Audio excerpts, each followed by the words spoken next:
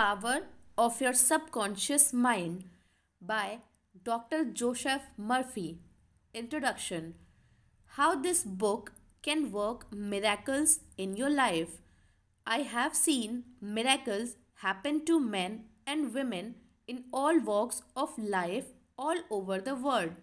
Miracles will happen to you too when you begin using the magic power of your subconscious mind.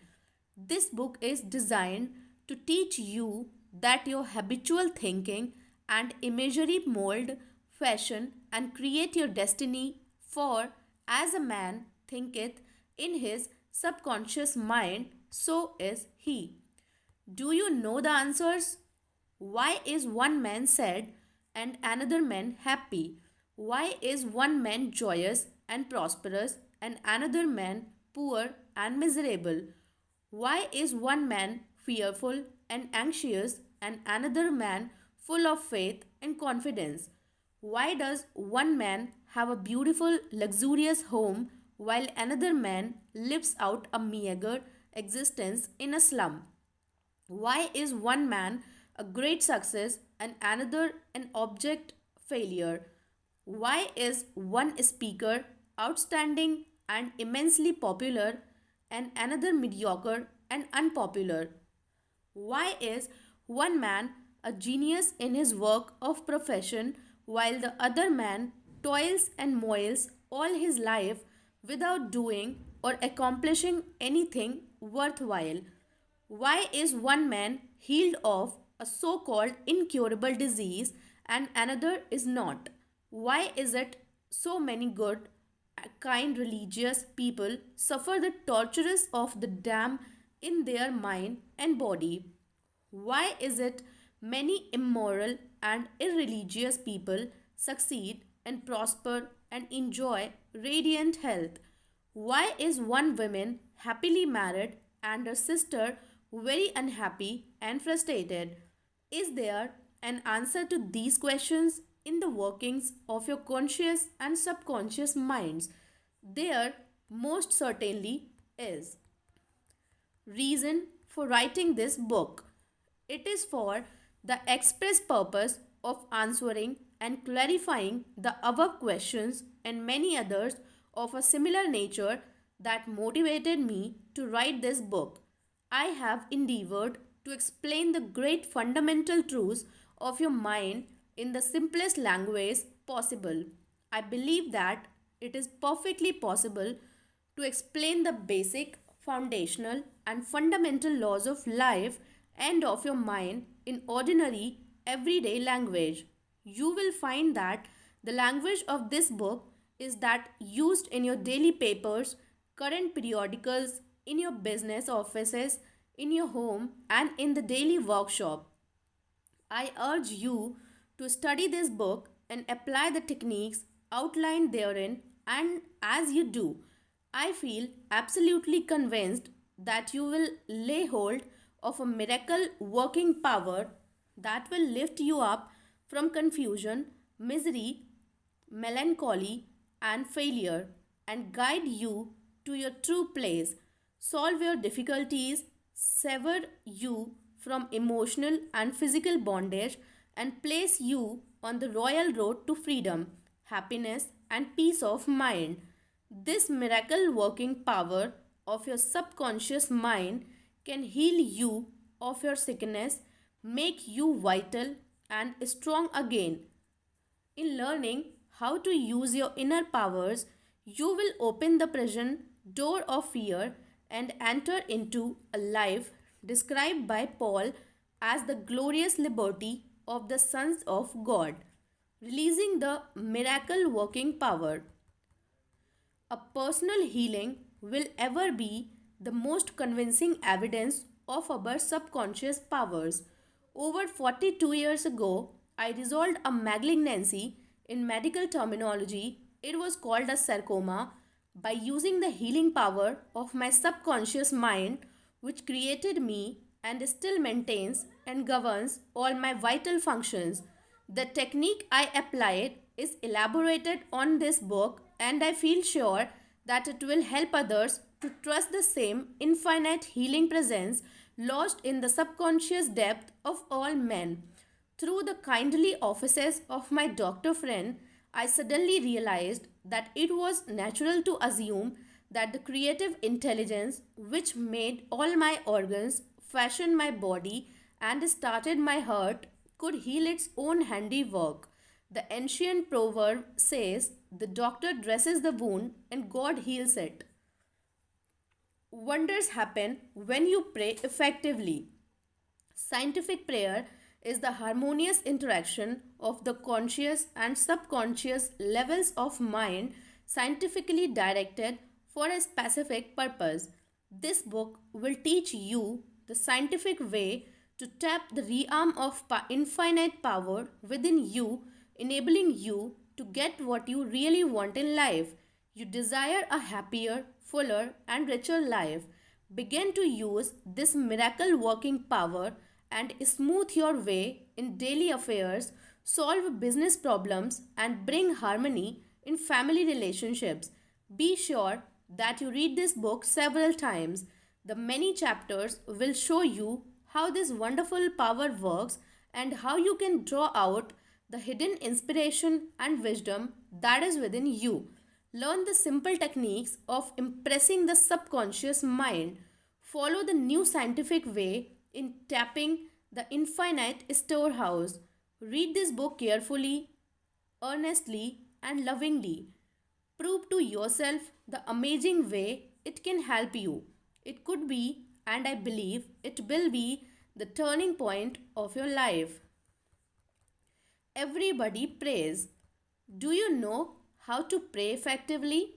How long is it since you prayed as part of your everyday activities? In an emergency, in time of danger or trouble, in illness, and when death lurks, prayers pour forth. You own and friends. Just read your daily newspaper. It is reported that prayers are being offered up all over the nation for a child stricken with a so called incurable ailment, for peace among nations, for a group of miners trapped in a flooded mine. Later, it is reported that when rescued, the miners said that they prayed while waiting for rescue. An airplane pilot says that he prayed as he made a successful emergency landing. Certainly, prayer is an ever present help in time of trouble, but you do not have to wait for trouble to make prayer an integral and constructive part of your life.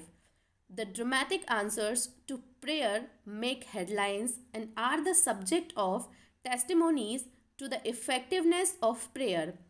What of the many humble prayers of children, the simple thanksgiving of grace at the table daily, the faithful devotions wherein the individual seeks only communication with God?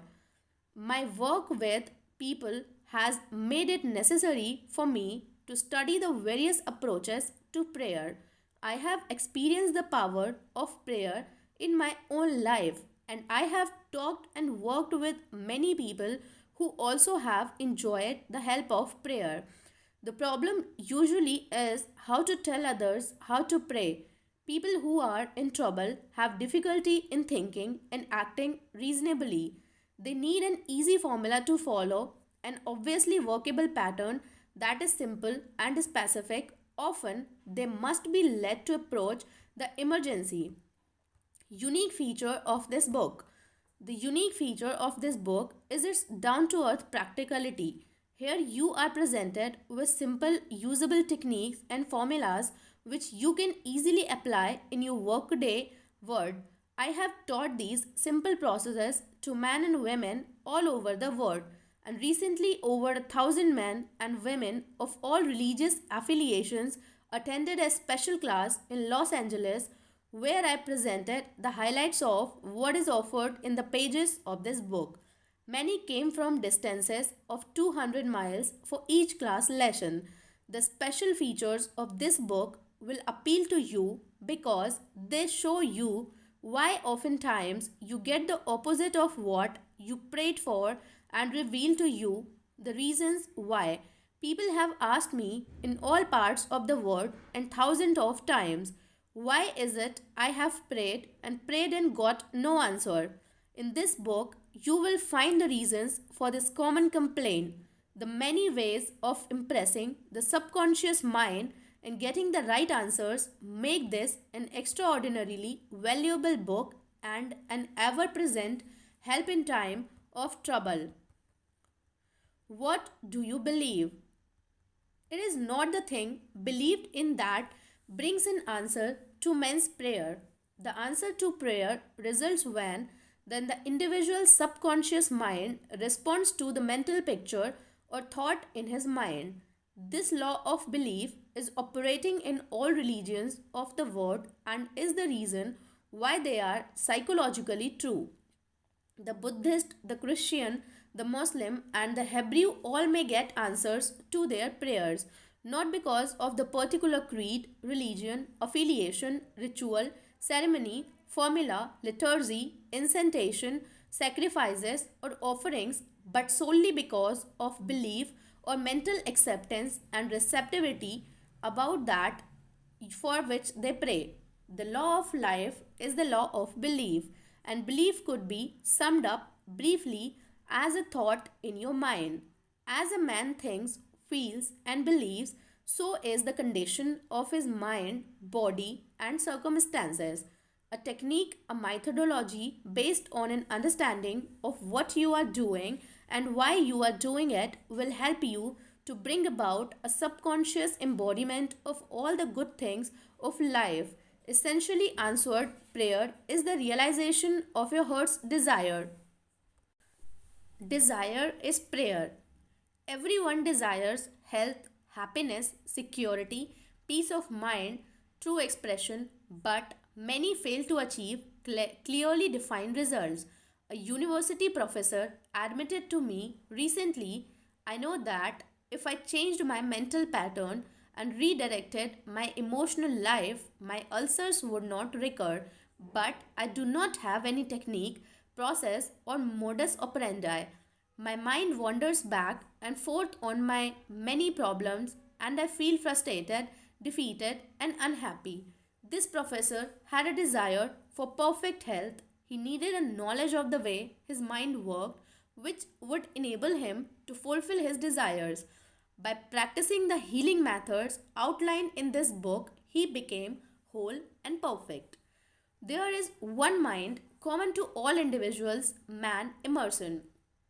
The miracle working powers of your subconscious mind existed before you and I were born, before any church or word existed.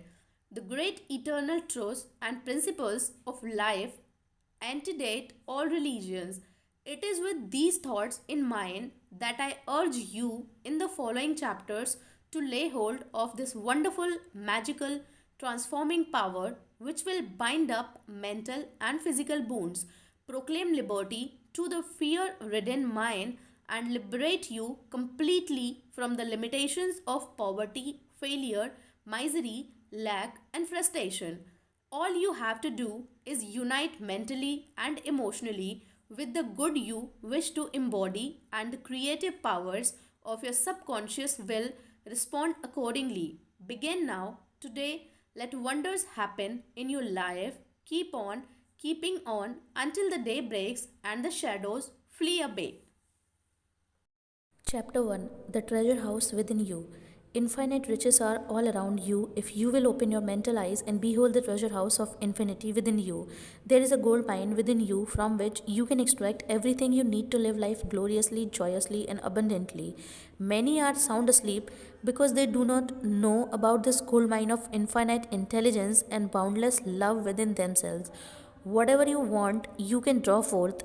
A magnetized piece of steel will lift about 12 times its own weight, and if you demagnetize this same piece of steel, it will not even lift a feather.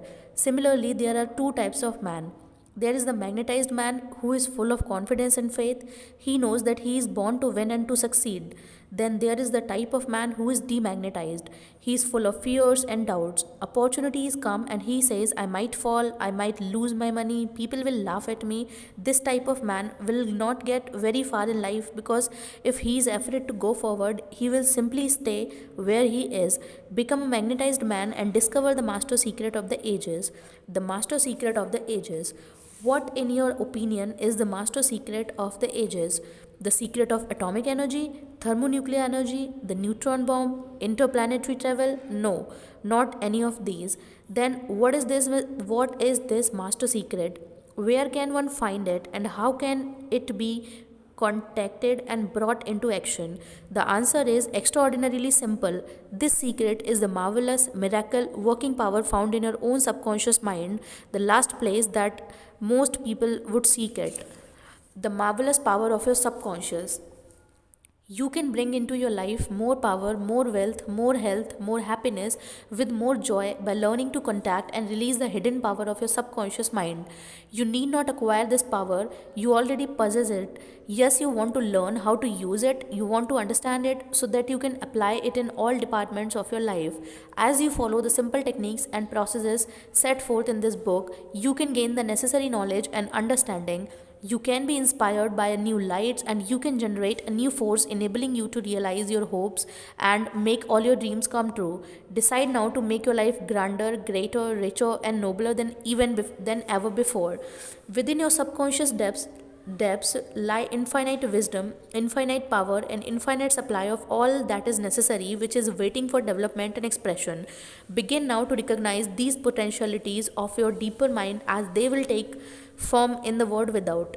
The infinite intelligence within your subconscious mind can reveal to you everything you need to know at every moment of time and point of space, provided you are open minded and receptive. You can receive new thoughts as also ideas, enabling you to bring forth new inventions, make new discoveries, or write books and plays. Moreover, the infinite intelligence in your subconscious can impart to you wonderful kinds of knowledge of an original nature. It can reveal to you how to open the way, the perfect expression, true place in your life. Through the wisdom of your subconscious mind, you can attract the ideal companion as well as the right business associate or partner. It can find the right buyer for your home, provide you with all the money you need, with the financial freedom to do what that is, to go ahead as your heart desires. It is your right to discover this inner world of thought, feeling, and power of light and beauty. Though invisible, its forces are mighty. Within your subconscious mind, you will find the solution for every problem as also the cause for every effect. Because you can draw out the hidden powers, you come into actual possession of the power and wisdom necessary to move forward in abundance, security, joy, and dominion. I have seen the power of the subconscious lift people up out of crippled states, making them whole, vital, as well as strong once more, actually free to go out into the world to experience happiness, health, and joyous expression. There is a miraculous healing power in your subconscious that can heal both the troubled mind as also the broken heart. It can open the prison door of the mind and liberate you. It can free you from all kinds of material and physical bondage. Necessity of a working basis. Substantial progress in any field of endeavor is impossible in the absence of a working basis which is universal in its application. You can become skilled in the operation of your subconscious mind. You can practice its powers with a certainty in exact proportion to your knowledge of its principles. That is your specific application of them for definite purpose and goals you wish to achieve. Being a former chemist, I would like to point out that if you combine hydrogen and oxygen in the proportions of two atoms of the former to one of the latter, water will be the result. You are very familiar with the fact that one atom of oxygen and one atom of carbon will produce carbon monoxide, a poisonous gas. Yet if you add another atom of oxygen, you will get carbon dioxide, a harmless gas, and so on throughout the vast realm of chemical compounds. You must not think that the principles of chemistry, physics, and mathematics differ from the principles of your subconscious mind. Let us consider a generally accepted principle. Water seeks its own level. This is a universal principle which is applicable to water everywhere. Consider another principle. Matter expands when heated. This is true anywhere, at any time, and under all circumstances. You can heat a piece of steel and it will expand regardless whether the steel is found in China, England, or India. It is a universal truth that matter expands when heated. It is also a universal truth that whatever you impress on your subconscious mind is the expressed on the screen of space as condition, experience, and event.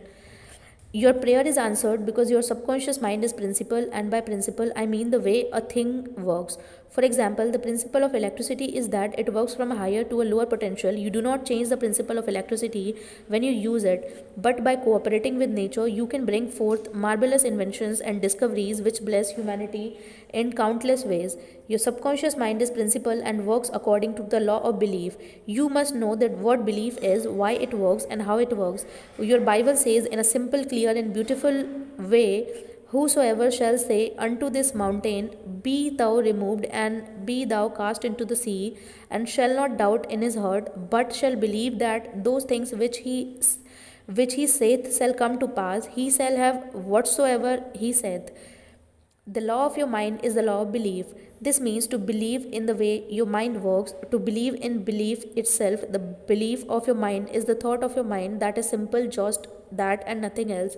All your experiences, events, conditions, and acts are the reactions of your subconscious mind to your thoughts.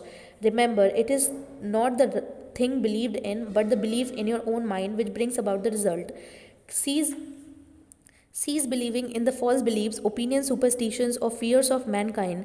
Begin to believe in the eternal varieties and truths of life which never change. Then you will move onward, upward, and Godward. Whoever reads this book and applies these principles of the subconscious mind will be able to pray scientifically and effectively for himself and for others. Your prayer is answered according to the universal law of action and reaction. Thought is incipient action. The reaction is the response from your subconscious mind which corresponds with the nature of your thought.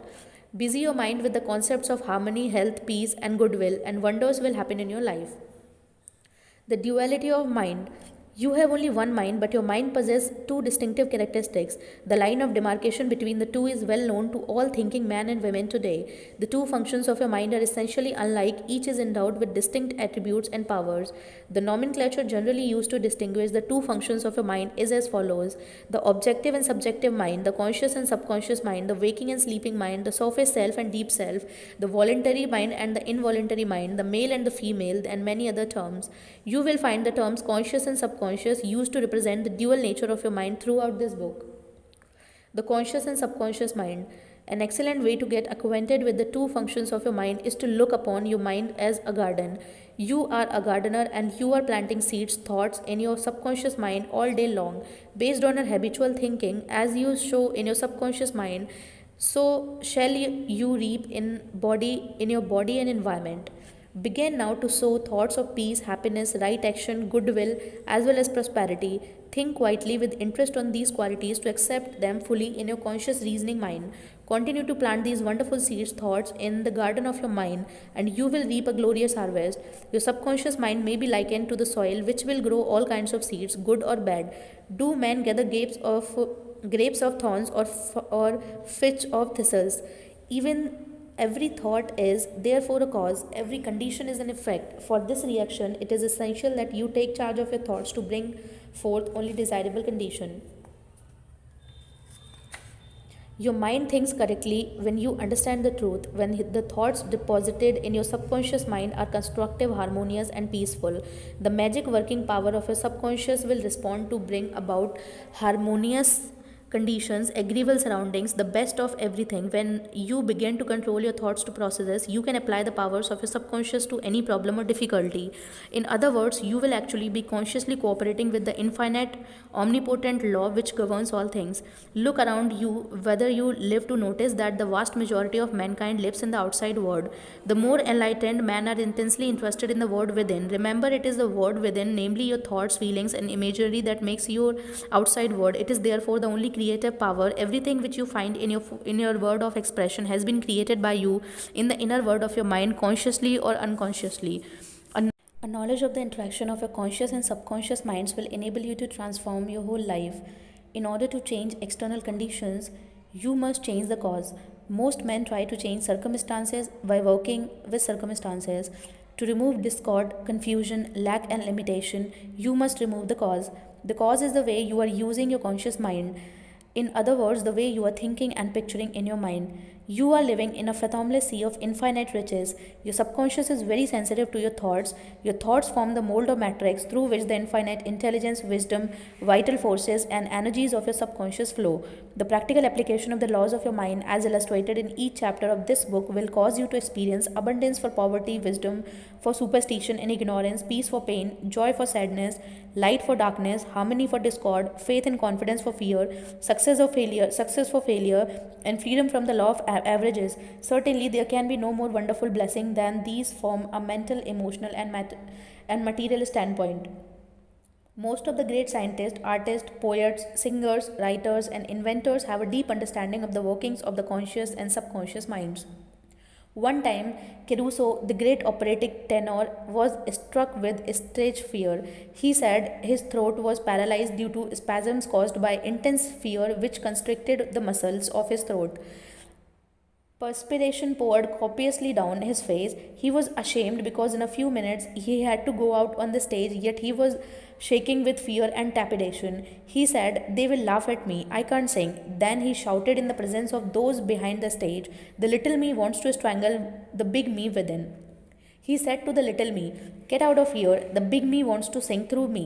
By the big me, he meant the limitless power and wisdom of his subconscious mind, and he began to shout, "Get out, get out. The big me is going to sing." His subconscious mind responded, releasing the vital forces within him. When the call came, he walked out on the stage and sang gloriously and majestically, enthralling the audience. It is obvious to you now that Caruso must have understood the two levels of mind, the conscious or rational and the subconscious or irrational level. Your subconscious mind is reactive and responds to the nature of your thoughts.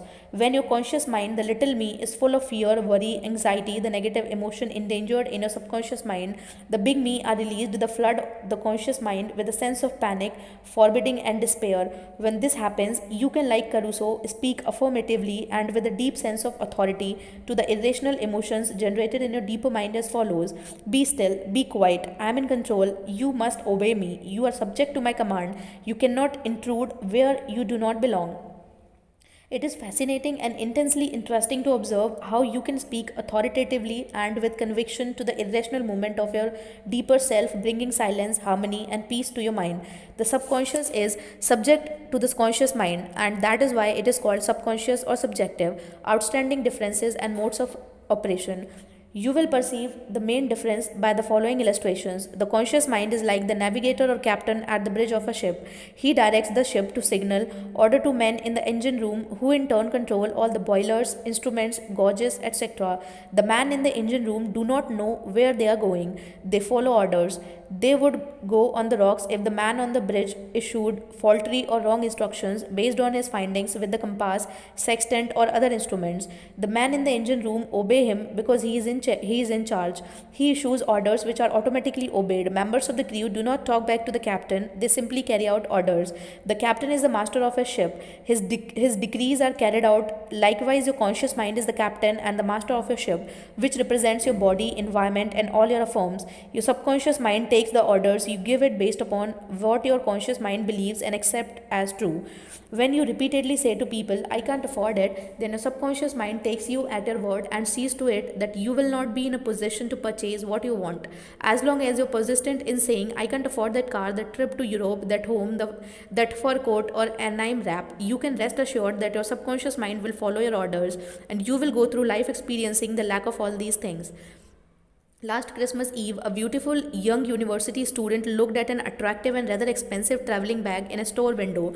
She was going home to Buffalo, New York for the holidays. She was about to say, "I can't afford that bag," when she recalled something she had heard at one of my lectures, which was, "Never finish a negative statement, reverse it immediately, and wonders will happen in your life."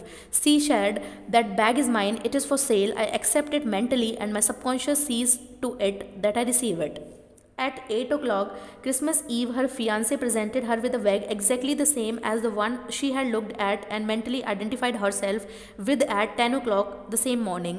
She had filled her mind with the thought of expectancy that released the whole thing to her deeper mind, which has the know-how of accomplishment. This young girl, a student at the University of Southern California, said to me, I didn't believe the money to buy that bag, but now I know where to find money and all the things I need, and that is in the treasure house of my eternity within me.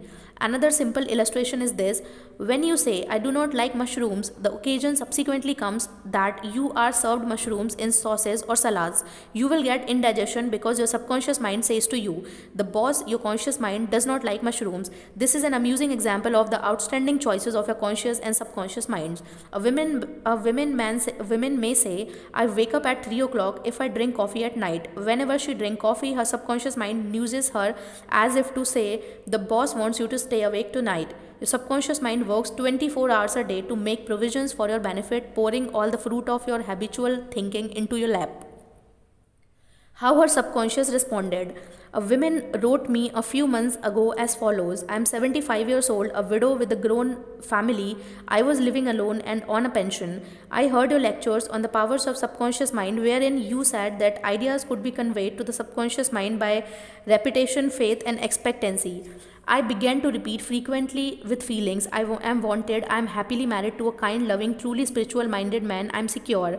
I kept on doing this many times a day for about 2 weeks, and one day at the corner drugstore, I was introduced to a retired pharmacist. I found him to be a kind, understanding, and very religious. He was a perfect answer to my prayer. Within a week, he proposed to me. Now we are on our honeymoon in Europe. I know that the intelligence within my subconscious mind brought both of us together in divine order. This woman discovered that the treasure house was within her. Her prayer was felt as true in her heart, and her affirmation sank down by osmosis into her subconscious mind, which is the creative medium. The moment she succeeded in bringing about a subjective embodiment, her subconscious mind brought about the answer through the law of attraction. Her deeper mind, full of wisdom and intelligence, brought both of them together in divine order.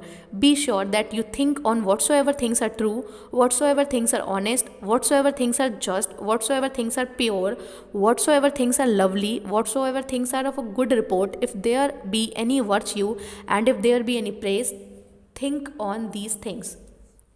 Brief summary of ideas worth remembering. Number 1, the treasure house is within you. Look within for the answer to your heart's desire. Number 2, the great secret possessed by the great men of all ages was their ability to contract and release the powers of their subconscious mind. You can do the same. Number 3, your subconscious has the answers to all problems. If you suggest to your subconscious prior to sleep, I want to get up at 6 am, it will awaken you at the exact time. Number 4, your subconscious mind is the builder of your body and can heal you. Lull yourself to sleep every night with the idea of perfect health, and your subconscious brain, being your faithful servant, will obey you. Number 5, every thought is a cause, every condition is an effect. Number 6, if you want to write a book, write a wonderful play, give a better talk to your audience, convey the idea lovingly as well as feelingly to your subconscious mind, it will respond accordingly. Number 7, you are like a captain navigating a ship. He must give the right orders. Likewise, you must give the right orders, thoughts, and images to your subconscious mind, which controls and governs all your experiences. Number 8, never use the terms I can't afford it or I can't do this. Your subconscious mind takes you at your words and sees to it that you do not have the money or the ability to do what you want to do. Affirm, I can do all things through the power of my subconscious mind. Number 9, the law of life is the law of belief. A belief is a thought in your mind. Do not believe in things to harm or hurt you. Believe in the power of your subconscious to heal, inspire, strengthen, and prosper you. According to you, belief is it done unto you. Number 10, change your thoughts, you change your destiny. Thank you.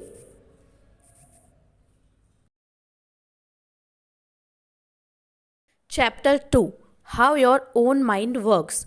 You have a mind and you should learn how to use it. There are two levels of your mind: the conscious or rational level and the subconscious or irrational level.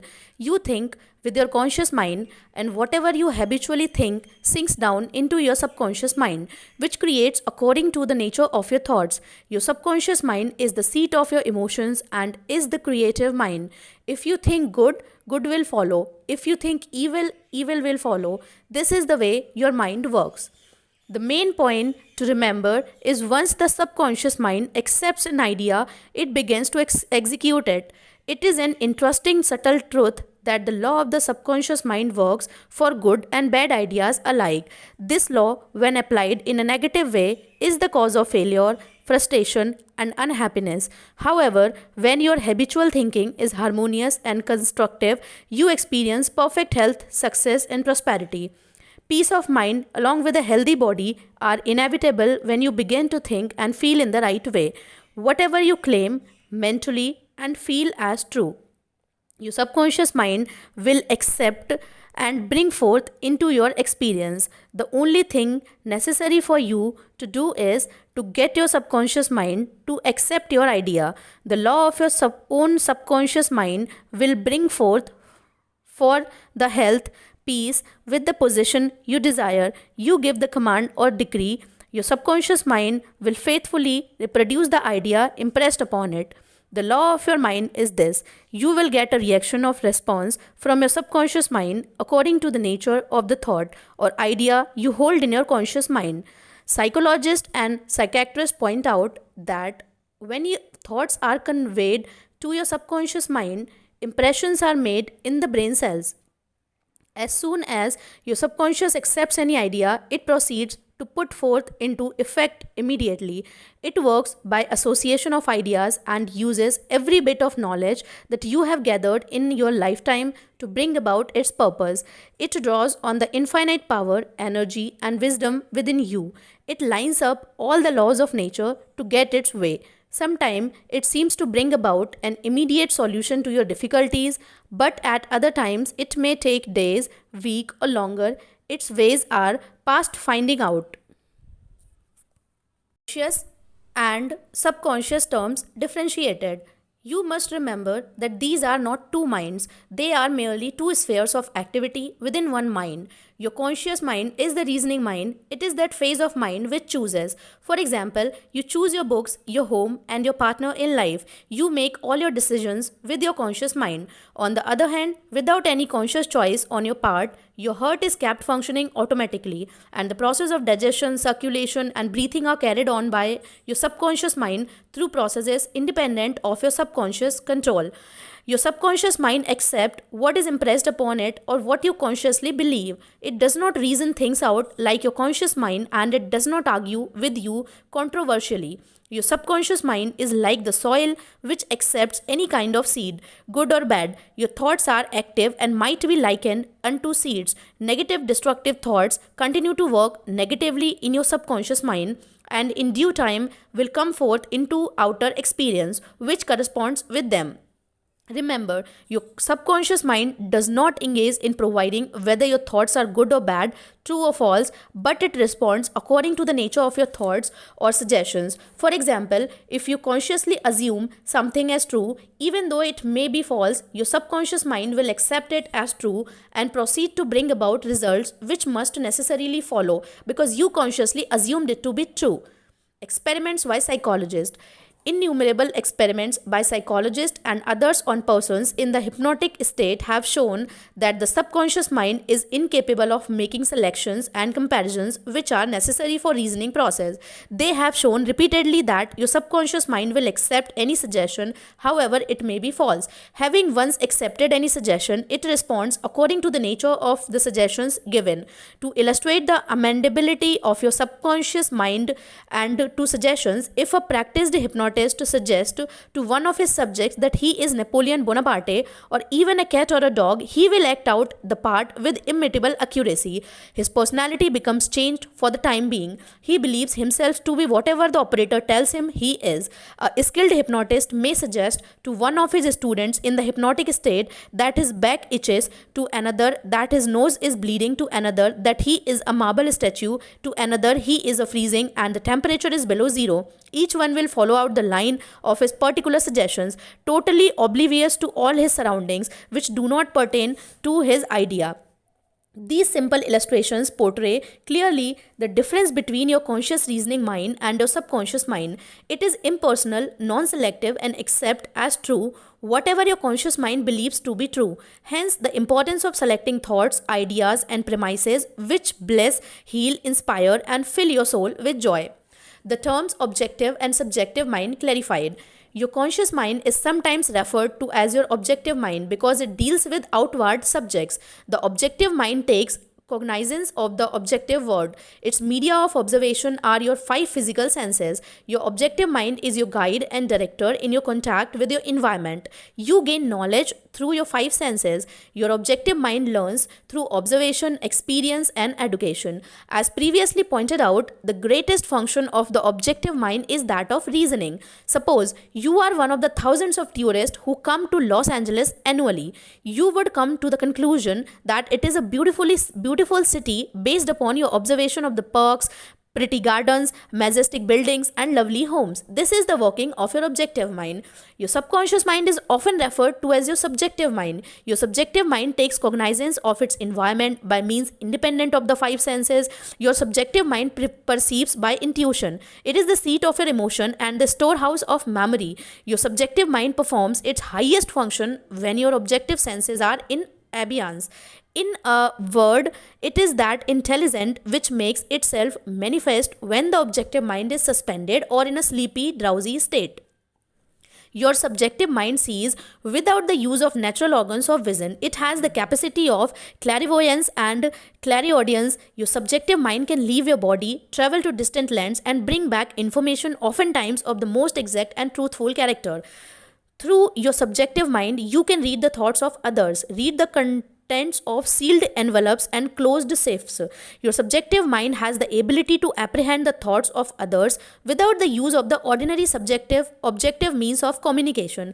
It is of the greatest importance that we understand the interaction of the objective and subjective mind in order to learn the true art of prayer. The subconscious cannot reason like your conscious mind. Your subconscious mind cannot argue controversially. Hence, if you give it wrong suggestions, it will accept them as true and will proceed to bring them to pass as conditions, experiences, and events. All things that have happened to you are based on thoughts impressed on your subconscious mind, thoughts, beliefs. If you have conveyed enormous concepts to your subconscious mind, the sure method of overcoming them is by the repetition of constructive, harmonious thoughts, frequently repeated, which your subconscious mind accepts, thus forming new and healthy habits of thoughts and life. For your subconscious mind is the seat of habit. The habitual thinking of your subconscious mind establishes deep grooves in your subconscious mind. This is very favorable for you if your habitual thoughts are harmonious, peaceful, and constructive. If you have indulged in fear, worry, and other destructive forms of thinking, the remedy is to recognize the omnipotence of your subconscious mind. You must declare freedom, happiness, and perfect health. Your subconscious mind, being creative and one with your divine source, will proceed to create the freedom and happiness which you have earnestly declared. The tremendous power of suggestion. You must realize by now that your conscious mind is the watchman at the gate, and its chief function is to protect your subconscious mind from false impressions. You are now aware of one of the basic laws of mind. Your subconscious mind is amenable to suggestions. As you know, your subconscious mind does not make comparisons or contrast, neither does it reason and things for itself. This latter function belongs to your conscious mind. It simply reacts to the impression given to it by your conscious mind. It does not show a preference for one course of action over another. The following is a classic example of the tremendous power of suggestion.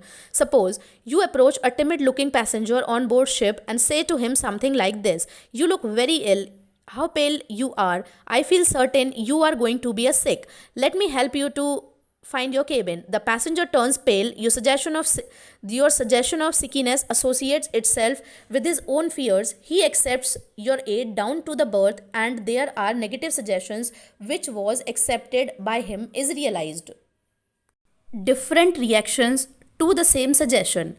It is true that different people will react in different ways to the same suggestion because of their subconscious conditioning or belief. For example, if you go to a sailor on the ship and say to him sympathetically, "My dear fellow, you are looking very ill. Are not you feeling sick? You look to me as if you were going to be seasick."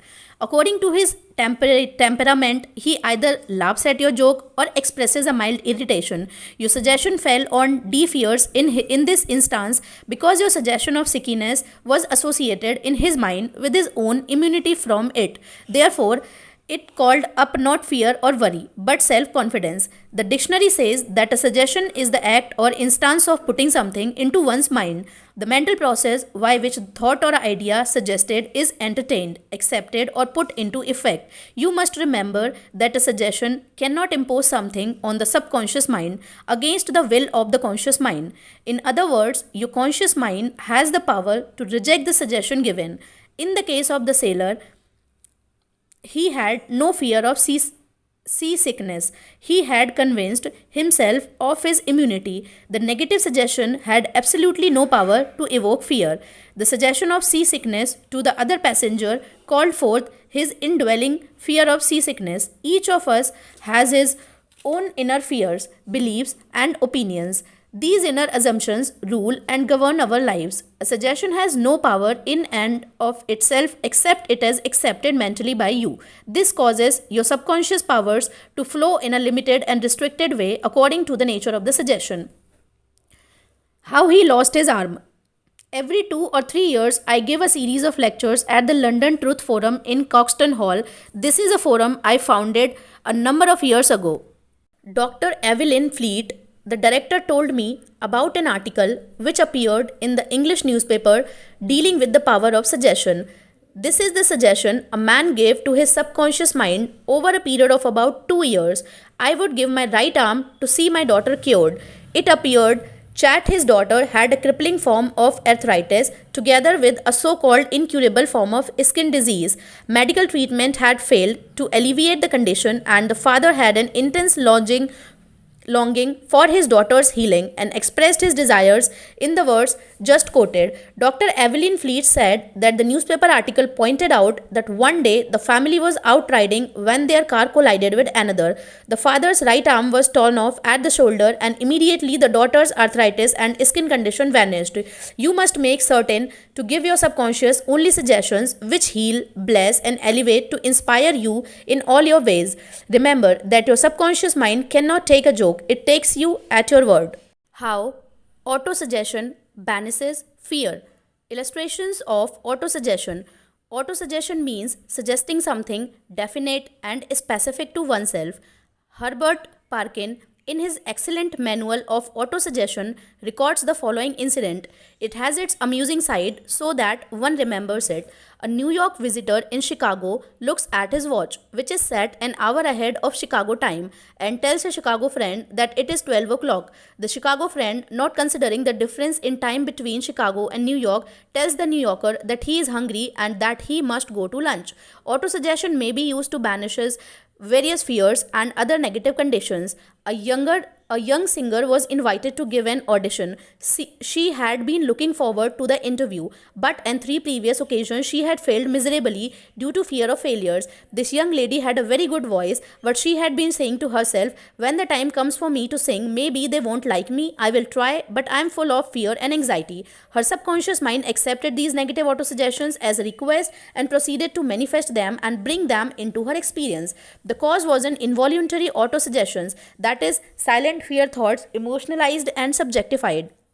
She overcome it by the following technique. 3 times a day, she isolated herself in a room. She sat down comfortably in an armchair, relaxed her body, and closed her eyes. She stilled her mind and body as best as she could. Physical inertia favors mental passivity and renders the mind more receptive to suggestion. She counteracted the fear suggestion by saying to herself, I sing beautifully, I am poised.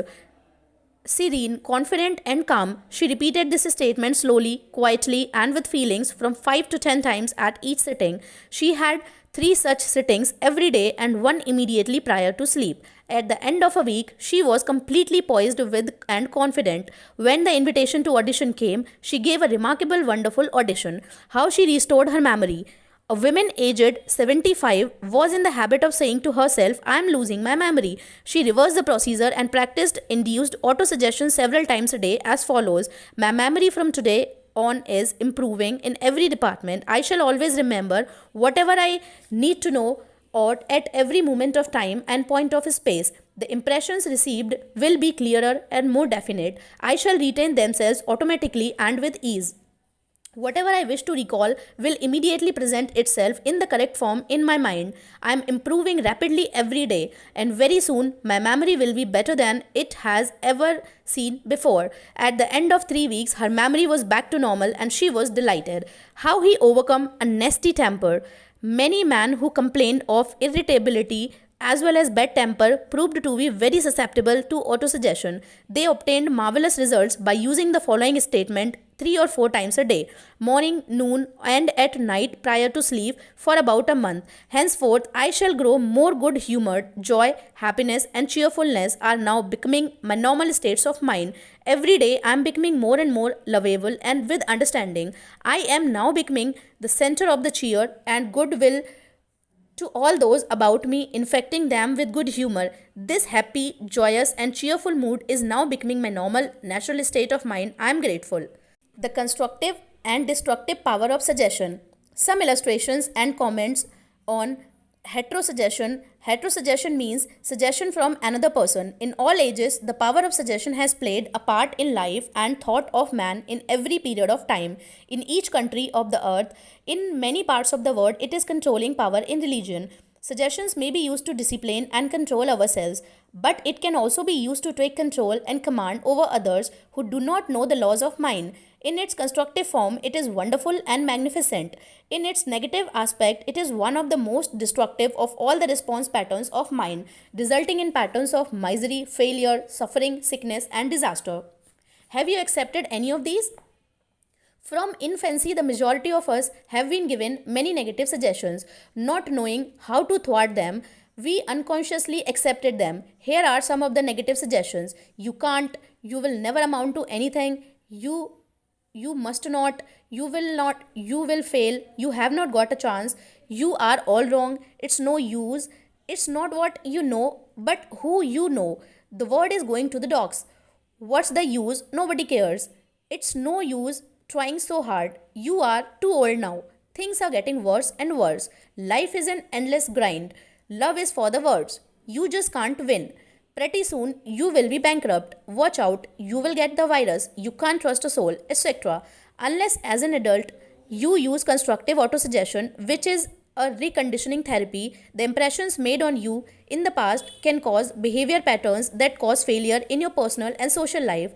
Autosuggestion is a means releasing from you from the mass of negative verbal conditioning that might otherwise distort your life pattern, making the development good habits difficult. You can counteract negative suggestions. Pick up the paper any day and you can read dozens of items that could sow the seeds of futility, fear, worry, anxiety, and impending doom. If accepted by you, these thoughts of fear could cause you to lose the will for life. Knowing that you can reject all these negative suggestions by giving your subconscious mind constructive autosuggestions, you counteract all these destructive ideas. Check regularly on the negative suggestion that people make to you. You do not have to be influenced by destructive heterosuggestion. All of us have suffered from it in our childhood and in our teens. If you look back, you can easily recall how parents, friends, relatives, teacher, even associates contributed in a campaign of negative suggestion. Study the things said to you and you will discover much of it was in the form of propaganda. The purpose of much of what was said was to control you or instill fear into you. This heterosuggestion process goes on in every home, office, factory, and club. You will find out that many of these suggestions are for the purpose of making you think, feel, as also act as others want you to end in ways that are of their advantage. How suggestion killed a man. Here is an illustration of heterosuggestion. A relative of mine went to a crystal gazer in India who told him that he had a bad heart and predicted that he would die at the next new moon. He began to tell all members of his family about this prediction. Then he arranged his will. This powerful suggestion entered into his subconscious mind because he accepted it completely. My relative also told me that this crystal gazer was believed to have some stranger occult power. Actually, He could do harm or good to a person. He died as predicted, not knowing that he was the cause of his own death. I suppose many of us have heard similar stupid, ridiculous, superstitious stories. Let us look at what happened in the light of our knowledge of the way the subconscious mind works. Whatever the conscious reasoning mind of man believes, the subconscious mind will accept and act upon. My relative was happy, healthy, vigorous, and robust when he went to see the fortune teller. She gave him a very negative suggestion, which he accepted. He became terrified and constantly dwelt upon the fact that he was going to die at the next new moon. He proceeded to tell everyone about it as he prepared for the end. The activity took place in his own mind, and his own thought was the cause. He brought about his own so called death, or rather destruction of the physical body, by his fear and expectation of the end.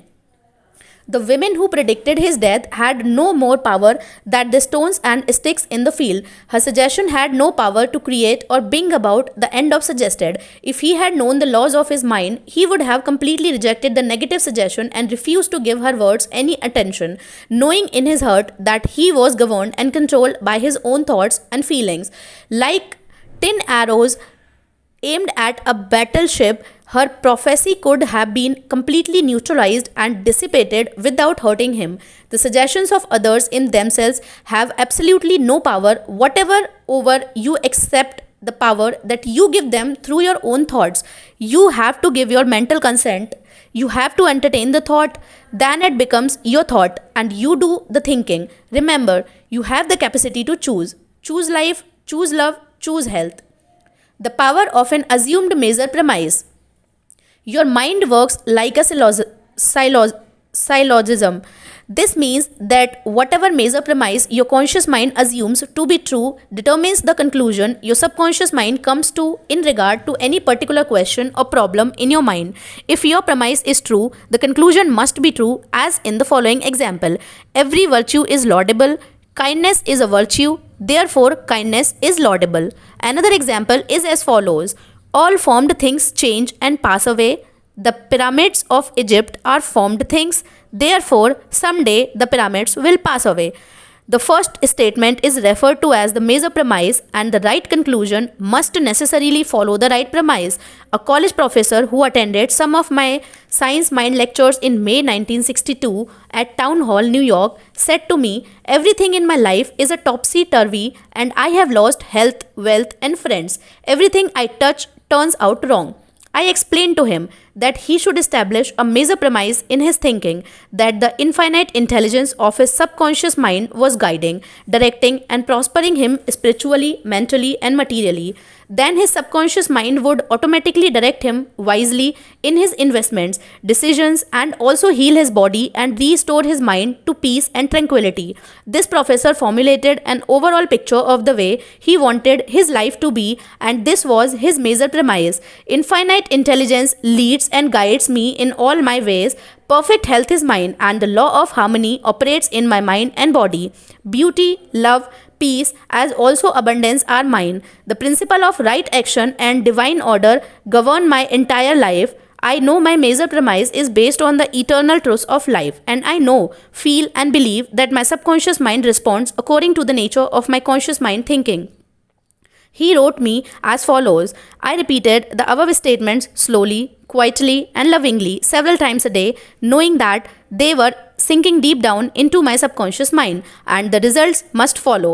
I am deeply grateful for the interview you gave me. I would like to add that all departments of my life are changing for the better. It works.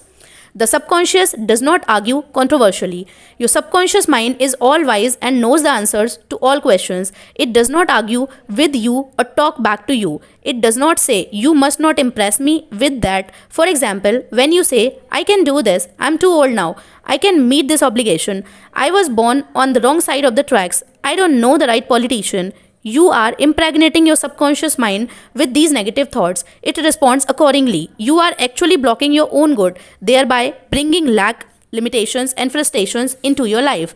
When you set up obstacles, impediments, and delays in your conscious mind, you are denying the wisdom and intelligence resident in your subconscious mind. You are actually saying, in effect, that your subconscious mind cannot solve your problem. This leads to mental and emotional congestion, followed by sickness and neurotic tendencies. To realize your desire and overcome your frustration, affirm boldly several times a day. The infinite intelligence which gives me this desire leads and guides me. It reveals the perfect plan for the unfolding of my desire. I know the deep wisdom of my subconscious is now responding, and what I feel and claim within is expressed in the without. There is a balanced equilibrium and equanimity. If you say, "There is no way out, I am lost. There is no way out of this dilemma. I am stymied and blocked," you will get no answer or response from your subconscious mind. If you want that subconscious to work for you, give it the right request and attain its cooperation. It is always working for you. It is controlling your heartbeat this minute and also your breathing. It heals a cut on your finger, and its tendency is lifeward, forever seeking to take care of you and preserve you. Your subconscious has a mind of its own, but it accepts your patterns of thought and imagery. When you are seeking an answer to problem, your subconscious will respond, but it expects you to come to a decision and to a true judgment in your conscious mind. You must acknowledge the answer is in your subconscious mind. However, if you say, "I don't think there is any way out, I am all mixed up and confused, why don't I get an answer?" you are neutralizing your prayer. Like the soldier marking time, you do not get some anywhere. Still, the wheels of your mind relax, let go, and quietly affirm, "My subconscious knows the answer. It is responding to me now. I give thanks because I know the infinite intelligence of my subconscious knows all things. It is revealing the perfect answer to me now. My real conviction is now setting free the majesty and glory of my subconscious mind. I rejoice that it is so." Review of the highlights. Number 1. Think good and good follows. Think evil and evil follows. You are what you think all day long. Number 2. Your subconscious mind does not argue with you. It accepts what your conscious mind decrees. If you say, "I can't afford it," it may be true, but do not say it. Select a better thought, decree, "I will buy it. I accept it in my mind." Number 3. You have the power to choose. Choose health and happiness. You can choose to be friendly or you can choose to be unfriendly. Choose to be a cooperative, joyous, friendly, lovable, and the whole world will respond. This is the best way to develop a wonderful personality. Number 4. Your conscious mind is the watchman at the gate. Its chief function is to protect your subconscious mind from false impressions. Choose to believe that something good can happen and is happening now. Your greatest power is your capacity to choose. Choose happiness and abundance. Number 5. The suggestions and statements of others have no power to hurt you. The only power is the movement of your own thought. You can choose to reject the thought or statement of others and affirm the good. You have the power to choose how you will react. Number 6. Watch what you say. You have to account for every idle word. Never say, "I will fail, I will lose my job, I can't pay the rent." Your subconscious cannot take a joke. It brings all these things to pass. Number 7. Your mind is not evil. No force of nature is evil. It depends on how you use the powers of nature. Use your mind to bless, heal, and inspire all people anywhere. Number 8. Never say, "I can't." Overcome the fear by substituting the following. I can do all things, thought of power of my own subconscious. I can do all things through the power of my own subconscious mind. Number 9. Begin to think from the standpoint of the eternal truths and principles of life and not from the standpoint of fear, ignorance, and superstition. Do not let others do your thinking for you. Choose your own thoughts and make your own decisions. Number 10. You are the captain of your soul, subconscious mind, and the master of your fate. Remember, you have the capacity to choose. Choose life, choose love, choose health, choose happiness. Number 11. Whatever your conscious mind assumes and believes to be true, your subconscious mind will accept and bring to pass. Believe in good fortune, divine guidance, right action, as well as all the blessings of life. Thank you so much.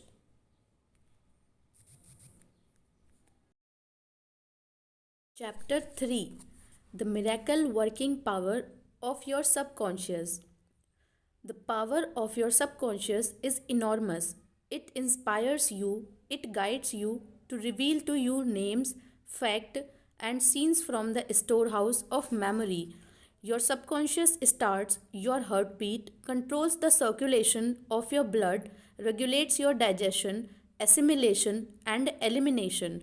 When you eat a piece of bread, your subconscious mind transmutes it into tissue, muscle, bone, and blood. This process is beyond the ken of the wisest man who walks the earth. Your subconscious mind controls all the vital processes and functions of your body and knows the answer to all problems. Your subconscious mind never sleeps, never rests, it is always on the job. You can discover the miracle working power of your subconscious by plainly stating to your subconscious prior to sleep that you wish a certain specific thing accomplished. You will be delighted to discover that forces within you will be released, leading to the desired result. Here, then, is a source of power and wisdom which places you in touch with omnipotence, or the power that moves the world, guides the planet in their course, and causes the sun to shine. Your subconscious mind is the source of your ideals, aspirations, and altruistic urges. It was through the subconscious mind that Shakespeare perceived great truths hidden from the average man of his day. Undoubtedly, it was the response of his subconscious mind that caused the Greek sculptor Phidias to portray beauty, order, symmetry, and proportion in marble and bronze. It enabled the Italian artist Raphael to paint Madonnas and Ludwig van Beethoven to compose symphonies. When in 1955 I lectured at the Yoga Forest University, Rishikesh, India, I chatted with a visiting surgeon from Bombay. He told me about Dr. James S. Daly, a Scotch surgeon who worked in Bengal before either other or modern methods of anesthesia were discovered. Between 1843 and 1846, Dr. Isdaili performed about 400 major operations of all kinds, such as amputations, removal of tumors, and cancerous growth, as well as operations on the eye, ear, and throat. All operations were conducted under mental anesthesia only.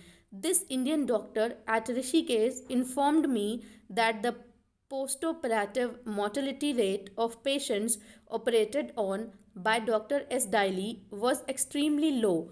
Probably 2 or 3% patient felt no pain. In fact, there were no deaths during the operation. Dr. S. Daly suggested to the subconscious mind of all his patients who were in a hypnotic state that no infection or septic condition would develop. You must remember that this was before Louis Pasteur, Joseph Lister, and others who pointed out the bacterial origin of disease and cause of infection due to unsterilized instruments and virulent organisms. This Indian surgeon said that the reason for the low mortality rate and the general absence of infection, which was reduced to a minimum, was undoubtedly due to the suggestions of Dr. S. Daly to the subconscious minds of his patients. They responded according to the nature of his suggestion. It is simply wonderful when you conceive how a surgeon over 120 years ago discovered the miraculous wonder working powers of the subconscious mind. Doesn't it cause you to be seized with a sort of mystic awe when you stop and think of the transcendental powers of your subconscious mind? Consider its extrasensory perceptions, such as its capacity for clairvoyance and clairaudience, its independence of time and space, its capacity to render you free from all pain and suffering, and its capacity to get the answer to all problems, be they what they may. All these and many more reveal to you that there is a power and an intelligence within you that far transcends your intellect, causing you to marvel at the wonders of it all. All these experiences cause you to rejoice and believe in the miracle working powers of your own subconscious mind. Your subconscious is your book of life. Whatever thoughts, beliefs, opinions, theories, or dogmas you write, engrave, or impress on your subconscious mind, you shall experience them as the objective manifestation of circumstances, conditions, and events.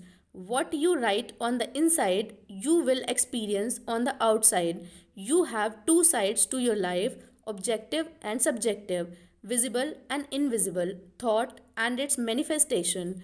Your thought is received by your brain, which is the organ of your conscious reasoning mind. When your conscious or objective mind accept the thought completely, it is sent to the solar plexus called the brain of your mind, where it becomes flesh and is made manifest in your experience. As previously outlined, your subconscious cannot argue. It acts only from what you write on it. It accepts your verdict or the conclusions of your conscious mind as final. This is why you are always writing on the book of life, because your thoughts become your experiences. The American essayist Ralph Waldo Emerson said, "Man is what he thinks all day long. What is impressed in the subconscious is expressed." William James, the father of American psychology, said that the power to move the world is in your subconscious mind. Your subconscious mind is one with infinite intelligence and boundless wisdom. It is fed by hidden springs and is called the law of life. Whatever you impress upon your subconscious mind, the latter will move heaven and earth to bring it to pass. You must therefore impress it with right ideas and constructive thoughts. The reason there is so much chaos and misery in the world is because people do not understand the interaction of their conscious and subconscious minds. When these two principles work in concord, in peace, and synchronously together, you will have health, happiness, peace, and joy. There is no sickness or discord when the conscious and subconscious work together harmoniously and peacefully. The tomb of Hermes was opened with great expectancy and a sense of wonder, because people believed that the greatest secret of the ages was contained therein. The secret was as within, so without, as above, so below. In other words, whatever is impressed in your subconscious mind is expressed on the screen of space. This same truth was proclaimed by Moses, Isaiah, Jesus, Buddha, Zoroaster, Laodes, and all the illuminated seers of the ages. Whatever you feel as true subjectively is expressed as conditions, experiences, and events. Motion and emotion must balance. As in heaven, your own mind, so on earth, in your body and environment. This is the great law of life. You will find throughout all nature the law of action and reaction, of rest and motion. These two must balance, then there will be harmony and equilibrium. You are here to let the life principle flow through you rhythmically and harmoniously. The intake and the outgo must be equal. The impression and the expression must be equal. All your frustration is due to unfulfilled desire. If you think negatively, destructively, and viciously, these thoughts generate destructive emotions which must be expressed and find an outlet. These emotions, being of a negative nature and frequently expressed as ulcers, hurt, trouble, tension, and anxieties. What is your idea or feeling about yourself now? Every part of you being expresses that idea. Your vitality, body, financial status, friends, and social status represents a perfect reflection of the idea you have of yourself. This is the real meaning of what is impressed in your subconscious mind and which is expressed in all phases of your life. We injure ourselves by the negative ideas which we entertain. How often have you wounded yourself by getting angry, fearful, jealous, and vengeful? These are the poisons that enter your subconscious mind. You were not born with these negative attitudes. Feed your subconscious mind life giving thoughts. Now you will wipe out all the negative patterns lodged there. As you continue to do this, all the past will be wiped out, remembered no more. The subconscious heals a malignancy of the skin. A personal healing will ever be the most convincing evidence of the healing power of the subconscious mind. Over 40 years ago, I resolved a malignancy of the skin through prayer. Medical therapy had failed to check the growth and it was getting progressively worse. A clergyman with a deep psychological knowledge explained to me the inner meaning of the 139th Psalm, wherein it says, "In the book all my members were written, which in continuance were fashioned, when as yet there was none of them." He explained that the term book meant by subconscious mind, which fashioned and molded all my organs from an invisible cell. He also pointed out that in as much as my subconscious mind made my body, it could also recreate it and heal it according to the perfect pattern within it. This clergyman showed me his watch as he said this had a maker. The watchmaker had to have the idea first in mind before the watch became an objective reality, and if the watch was out of order, the watchmaker could fix it. My friend reminded me that the subconscious intelligence which created my body was like a watchmaker, and it also knew exactly how to heal, restore, and direct all the vital functions and processes of my body, but that I had to give it the perfect idea of health. This would act as cause and the effect would be a healing. I prayed in a very simple way as follows. My body and all its organs were created by the infinite intelligence in my subconscious mind. It knows how to heal me. Its wisdom fashioned all my organs, tissues, muscles, and bones. This infinite healing presence within me is now transforming every atom of my being, making me whole and perfect now. I give thanks for the healing I know is taking place now. Wonderful are the works of the creative intelligence within me. I prayed aloud for about 5 minutes, 2 or 3 times a day, repeating the above simple prayer. In about 3 months, my skin was whole and perfect. As you can see, all I did was give life giving patterns of wholeness, beauty, and perfection to my subconscious mind to obliterate the negative images and patterns of thought lodged in my subconscious mind, which were the cause of all my trouble. Nothing appears on your body except when the mental equivalent in first is your mind, and as you change your mind by drenching it with incessant affirmatives, you change your body. This is the basis of all healing. Marvelous are the work, and that my soul, subconscious mind, knoweth right well. How the subconscious controls all functions of the body. While you are awake or sound asleep upon your bed, the ceaseless, tireless action of your subconscious mind controls all the vital functions of your body without the help of your conscious mind. For example, while you are asleep, your heart continues to beat rhythmically, your lungs do not rest, and the process of inhalation and exhalation, whereby your blood absorbs fresh air, goes on just the same as when you are awake. Your subconscious controls your digestive processes and glandular secretions, as well as all the other mysterious operations of your body. The hair on your face continues to grow whether you are asleep or awake.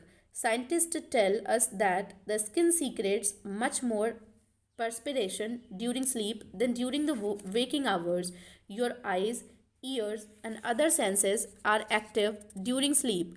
For instance, many of our great scientists have received answers to perplexing problems while they were asleep. They saw the answers in a dream. Often, your conscious mind interferes with the normal rhythm of the heart, lungs, and functioning of the stomach and intestine by worry, anxiety, fear, and depression. These patterns of thought interfere with the harmonious functioning of your subconscious mind. When mentally disturbed, the best procedure is to let go, relax, to still the wheels of your thought process. Speak to your subconscious mind, telling it to make over in peace, harmony, and divine order. You will find that all the functions of your body will become normal again. Be sure to speak to your subconscious mind with authority and conviction, and it will conform to your command. Your subconscious seeks to preserve your life and restore you to health at all cost. It causes you to love your children, which also illustrates an instinctive desire to preserve all life. Let us suppose you accidentally ate some bad food. Your subconscious mind would cause you to regurgitate it. If you inadvertently took some poison, your subconscious powers would proceed to neutralize it. If you completely entrusted yourself to its wonder working power, you would be entirely restored to health. How to get the subconscious to work for you? The first thing to realize is that your subconscious mind is always working. It is active night and day, whether you act upon it or not. Your subconscious is the builder of your body, but you cannot consciously perceive or hear that inner silent process. Your business is with you, your conscious mind, and not your subconscious mind. Just keep your conscious mind busy with the expectation of the best and make sure the thoughts are you habitually think are based on whatsoever things are lovely, true, just, and of good report. Begin now to take care of your conscious mind. Know in your heart and soul that your subconscious mind is always expressing, reproducing, and manifesting according to your habitual thinking. Remember, just as water takes the shape of the pipe it flows through, the life principle in you flows through you according to the nature of your thoughts. Claim that the healing presence in your subconscious is flowing through you as harmony, health, peace, and joy with abundance. Think of it as the living intelligence, a lovely companion on the way. Firmly believe it is continually flowing through you to vivify, inspire, and make you prosperous. It will respond exactly this way. It is done unto you as you believe. Healing principle of the subconscious restores atrophied optic nerves. There is the well known, duly authenticated case of Madame Biere of France, recorded in the archives of the Judicial Medical Department of Lords, France. She was blind, the optic nerves was atrophied and useless. She visited Lords and had what she termed a miraculous healing.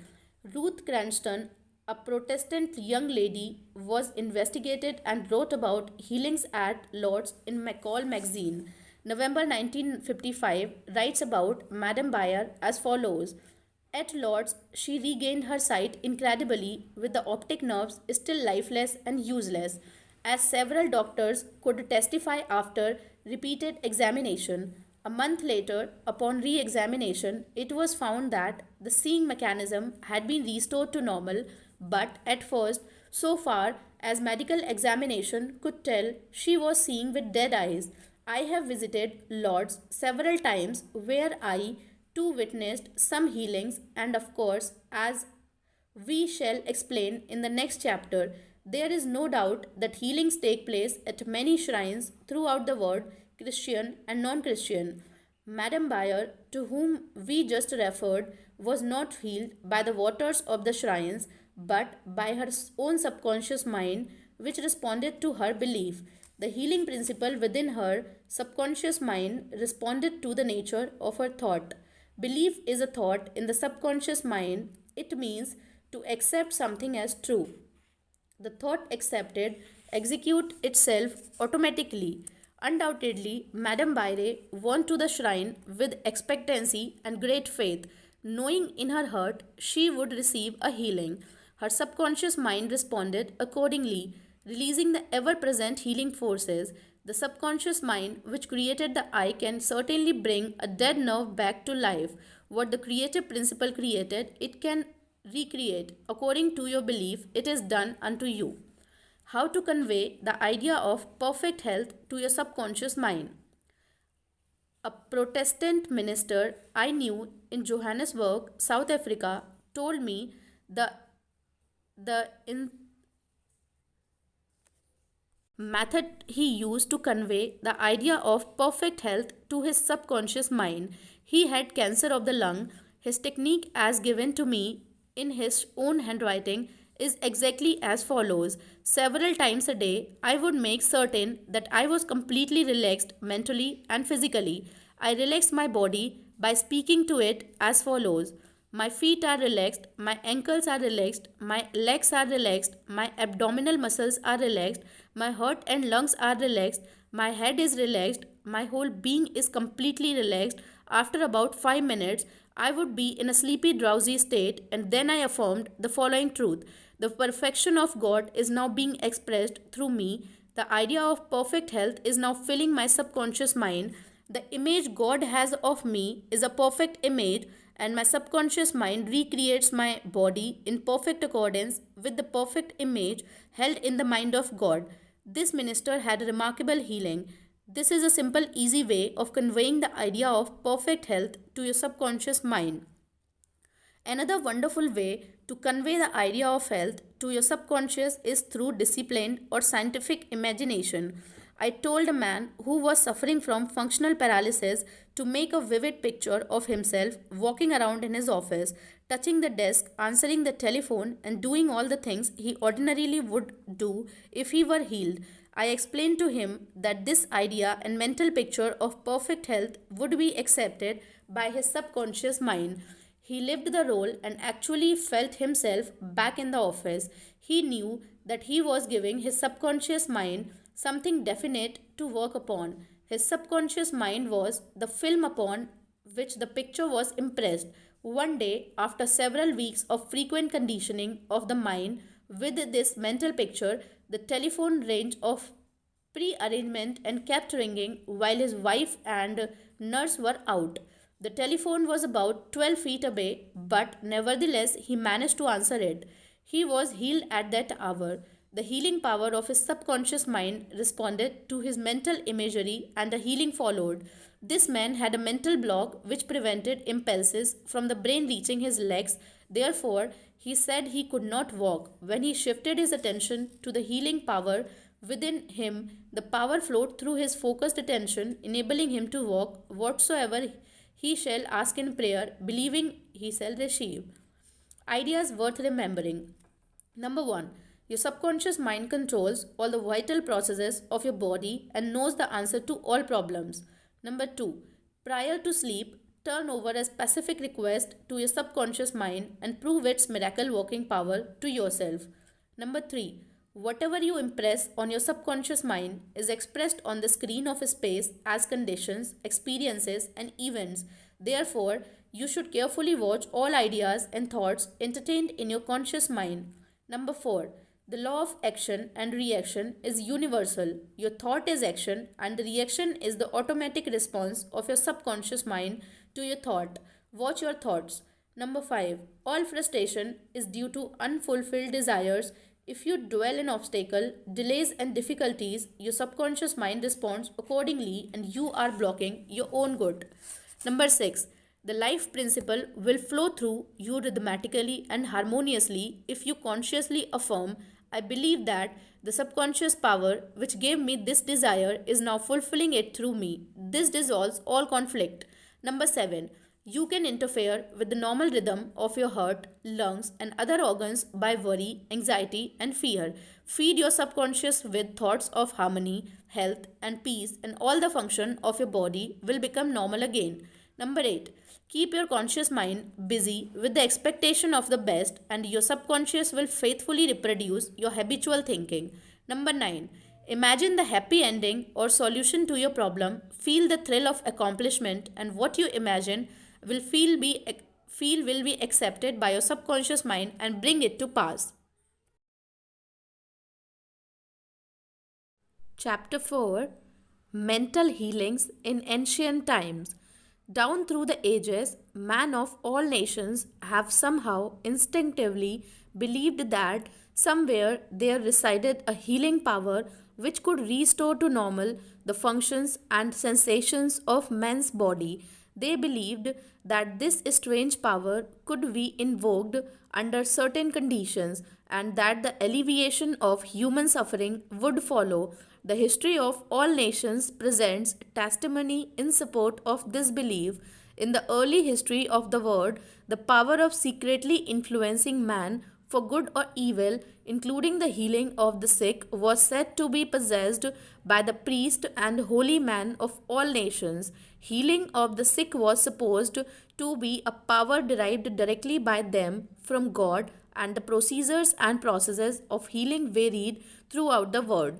The healing processes took the form of supplications to God, attended by various ceremonies such as the laying on the hands, incantations, the application of amulets, talismans, rings, relics, and images.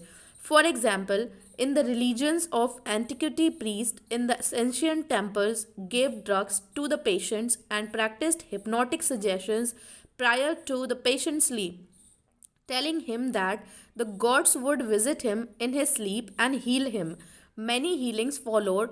Obviously, all this was the work of potent suggestions to the subconscious mind. After the performance of certain mysterious rites, the devotees of Hecate would see the goddess during sleep, provided that before going to sleep they had prayed to her according to weird and fantastic instructions.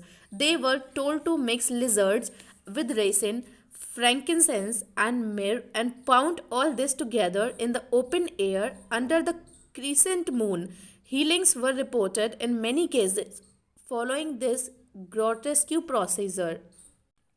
It is obvious that these strange procedures, as mentioned in the illustrations given, favored suggestion and acceptance by the subconscious mind of these people by making a powerful appeal to their imagination.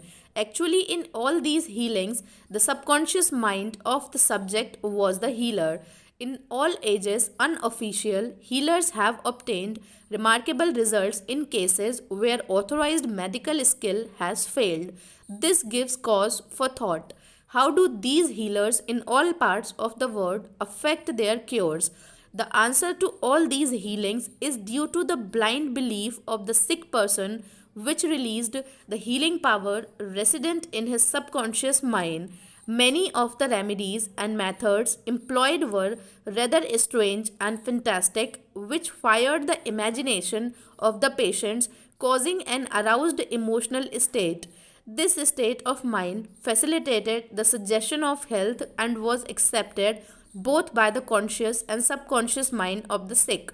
This will be elaborated on further in the next chapter. Biblical accounts on the use of the subconscious powers. What things soever ye desire, when ye pray, believe that ye receive them, and ye shall have them. Note the difference in tenses. The inspired writer tells us to believe and accept as true the fact that our desire has already been accomplished and fulfilled, that it is already completed, and that its realization will follow as a thing in the future.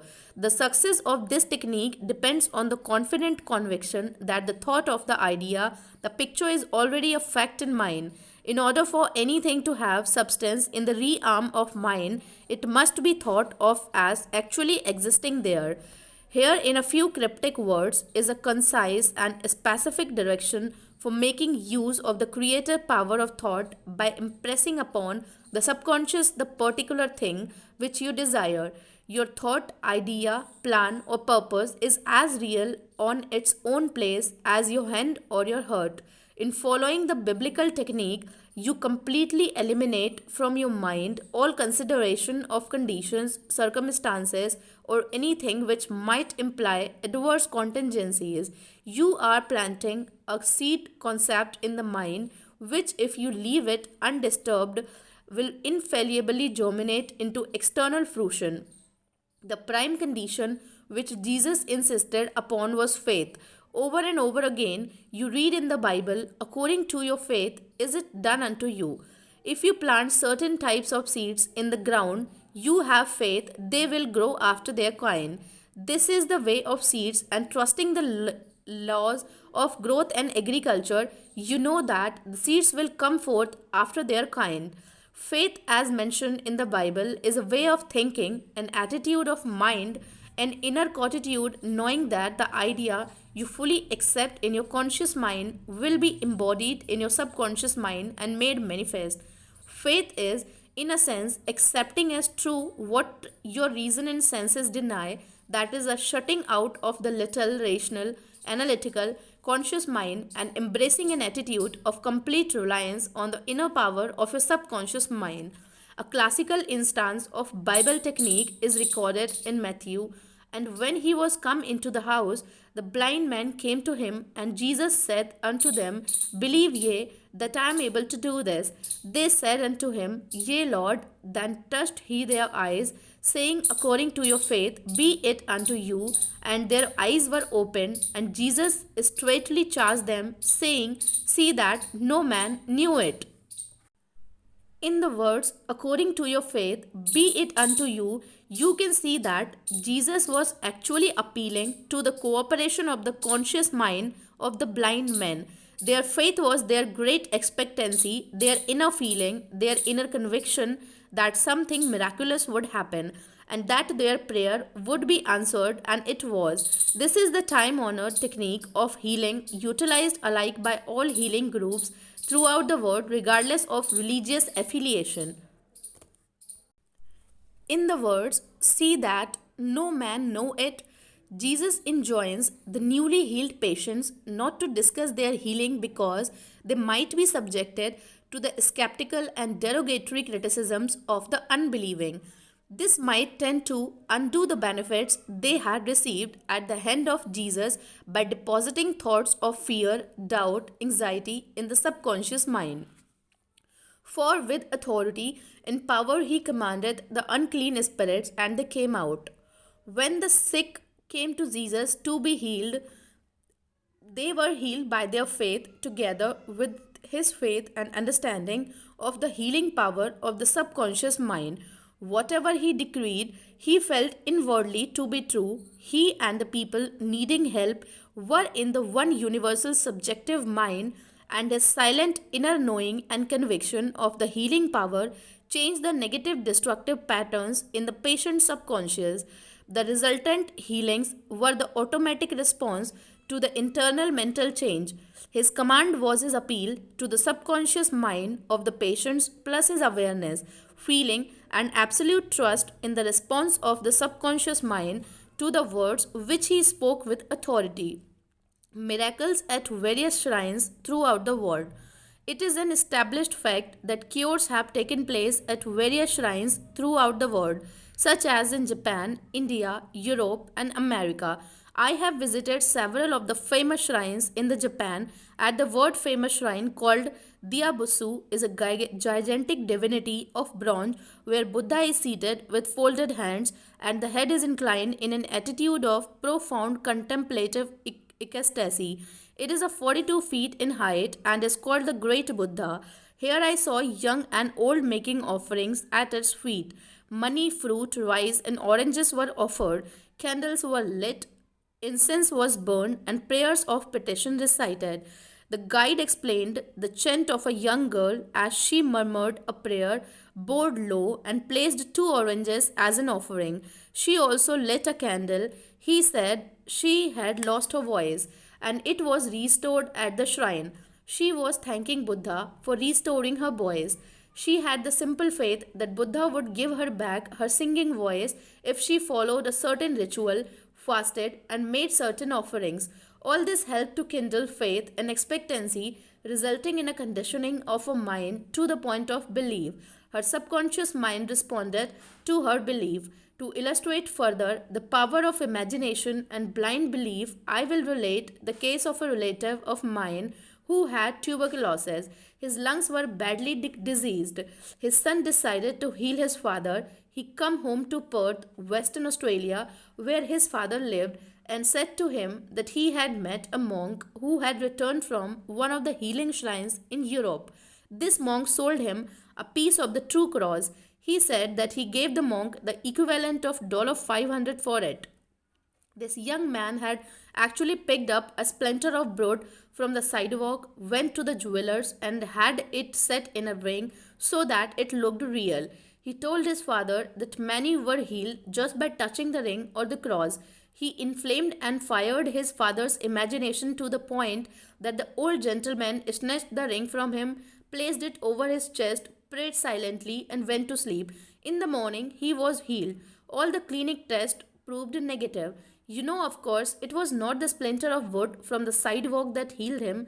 It was his imagination aroused to an intense degree, plus the confident expectancy of a perfect healing. Imagination was joined to faith or subjective feeling, and the union of the two brought about a healing. The father never learnt of the trick that had been played upon him.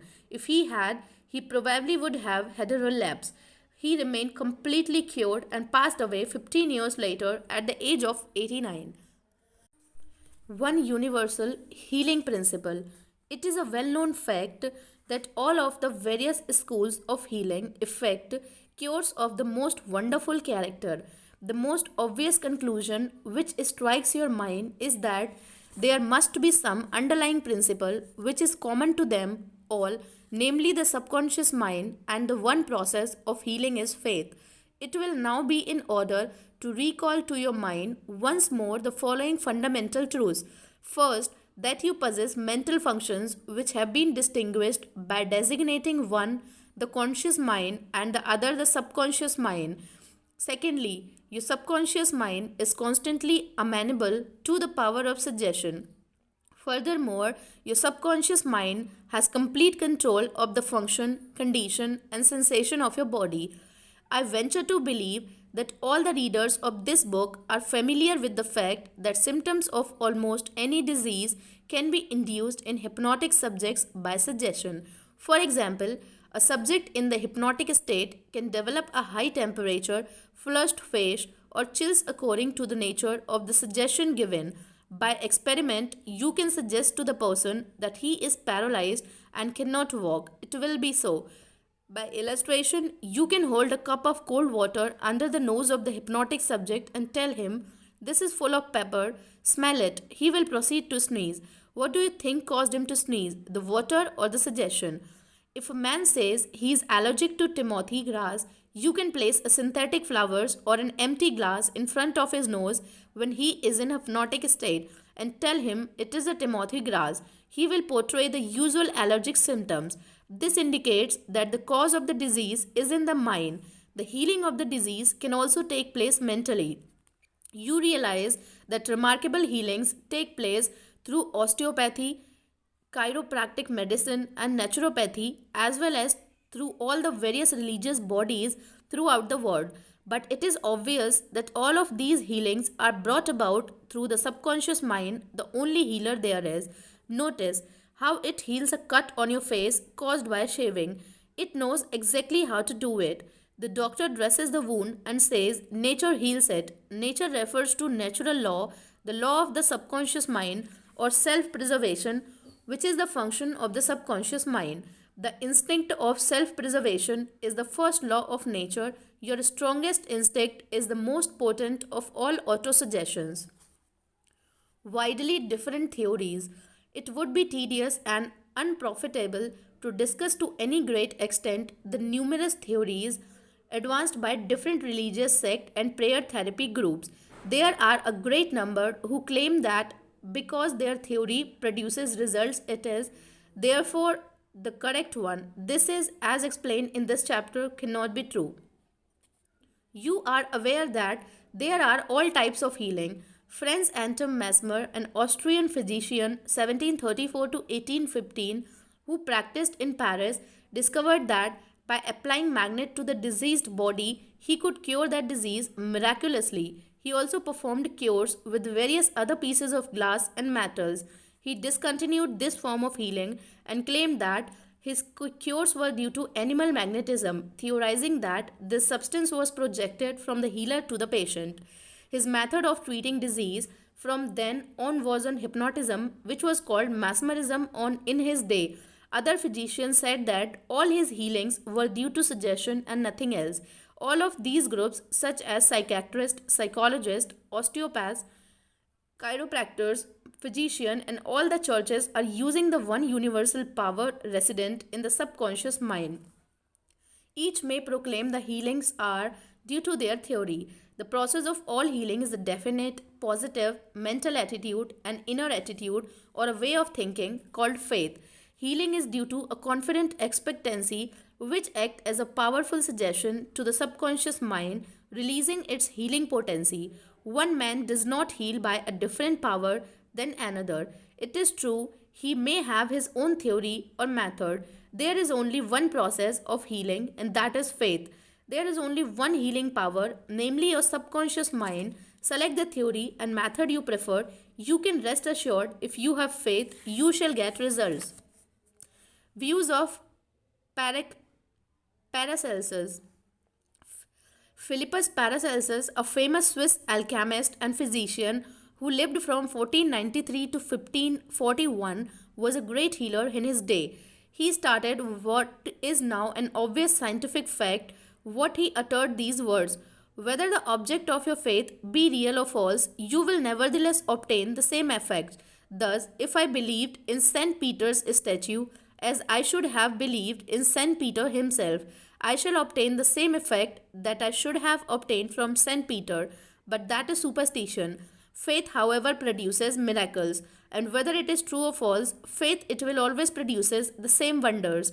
The views of Paracelsus were also entertained in the 16th century by Pietro Pomponazzi, an Italian philosopher and contemporary of Paracelsus, who said, "We can easily conceive the marvelous effect which confidence and imagination can produce, particularly when both qualities are reciprocated between the subject and person who influences them. The cures attributed to the influence of certain relics are the effect of their imagination and confidence. Quacks and philosophers know that if the bones of any skeleton were put in place of the sent bones, the sick would none of the less experience beneficial effect if they believed that they were veritable relics. Then, if you believe in the bones of saints to heal, or if you believe in the healing power of certain waters, you will get results because of the powerful suggestion given to your subconscious mind. It is the latter that does the healing." Bernheim experiments. Hippolyte Bernheim, professor of medicine at Nancy, France, 1910 to 1919, was the expounder of the fact that the suggestion of the physician to the patient was exerted through the subconscious mind. Bernheim, in his suggestive therapeutic, page 197, tells a story of a man with paralysis of the tongue which had yielded to no form of treatment. His doctor told the patient that he had a new instrument which he promised to heal him. He introduced a pocket thermometer into the patient's mouth. The patient imagined it to be the instrument which was to save him. In a few moments, he cried out joyfully that he could once more move his tongue freely. "Among our cases," continues Bernheim, "fact of the same sort will be found. A young girl came into my office, having suffered from complete loss of speech for nearly 4 weeks. After making sure of the diagnosis, I told my students that loss of speech sometimes yielded instantly to electricity, which might act simply by its suggestive influence. I sent for the induction apparatus. I applied my hand over the larynx and moved a little and said, 'Now you can speak aloud.' In an instant, I made her saw A, then B, then Maria. She continued to speak distinctly. The loss of voice had disappeared." Here, Bernheim is showing the power of faith and expectancy on the part of the patient, which act as a powerful suggestion to the subconscious mind. Producing a blister by suggestion. Bernheim states that he produced a blister on the back of a patient's neck by applying a postage stamp and suggesting to the patient that it was a fly plaster. This has been confirmed. The experiments and experiences of many doctors in many parts of the world, which leave no doubt that structural changes are a possible result of oral suggestion to patient. The cause of bloody stigmata. In Hudson's Law of Psychic Phenomena, page 153, he states, "Hemorrhagus and bloody stigmata may be induced in certain subjects by means of suggestion." Dr. M. Boru put a subject into the somnambulistic condition and gave him the following suggestion: "At 4 o'clock this afternoon, after the hypnosis, you will come into my office, sit down in the armchair, cross your arms upon your breast, and your nose will begin to bleed." At the hour appointed, the young man did as directed. Several drops of blood came from the left nostril. On another occasion, the same investigator traced the patient's name on both his forearms with the dull point of an instrument. Then, when the patient was in the somnambulistic condition, he said, "At 4 o'clock this afternoon, you will go to sleep and your arms will bleed along the lines which I have traced." and your name will appear written on your arms in letters of blood. He was watched at 4 o'clock and seen to fall asleep. On the left arm, the letters stood out in bright relief, and in several places there were drops of blood. The letters were still visible 3 months afterward, although they had gradually grown faint. These facts demonstrate at once the correctness of the two fundamental propositions previously stated, namely the constant amenability of the subconscious mind to the power of suggestion and the perfect control which the subconscious mind exercises over the function, sensation, and condition of the body. All the foregoing phenomena dramatize vividly abnormal conditions induced by suggestion and are conclusive proof that as a man thinketh in his heart, subconscious mind, so he is. Healing points in review. Number 1. Remind yourself frequently that the healing power is in your own subconscious mind. Number 2. Know that faith is like a seed planted in the ground, it grows after its kind. Plant the idea in your mind, water it, and fertilize it with expectancy, and it will manifest. Number 3. The idea you have for a book, new invention, or play is real in your mind. This is why you can believe you have it now. Believe in the reality of your idea, plan your invention, and as you do, it will become manifest. Number 4. In praying for another, know that your silent inner knowing of wholeness, beauty, and perfection can change the negative patterns of the other subconscious mind and bring about wonderful results. Number 5. The miraculous healing you hear about at various shrines are due to imagination and blind faith which act on the subconscious mind, releasing the healing power. Number 6. All disease originates in the mind. Nothing appears on the body unless there is a mental pattern corresponding to it. Number 7. The symptoms of almost any disease can be induced in you by hypnotic suggestion. This shows you the power of your thought. Number 8.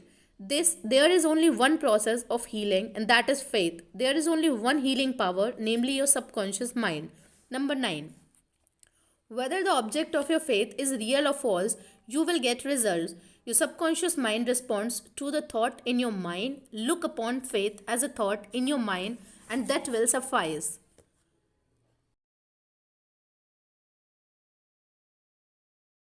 Chapter 5. Mental Healings in Modern Times. Everyone is definitely concerned with the healing of bodily conditions and human affairs. What is it that heals? Where is this healing power? These are questions asked by everyone. The answer is that this healing power is in the subconscious mind of each person, and a changed mental attitude on the part of the sick person releases this healing power. No mental or religious science practitioner, psychologist, psychiatrist, or medical doctor ever healed a patient. There is an old saying, the doctor dresses the wound, but God heals it. The psychologist or psychiatrist proceeds to remove the mental blocks in the patient so that the healing principle may be released, restoring the patient to health. Likewise, the surgeon removes the physical block, enabling the healing currents to function normally. No physician, surgeon, or mental science practitioner claims that he healed the patient. The one healing power is called by many names: nature, life, God, creative intelligence, and subconscious power. As previously outlined, there are many different methods used to remove the mental, emotional, and physical blocks which inhibit the flow of the healing life principle animating all of us. The healing principle resident in your subconscious mind can and will, if properly directed by you or some other person, heal your mind and body of all disease. This healing principle is operative in all men regardless of creed, color, or race. You do not have to belong to some particular church in order to use and participate in this healing process. Your subconscious will heal the burn or cut on your hand even though you profess to be an atheist or agnostic. The modern mental therapeutic procedure is based on the truth that the infinite intelligence and power of your subconscious mind responds according to your faith. The mental science practitioner or minister follows the injunction of the Bible, that is, he goes on to his into his closet and shuts the door, which means he stills his mind, relaxes, lets go, and thinks of the infinite healing presence within him. He closes the door of his mind to all outside distractions as well as appearances, and then he quietly and knowingly turns over his request or desire to his subconscious mind, realizing that the intelligence of his mind will answer him according to his specific needs. The most wonderful thing to know is this: imagine the end desired and feel its reality. Then the infinite life principle will respond to your conscious choice and your conscious request. This is the meaning of belief you have received and you shall receive. This is what the modern mental scientist does when he practices prayer therapy. One process of healing. There is only one universal healing principle operating through everything: the cat, the dog, the tree, the grass, the wind, the earth, for everything is alive. This life principle operates through the animal, vegetable, and mineral kingdoms as instinct and the law of growth. Man is consciously aware of this life principle and he can consciously direct it to bless himself in countless ways. There are many different approaches, techniques, and methods in using the universal power, but there is only one process of healing, which is faith. For according to your faith is it done unto you. The law of belief. All religions of the world represents form of belief, and these beliefs are explained in many ways. The law of life is belief. What do you believe about yourself, life, and the universe? It is done unto you as you believe. Belief is a thought in your mind which causes the power of your subconscious to be distributed into all phases of your life according to your thinking habit. You must realize the Bible is not talking about your belief in some ritual, ceremony, form, institution, man, or formula. It is talking about belief itself. The belief of your mind is simply the thought of your mind. If thou constant believe, all things are possible to him that believeth. It is foolish to have belief in something to hurt or harm you. Remember, it is not the thing believed in that hurts or harms you, but the belief or thought in your mind which creates the result. All your experiences, all your actions, and all the events and circumstances of your life are but the reflections and reactions to your own thought. Prayer therapy is the combined function of the conscious and subconscious mind scientifically directed. Prayer therapy is the synchronized, harmonious, and intelligent function of the conscious and subconscious levels of mind, specifically directed for a definite purpose. In scientific prayer or prayer therapy, you must know what you are doing and why you are doing it. You trust the law of healing. Prayer therapy is sometimes referred to as mental treatment, and another term is scientific prayer. In prayer therapy, you consciously choose a certain idea, mental picture, or plan which you desire to experience. You realize your capacity to convey this idea or mental image to your subconscious by feeling the reality of the state assumed. As you remain faithful in your mental attitude, your prayer will be answered. Prayer therapy is a definite mental action for a definite specific purpose. Let us suppose that you decide to heal a certain difficulty by prayer therapy. You are aware that your problem or sickness, whatever it may be, must be caused by negative thoughts charged with fear and lodged in your subconscious mind, and that if you can succeed in cleansing your mind of these thoughts, you will get a healing. You therefore turn to the healing power within your own subconscious mind and remind yourself of its infinite power and intelligence and its capacity to heal all conditions. As you dwell on these truths, your fear will begin to dissolve, and the recollection of these truths also corrects the erroneous beliefs.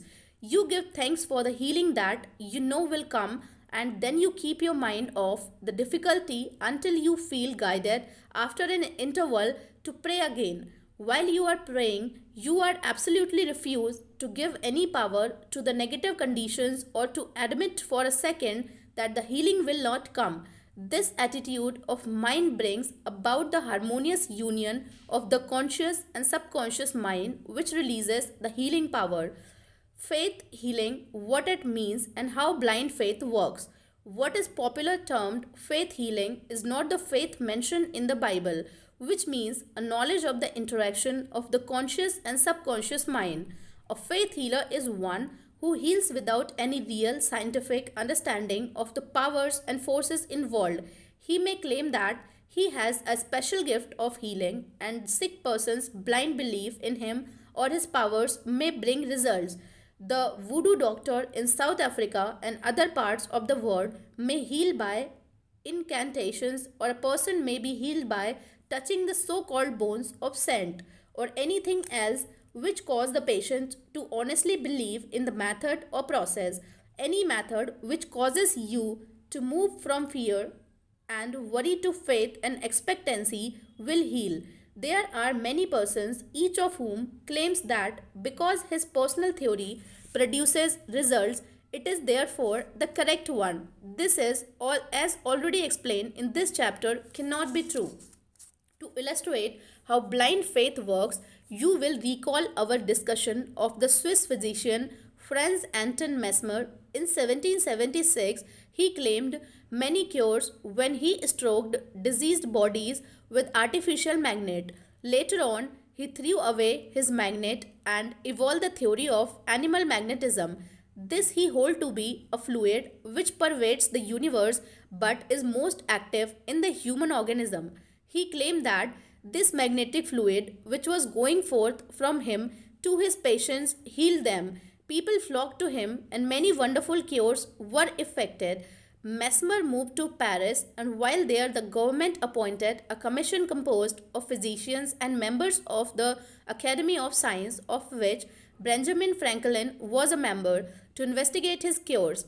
The report admitted the leading fact claimed by Mesmer, but held that there was no evidence to prove the correctness of his magnetic fluid theory, and said the effect were due to the imagination of the patients. Soon after this, Mesmer was driven into exile and died in 1815. Shortly afterwards, Dr. Braid of Manchester undertook to show that magnetic fluid had nothing to do with the production of the healings of Dr. Mesmer. Dr. Braid discovered that patients could be thrown into hypnotic sleep by suggestion, during which many of the well known phenomena ascribed to magnetism by Mesmer could be produced. You can readily see that all these cures were undoubtedly brought about by the active imagination of the patients together with a powerful suggestion of health to their subconscious minds. All this could be termed blind faith, as there was no understanding in those days as to how the cures were brought about. Subjective faith and what it means. You will recall the preposition, which need not to repeat it at length, that the subjective or subconscious mind of an individual is amenable to the control of his own conscious or objective mind as it is by the suggestions of another. It follows that whatever may be your objective belief, if you will assume to have faith actively or passively, your subconscious mind will be controlled by the suggestion and your desire will be fulfilled. The faith required in mental healings is a purely subjective faith, and it is attainable upon the cessation of active opposition on the part of the objective or conscious mind. In the healing of the body, it is, of course, desirable to secure the concurrent faith of both the conscious and subconscious mind. However, it is not always essential if you will enter into a state of passivity and receptivity by relaxing the mind and the body and getting into a sleepy state. In this drowsy state, your passivity becomes receptive to subjective impression. Recently, I was asked by a man, how is it that I got a healing through a minister? I did not believe what he said when he told me that there is no such thing as disease and that matter does not exist. This man at first thought his intelligence was being insulted, and he protested against such a palpable absurdity. The explanation is simple. He was quieted by soothing words and told to get into a perfectly passive condition, to say nothing, and think of nothing for the time being. His minister also became passive and affirmed quietly, peacefully, and constantly for about 1/2 hour that this man would have perfect health, peace, harmony, and wholeness. He felt immense relief and was restored to health. It is easy to see that his subjective faith had been made manifest by his passivity under treatment, and the suggestion of perfect healthfulness by the minister were conveyed to his subconscious mind. The two subjective minds were then en rapport. The minister was not handicapped by antagonistic autosuggestions of the patients arising from objective doubt of the power of the healer or the correctness of the theory. In this sleepy, drowsy state, the conscious mind resistance is reduced to a minimum and results followed. The subconscious mind of the patient, being necessarily controlled by such suggestion, exercised its function in accordance therewith and a healing followed. The meaning of absent treatment.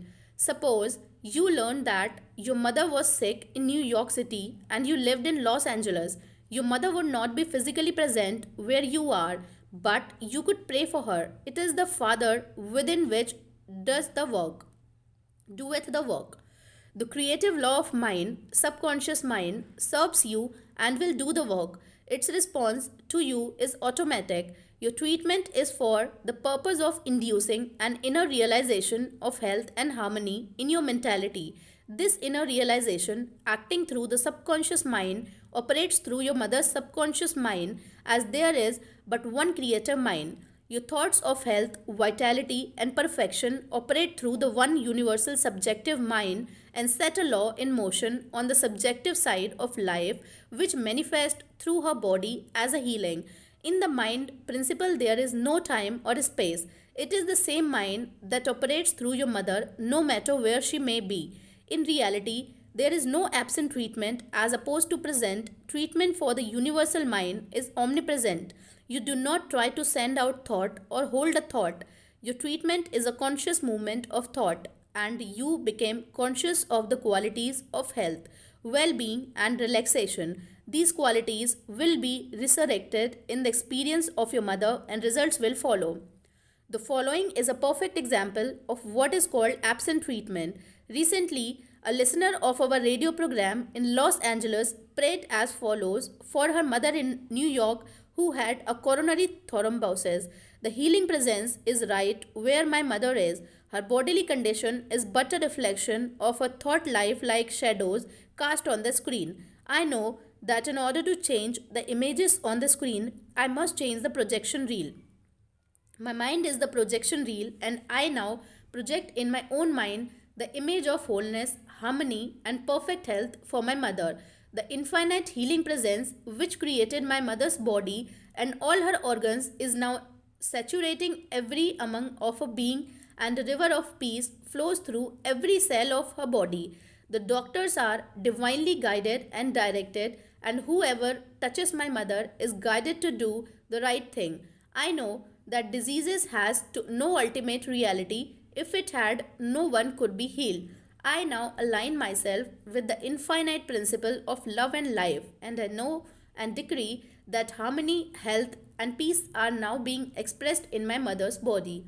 She prayed in the our manner several times daily, and her mother had the most remarkable recovery after a few days, much to the amazement of her specialist. He complimented her on her great faith in the power of God.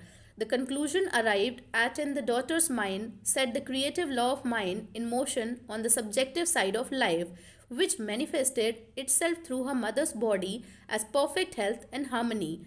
What the daughter felt as true about her mother was simultaneously resurrected in the experience of her mother. Release the kinetic action of the subconscious mind. A psychologist friend of mine told me that one of his lungs was infected. X-rays and analysis showed the presence of tuberculosis. At night, before going to sleep, he would quietly affirm every cell, nerve, tissue, and muscle of my lungs are now being made whole, pure, and perfect. My whole body is being restored to health and harmony. These are not his exact words, but they represent the essence of what he affirmed.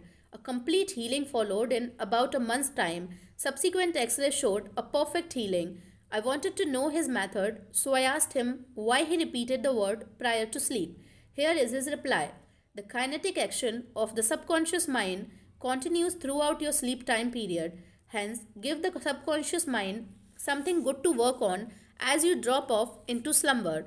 This was a very wise answer. In thinking of harmony and perfect health, he never mentioned his trouble by name. I strongly suggest that you cease talking about your ailments or giving them a name. The only sap from which they draw life is your attention and fear of them. Like the above mentioned psychologist, become a mental surgeon, then your troubles will be cut off like dead branches are pruned from a tree. If you are constantly naming your anxious and symptoms, aches and symptoms, you inhibit the kinetic action, which means the release of the healing power and energy of your subconscious mind.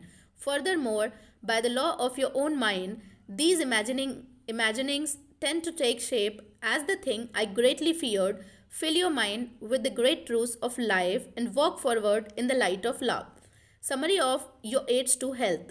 Number 1. Find out what it is that heals you. Realize that correct directions given to your subconscious mind will heal your mind and body. Number 2.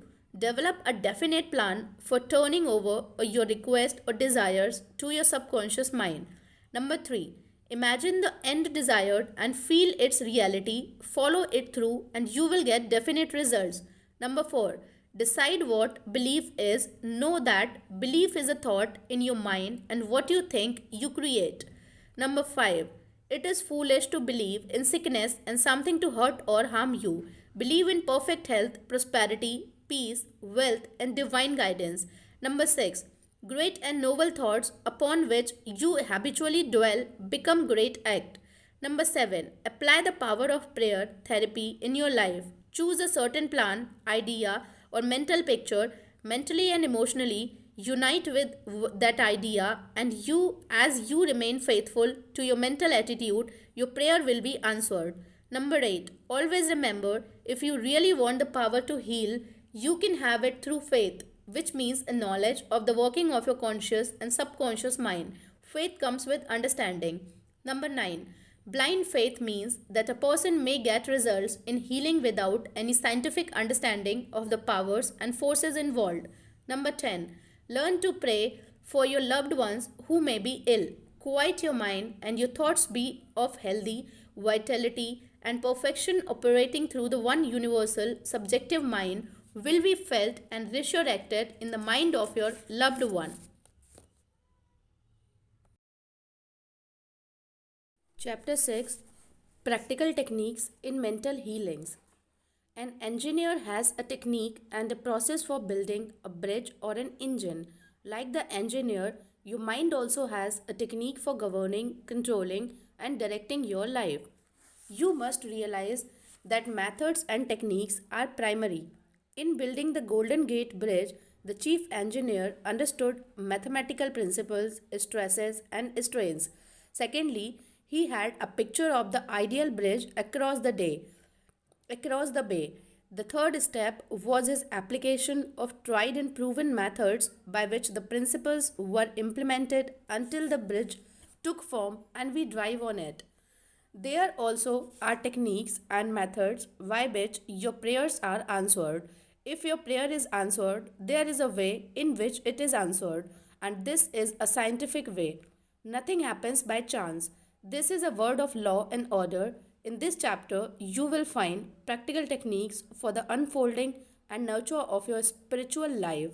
Your prayers must not remain up in the air like a balloon, they must go somewhere and accomplish something in your life.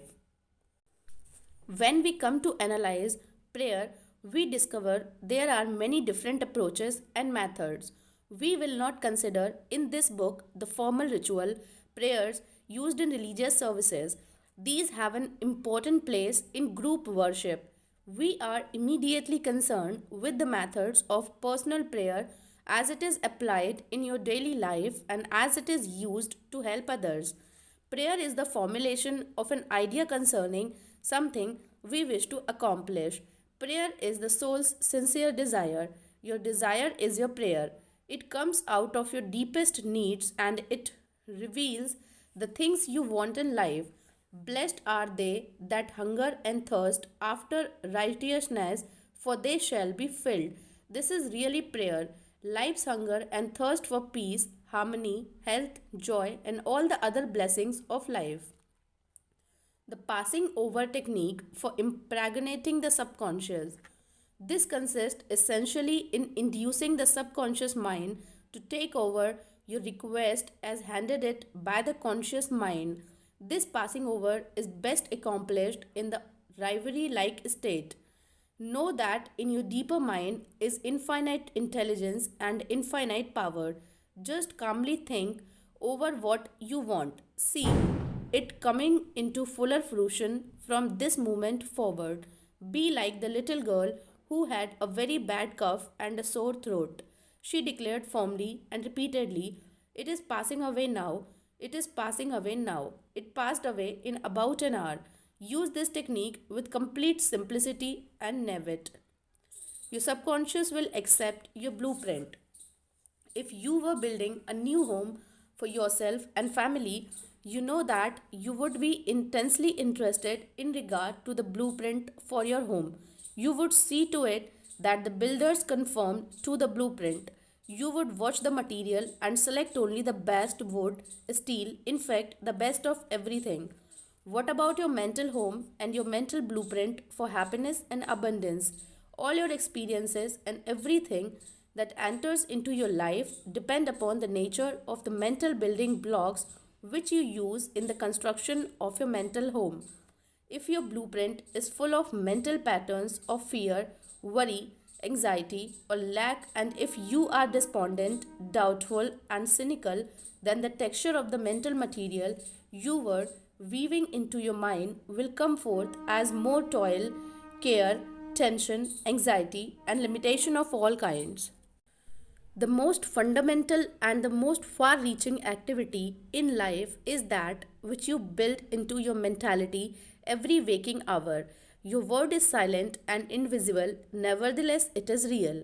You are building your mental home all the time, and your thought and mental imagery represent your blueprint. Hour by hour, moment by moment, you can build radiant health, success, and happiness by the thoughts you think, the ideas which you harbor, the beliefs that you accept, and the scenes that you rehearse in the hidden studio of your mind. This stately mention upon the construction of which you are perpetually engaged is your personality, your identity in this plane, your whole life story on this earth. Get a new blueprint built silently by realizing peace, harmony, joy, and goodwill in the present moment. By dwelling upon these things and claiming them, your subconscious will accept your blueprint and bring all these things to pass. By their fruits ye shall know them. The science and art of true prayer. The term science means knowledge which is coordinated, arranged, and systematized. Let us think of the science and art of true prayer as it deals with the fundamental principles of life and the techniques and processes by which they can be demonstrated in your life as well as in the life of every human being when he applies them faithfully. The art is your technique or process, and the science behind it is the definite response of creative mind to your mental picture or thought. Ask and it shall be given you. Seek and ye shall find. Knock and it shall be opened unto you. Here you are told you shall receive that for which you ask. It shall be open to you when you knock, and you shall find that for which you are searching. This teaching implies the definiteness of mental and spiritual laws. There is always a direct response from the infinite intelligence of your subconscious mind to your conscious thinking. If you ask for bread, you will not receive a stone. You must ask believing if you are to receive. Your mind moves from the thought to the thing. Unless there is first an image in the mind, it cannot move, for there would be nothing for it to move toward. Your prayer, which is your mental act, must be accepted as an image in your mind before the power from your subconscious will play upon it and make it productive. You must reach a point of acceptance in your mind, an unqualified and undisputed state of agreement. This contemplation should be accompanied by a feeling of joy and restfulness in foreseeing the certain accomplishment of your desire.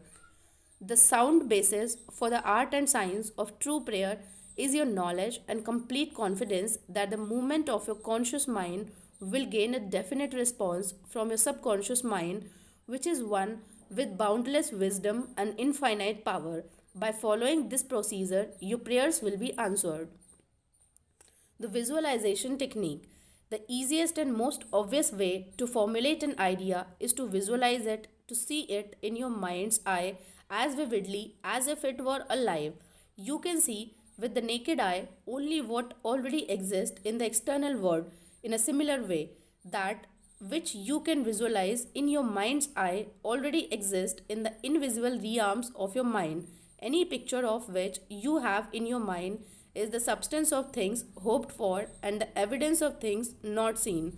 What you form in your imagination is as real as any part of your body. The idea and the thought are real and will one day appear in your objective world if you are faithful to your mental image. This process of thinking forms impressions in your mind. These impressions, in turn, become manifested as fact and experiences in your life. The builder visualizes the type of building he wants. He sees it as he desires it to be completed. His imagery and thought processes become a plastic mold from which the building will emerge. A beautiful or an ugly one, a skyscraper, or a very low one. His mental imagery is projected as it is drawn on paper. Eventually, the contractor and his workers gather the essential materials and the building progresses until its strength finishes, conforming perfectly to the mental patterns of the architect. I use the visualization technique prior to speaking from the platform. I quit the wheels of my mind in order that I may present to the subconscious mind my images of thought. Then I picture the entire auditorium and the seats filled with men and women, and each one of them illuminated and inspired by the infinite healing presence within each one. I see them as radiant, happy, and free. Having first built up the idea in my imagination, I quietly sustain in there as a mental picture while I imagine I hear men and women saying, I am healed, I feel wonderful, I have had an instantaneous healing, I am transformed. I keep this up for about 10 minutes or more, knowing and feeling that each person's mind and body are saturated with love, wholeness, beauty, and perfection. My awareness grows to the point where in my mind I can actually hear the voices of the multitude proclaiming their health and happiness. Then I release the whole picture and go onto the platform. Almost every Sunday, some people stop and say that their prayers were answered. Mental movie method. The Chinese say a picture is worth a thousand words. William James, the father of American psychology, stressed the fact that the subconscious mind will bring to pass any picture held in the mind and backed by faith. Act as though I am and I will be. A number of years ago, I was in the Middle West lecturing in several states and had desired to have a permanent location in the general area from which I could serve those who desired help. I traveled far, but the desire did not leave my mind. One evening, while in a hotel in Spokane, Washington, I relaxed completely on a couch, immobilized my attention, and in a quiet, passive manner, imagined that I was talking to a large audience, saying in effect, I am glad to be here. I have prayed for the ideal opportunity. I saw in my mind's eye the imaginary audience and I felt the reality of it all. I played the role of the actor, dramatized this mental movie, and felt satisfied that this picture was being conveyed to my subconscious mind, which would bring it to pass in its own way. The next morning, on awakening, I felt a great sense of peace and satisfaction, and in a few days' time, I received a telegram asking me to take over an organization in the Midwest which I did and I enjoyed it immensely for several years. The method outlined here appeals to many who have described it as the mental movie method. I have received numerous letters from people who listen to my radio talks and weekly public lectures telling me of the wonderful results they get using this technique in the sale of their property. I suggest to those who have homes or property for sale that they satisfy themselves in their own mind that their price is right. Then I claim that the infinite intelligence is attracting to them the buyer who really wants to have the property and who will love it and prosper in it. After having done this, I suggest that they quit their mind, relax and let go and get into a drowsy, sleepy state which reduces all mental effort to a minimum. Then they are to a picture, the check in their hands, rejoice in the check, give thanks for the check, and go off to sleep feeling the naturalness of the whole mental movie created in their own mind. They must act as though it were an objective reality, and the subconscious mind will take it as an impression. And though the deeper currents of the mind, the buyer and the seller are brought together, a mental picture held in the mind, backed by faith, will come to pass. The Baudian technique. Charles Baudon was a professor at the Rousseau Institute in France. He was a brilliant psychotherapist and the research director of the New Nancy School of Healing, who in 1910 taught that the best way to impress the subconscious was to enter into a drowsy, sleepy state or a state akin to sleep in which all effort was reduced to a minimum. Then, in a quite passive, receptive way, by reflection, he would convey the idea to the subconscious. The following is his formula, a very simple way of securing this impregnation of the subconscious mind is to condense the idea which is to be the object of suggestion, to sum it up in a brief phrase which can be readily graven on the memory, and to repeat it over and over again as a lullaby.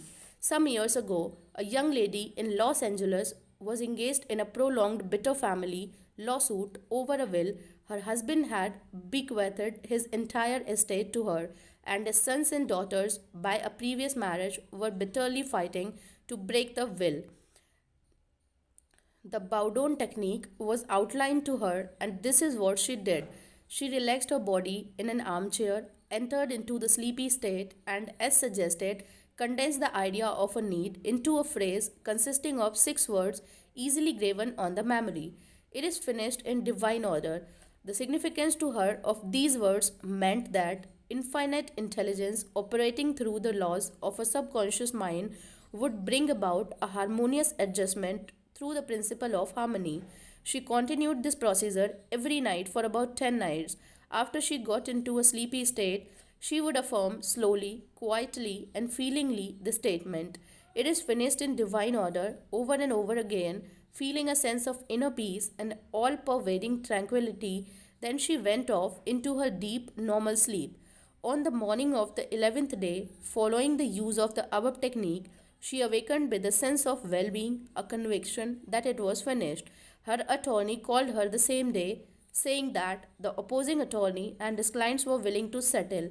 A harmonious agreement was reached and litigation was discontinued. The sleeping technique. By entering into a sleepy, drowsy state, effort is reduced to a minimum. The conscious mind is submerged to a great extent when in a sleepy state. The reason for this is that the highest degree of outcropping of the subconscious occurs prior to sleep and just after we awaken. In this state, the negative thoughts, which tend to neutralize your desire and so prevent acceptance by your subconscious mind, are no longer present. Suppose you want to get rid of a destructive habit. Assume a comfortable posture, relax your body, and be still. Get into a sleepy state, and in that sleepy state, say quietly over and over again as a lullaby, "I am completely free from this habit. Harmony and peace of mind reign supreme." Repeat the above slowly, quietly, and lovingly for 5 or 10 minutes night, and morning. Each time you repeat the words, the emotional value becomes greater. When the urge comes to repeat the negative habit, repeat the above formula out loud by yourself. By this means, you induce the subconscious to accept the idea and the healing follows. The thank you technique. In the Bible, Paul recommends that we make known our request with praise and thanksgiving. Some extraordinary results follow this simple method of prayer. The thankful heart is always close to the creative forces of the universe, causing countless blessings to flow toward it by the law of reciprocal relationship based on a cosmic law of action and reaction. For instance, a father promises his son a car for graduation. The boy has not yet received the car, but he is very thankful and happy, as joyous as though he had actually received the car. He knows his father will fulfill his promise, and he is full of gratitude and joy even though he has not yet received the card. Objectively speaking, he has, however, received it with joy and thankfulness in his mind. I shall illustrate how Mr. Brooke applied this technique with excellent results. He said, "Bills are piling up, I'm out of work, I have three children and no money. What shall I do?" Regularly every night and morning for a period of about 3 weeks, he repeated the words, "Thank you, Father, for my wealth," in a relaxed, peaceful manner until the feeling or mood of thankfulness dominated his mind. He imagined he was addressing the infinite power and intelligence within him, knowing, of course, that he could not see the creative intelligence or infinite mind. He was seeing with the inner eye of his spiritual perception, realizing that his thought image of wealth was the first cause relative to the money, possession, and food he needed. His thought feeling was the substance of wealth, untrammeled by antecedent conditions of any kind. By repeating, "Thank you, Father," over and over again, his mind and heart were lifted up to the point of acceptance, and when fear, thoughts of lack, poverty, and distress came into his mind, he would say, "Thank you, Father," as often as necessary.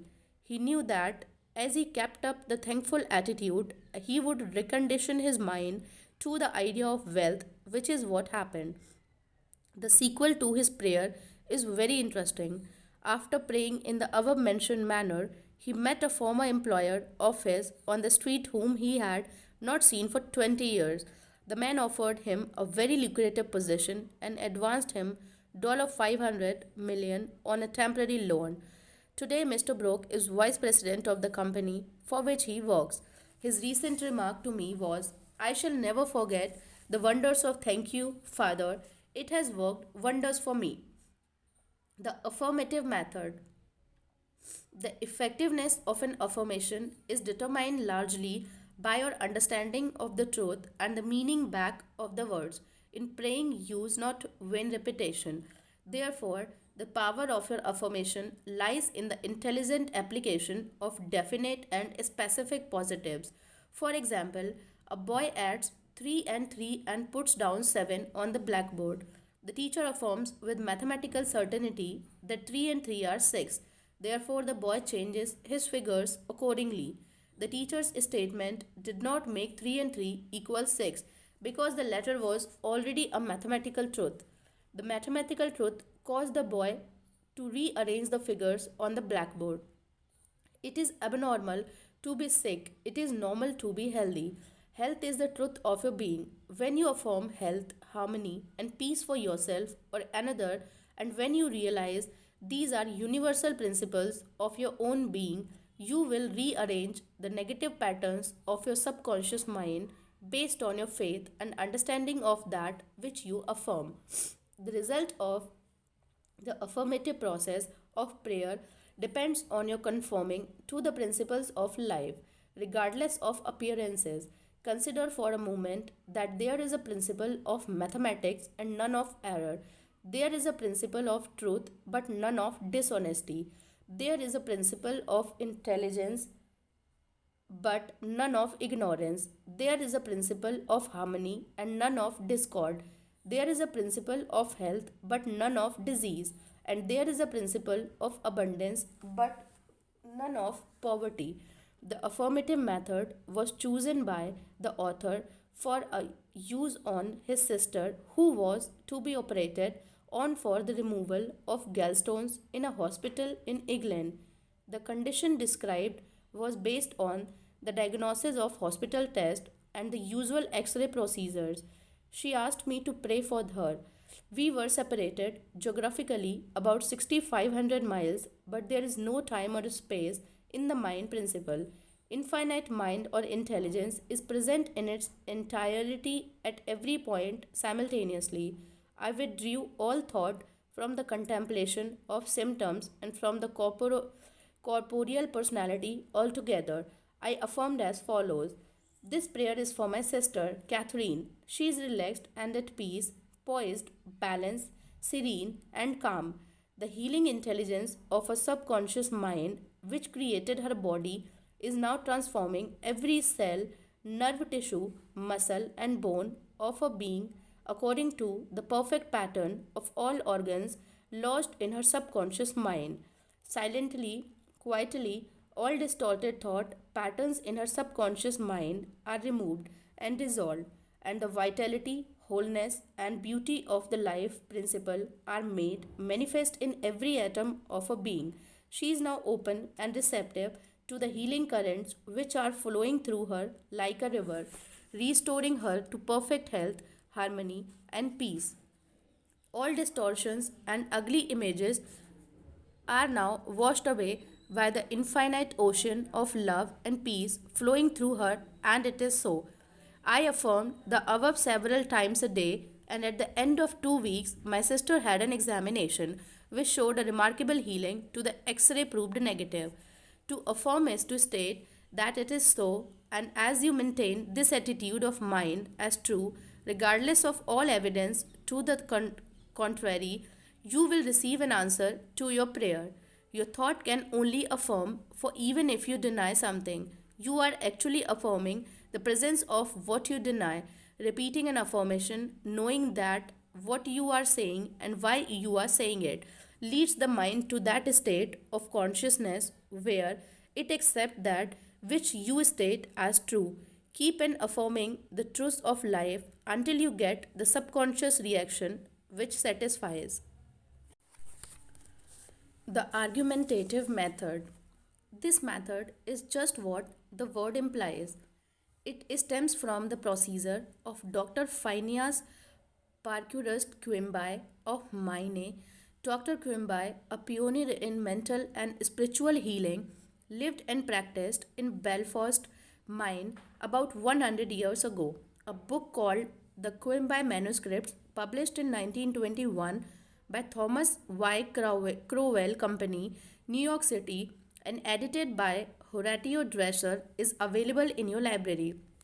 This book gives newspaper accounts of this man's remarkable results in prayer treatment of the sick.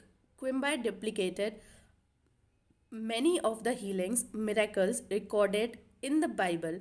In brief, the argumentative method employed according to Quimby consists of spiritual reasoning, where you convince the patient and yourself that his sickness is due to his false belief, groundless fears, and negative patterns lodged in his subconscious mind. You reason it out clearly in your mind and convince your patient that the disease or ailment is due only to a distorted, twisted pattern of thought which has taken from in his body.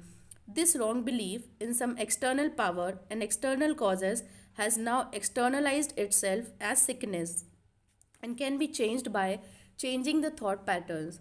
You explain to the sick person that the basis of all healing is a change of belief.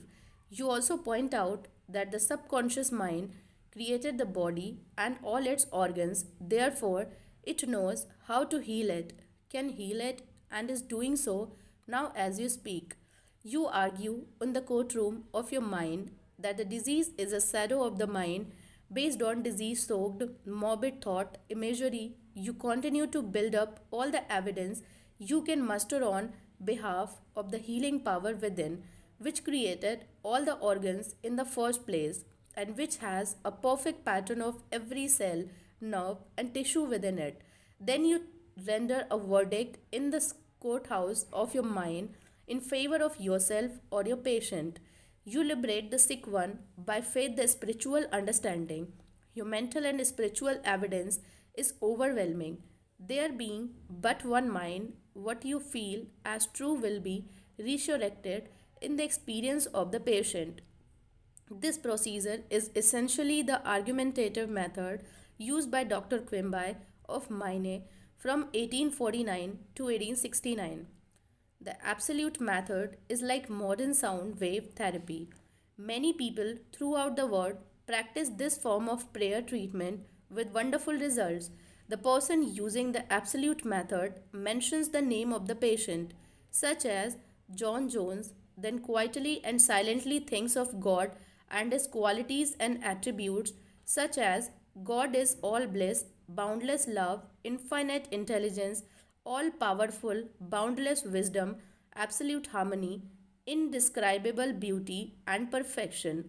As he quietly thinks along these lines, he is lifted up in consciousness into a new spiritual wavelength at which times he feels the infinite ocean of God's love is now dissolving everything unlike itself in the mind and body of John Jones for whom he is praying.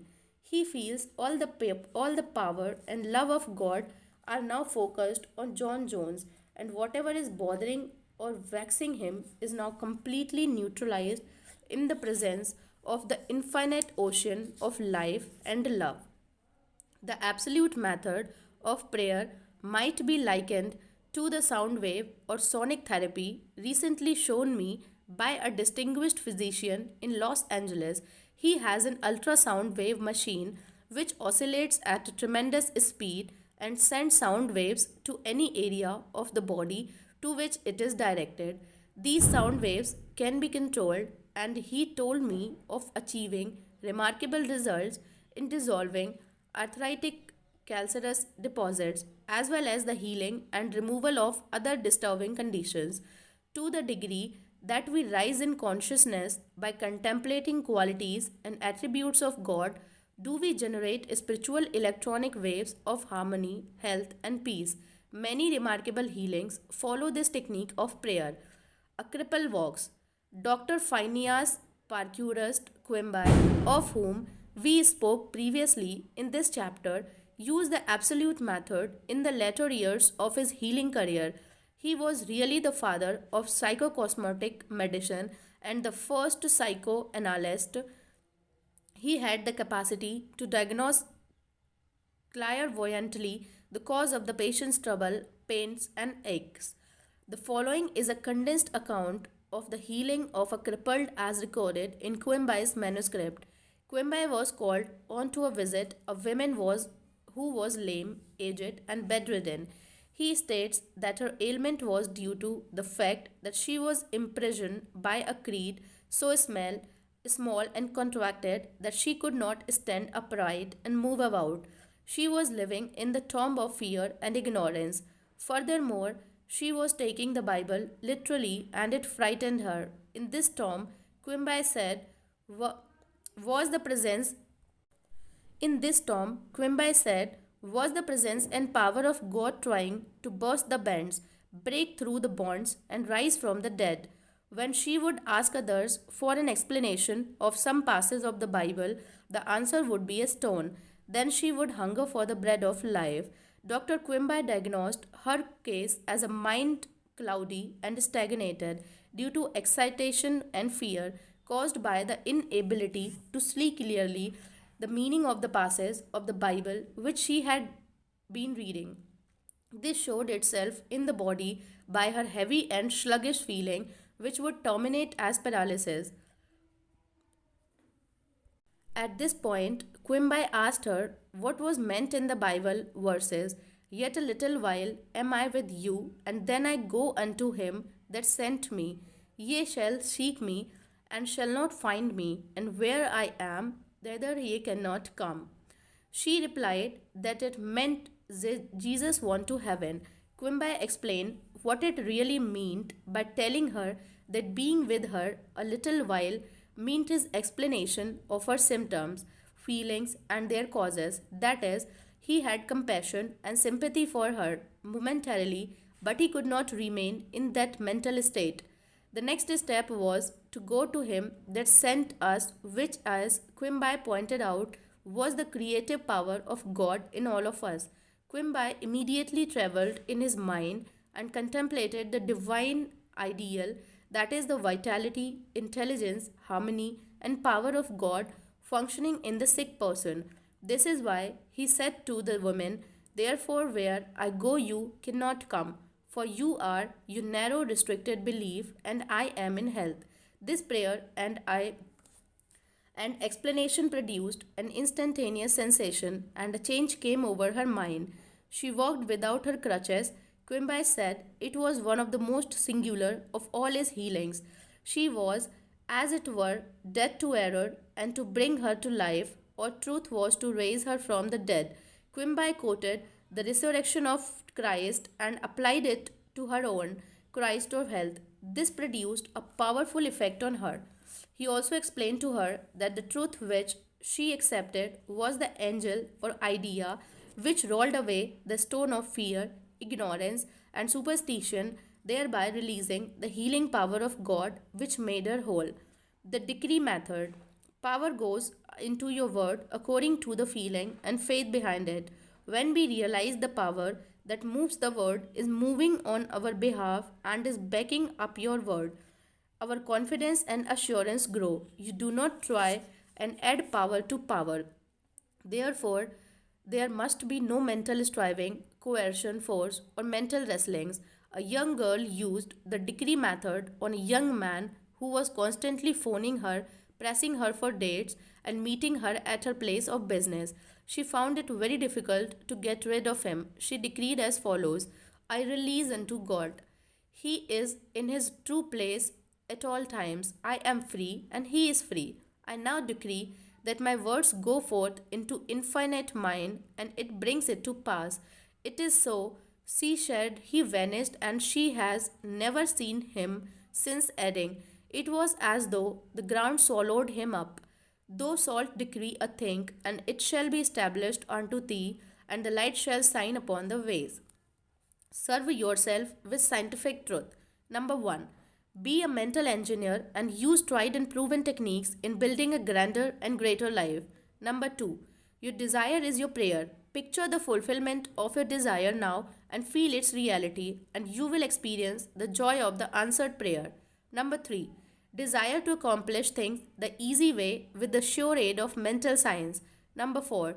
You can build radiant health, success, and happiness by the thoughts you think in the hidden studio of your mind. Number 5. Experiment scientifically until you personally prove that there is always a direct response from the infinite intelligence of your subconscious mind in your conscious thinking. Number 6. Feel the joy and restfulness in foreseeing the certain accomplishment of your desire. Any mental picture which you have in your mind is the absence of things hoped for and the evidence of things not seen. Number 7. A mental picture is worth 1,000 words. Your subconscious will bring to pass any picture held in the mind backed by faith. Number 8. Avoid all effort on mental coercion in prayer. Get into a sleepy, drowsy state and lull yourself to sleep feeling and knocking that your prayer is answered. Number 9. Remember that the thankful heart is always close to the riches of the universe. Number 10. To affirm is to state that it is so, and as you maintain the attitude of mind as true, regardless of all evidence to the contrary, you will receive an answer to your prayer. Number 11. Generate electronic waves of harmony, health, and peace by thinking of the love and the glory of love. Number 12. What you decree and you feel as true will come to pass. Decree harmony, health, peace, and abundance.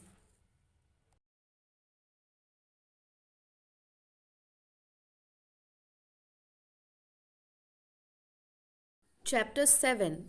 The tendency of the subconscious is life word. Over 90% of your mental life is subconscious, so men and women who fail to make use of this marvelous power live within very narrow limits. Your subconscious processes are always life word and constructive. Your subconscious is the builder of your body and maintains all its vital functions. It is on the job 24 hours a day and never sleeps. It is always trying to help and preserve you from harm. Your subconscious mind is in touch with infinite life and boundless wisdom, and its impulses and ideas are always life word. The great aspirations, inspirations, and visions for a grander and nobler life spring from the subconscious. Your profoundest convictions are those you cannot argue about rationally because they do not come from your conscious mind.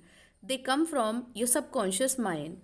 Your subconscious speaks to you in intuitions, impulses, hunches, hunches, intimations, urges, and ideas, and it is always telling you to rise, transcend, grow, advance, adventure, and move forward to greater heights.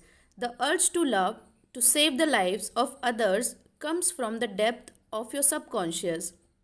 For example, during the Great San Francisco earthquake and fire of April 18, 1906, invalids and cripples who had been confined to bed for long periods of time rose up and performed some of the most amazing feats of bravery and endurance. The intense desire welled up within them to save others at all cost, and their subconscious responded accordingly. Great artists, musicians, poets, speakers, and writers tune in with their subconscious powers and become animated and inspired.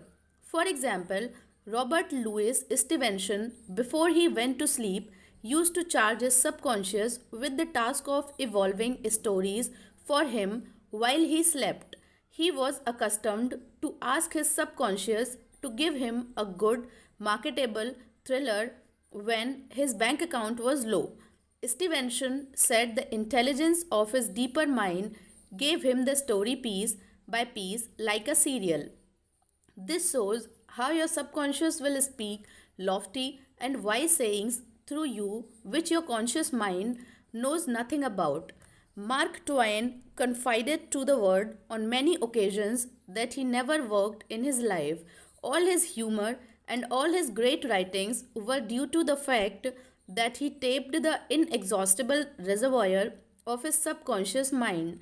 How the body portrays the workings of the mind. The interaction of your conscious and subconscious mind requires a similar interaction between the corresponding system of nerves. The cerebrospinal system is the organ of the conscious mind, and the sympathetic system is the organ of the subconscious mind.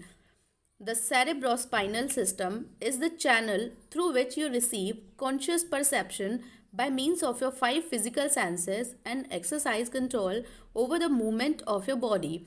This system has its nerves in the brain, and it is the channel of your volitional and conscious mental action. The sympathetic system, sometimes referred to as the involuntary nerve system, has its center in a ganglionic mass at the back of the stomach known as the solar plexus and is sometimes spoken of as the abdominal brain. It is the change of the mental action. It is the channel of that mental action which unconsciously supports the vital functions of the body. The two systems may work separately or synchronously. Judge Thomas Troward says the vagus nerve passes out of the cerebral region as a portion of the voluntary system, and through it we control the vocal organs. Then it passes onward to the thorax, sending out branches to the heart and lungs. Finally, passing through the diaphragm, it loses the outer coating which distinguishes the nerves of the voluntary system and becomes identified with those of the sympathetic system, so forming a connecting link between the two and making the man physically a single entity. Similarly, different areas of the brain indicate their connection with the objective and subjective activities of the mind, respectively. And speaking in a general way, we may assign the frontal portion of the brain to the former and the posture portion to the latter, while the intermediate portion partakes of the character of both. A rather simple way of looking at the mental and physical interaction is to realize that your conscious mind grabs an idea which induces a corresponding vibration in your voluntary system of nerves. This in turn causes a similar current to be generated in your involuntary system of nerves, thus handling the idea over to your subconscious mind, which is the creative medium. This is how your thoughts become things. Every thought entertained by your conscious mind and accepted as true is sent by your brain to your solar plexus, the brain of your subconscious mind, to be made into your flesh and to be brought forth into your world as a reality. There is an intelligence which takes care of the body. When you study the cellular system and the structure of the organ such as eyes, ears, heart, liver, bladder, etc., you learn they consist of groups of cell which form a group intelligence whereby they function together and are able to take orders and carry them out in deductive function at the suggestion of the mastermind conscious mind. A careful study of the single called organism shows you what goes on in your complex body. Though the monocellular organism has no organs, it still gives evidence of mind action and reaction, performing the basic function of movement, alimentation, assimilation, and elimination. Many say there is an intelligence which will take care of your body if you let it alone. That is true, but the difficulty is that the conscious mind always interferes with its five senses evidence based on outer appearances, leading to the sway of false beliefs, fears, and mere opinion. When fear, false belief, and negative patterns are made to register in your subconscious mind through psychological, emotional conditioning, there is no other course open to the subconscious mind except to act on the blueprint specifications offered it. The subconscious mind works continually for the common good. The subjective self within you works continuously for the general good, reflecting an innate principle of harmony behind all things. Your subconscious mind has its own will and it is a very real something in it itself. It acts night and day whether you act upon it or not. It is the builder of your body, but you cannot see, hear, or feel it building, as all this is a silent process. Your subconscious has a life of its own which is always moving toward harmony, health, and peace. This is the divine norm within it seeking expression through you all at all times. How man interferes with the innate principle of harmony. To think correctly, scientifically, we must know the truth.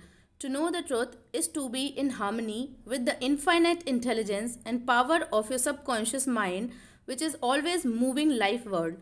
Every thought or action which is not harmonious, whether through ignorance or design, will result in discord and limitation of all kinds. Scientists inform us that you build a new body every 11 months. So you are really only 11 months old from a physical standpoint. If you build defects back into your body by thought of fear, anger, jealousy, and ill will, you have no one to blame but yourself. You are the sum total of your own thought. You can keep from entertaining negative thought and imagery. The way to get rid of darkness is with light. The way to overcome cold is with heat. The way to overcome the negative thought is to substitute the good thought, affirm the good, and bad will vanish. Why it's normal to be healthy, vital, and strong. The average child born into the world is perfectly healthy with all its organs functioning perfectly. This is the normal state, and we should remain healthy, vital, and strong. The instinct of self preservation is the strongest instinct of your nature, and it constitutes a most potent, ever present, and constantly operative truth inherent in your nature. It is therefore obvious that all your thought, ideas, and belief must operate with greater potentiality when they are in harmony with the innate life principle in you, which is forever seeking to preserve and protect you along all lines. It follows from this that normal conditions can be restored with greater ease and certainty that abnormal conditions can be induced. is abnormal to be sick. It is abnormal to be sick. It simply means you are going against the stream of life and thinking negatively. The law of life is the law of growth. All nature testifies to the operation of this law by silently, constantly expressing itself in the law of growth. Where there is growth and expression, there must be life. Where there is life, there must be harmony. And where there is harmony, there is perfect health. If your thought is in harmony with the creative principle of your subconscious mind, you are in tune with the innate principle of harmony. If you entertain thoughts which are not in accordance with the principle of harmony, these thoughts clinch to you, harass you, worry you, and finally bring about disease and, if persisted, in possibly death. In the healing of disease, you must increase the inflow and distribution of the vital forces of your subconscious mind throughout your system. This can be done by eliminating thoughts of fear, worry, anxiety, jealousy, hatred, and every mother destructive thought which tends to tear down and destroy your nerves and glands, body tissues, which controls the elimination of all waste material. Pott's disease cured. In the Nautilus magazine of March 1917, there appears an article about a boy suffering from Pott's disease, a tuberculosis of the spine, who had a remarkable healing.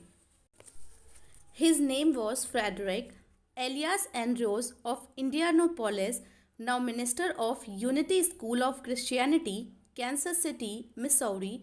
His physician pronounced him incurable.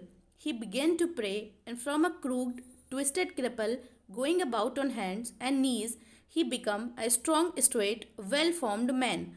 He created his own affirmation mentally, absorbing the qualities he needed. He affirmed over and over again, many times a day, I am whole, perfect, strong, powerful, loving, harmonious, and happy. He preserved and said that this prayer was the last utterance on his lips at night and the first in the morning. He prayed for others also by sending out thoughts of love and health. This attitude of mind and way of prayer returned to him multiplied many times. His faith and perseverance paid off with the big dividends. When thoughts of fear, anger, jealousy, or envy drew his attention, he would immediately start his counteracting force of affirmation going in his mind. His subconscious mind responded according to the nature of his habitual thinking. This is the meaning of the statement in the Bible, go the way the faith hath made thee whole. How faith in your subconscious powers makes you whole. A young man who came to my lectures on the healing power of the subconscious mind had severe eye trouble, which his doctor said necessitated an operation. He said to myself, his subconscious made my eyes and it can heal me.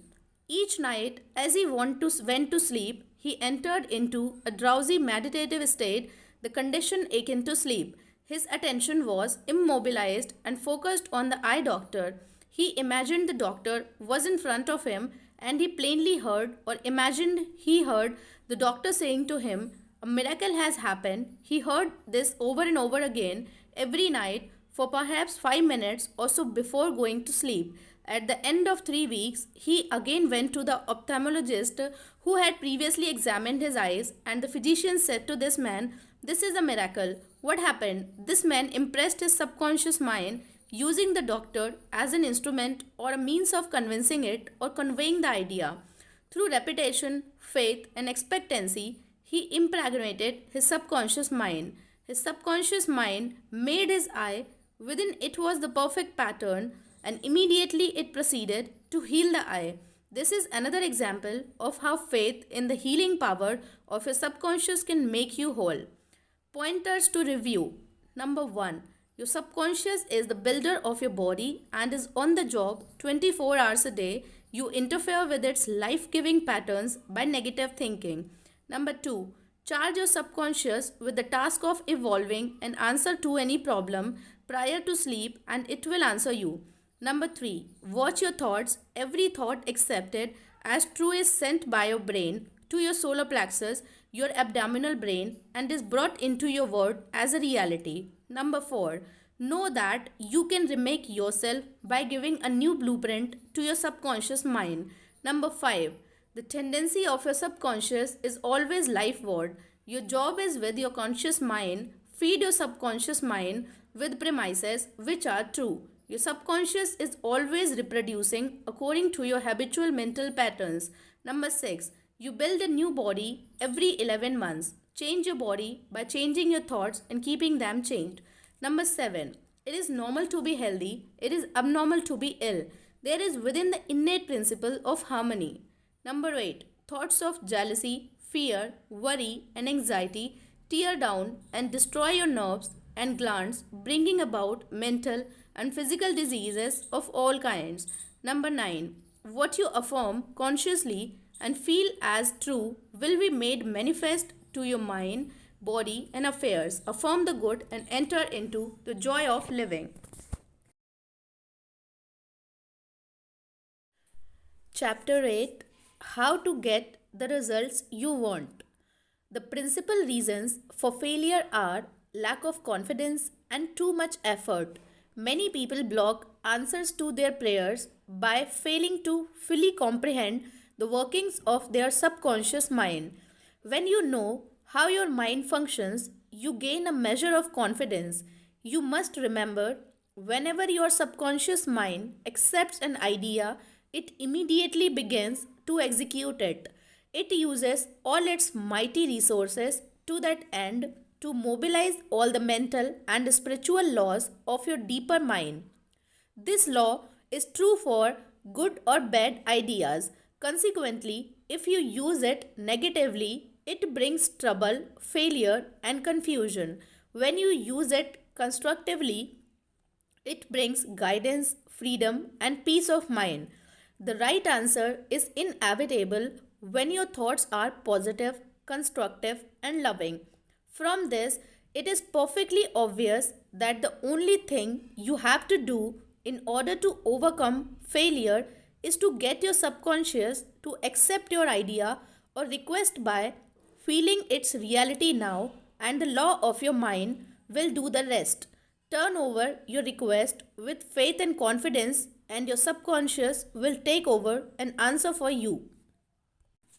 You will always fail to get results by trying to use mental coercion. Your subconscious mind does not respond to coercion, it responds to your faith or conscious mind acceptance. Your failure to get results may also arise from such statements as things are getting worse, I will never get an answer, I see no way out, it is hopeless, I don't know what to do, I am all mixed up. When you use such statements, you get no response or cooperation from your subconscious mind. Like a soldier marking time, you neither go forward nor backward. In other words, you don't get anywhere. If you get into a taxi and give a half dozen different directions to the driver in 5 minutes, he would become hopelessly confused and probably would refuse to take you anywhere. It is the same when working with your subconscious mind.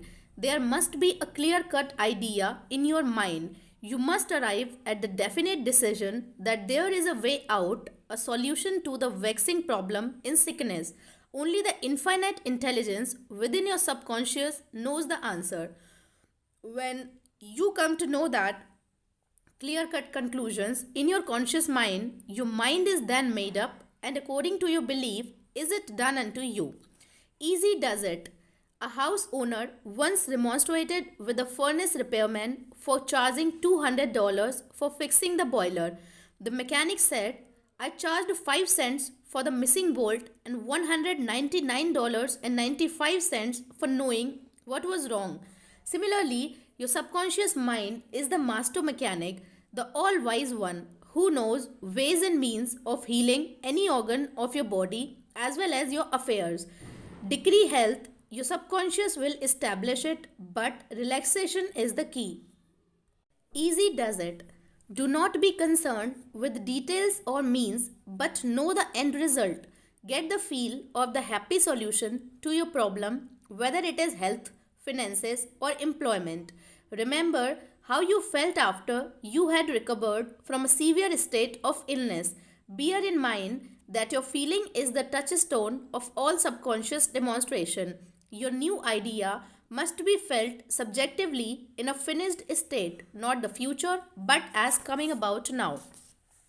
Infer no opponent, use imagination and not willpower.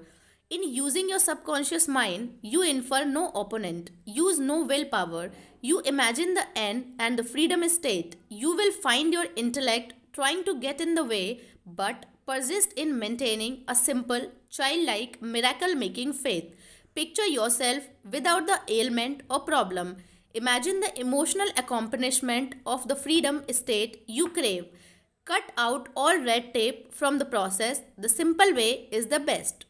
How disciplined imagination works wonders.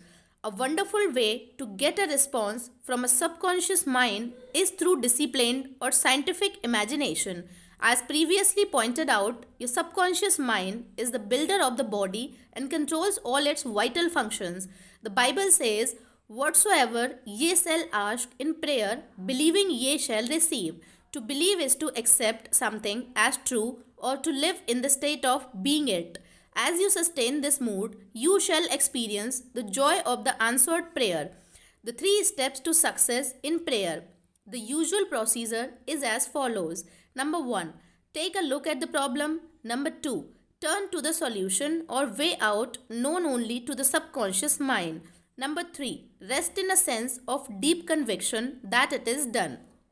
Do not weaken your prayer by saying, "I wish I might be healed. I hope so." Your feeling about the work to be done is the boss. Harmony is yours. Know that health is yours. Become intelligent by becoming a vehicle for the infinite healing power of the subconscious mind. Pass on the idea of health to your subconscious mind to the point of conviction. Then relax, get yourself off your hands. Say to the condition and circumstances, "This too shall pass." Through relaxation, you impress your subconscious mind, enabling the kinetic energy behind the idea to take over and bright it into concrete realization. The law of reversed effort and why you get the opposite of what you pray for. Q, the famous psychologist from France who visited America about 40 years ago, defined the law of reversed effort as follows. When your desires and imagination are in conflict, your imagination invariably gains the day.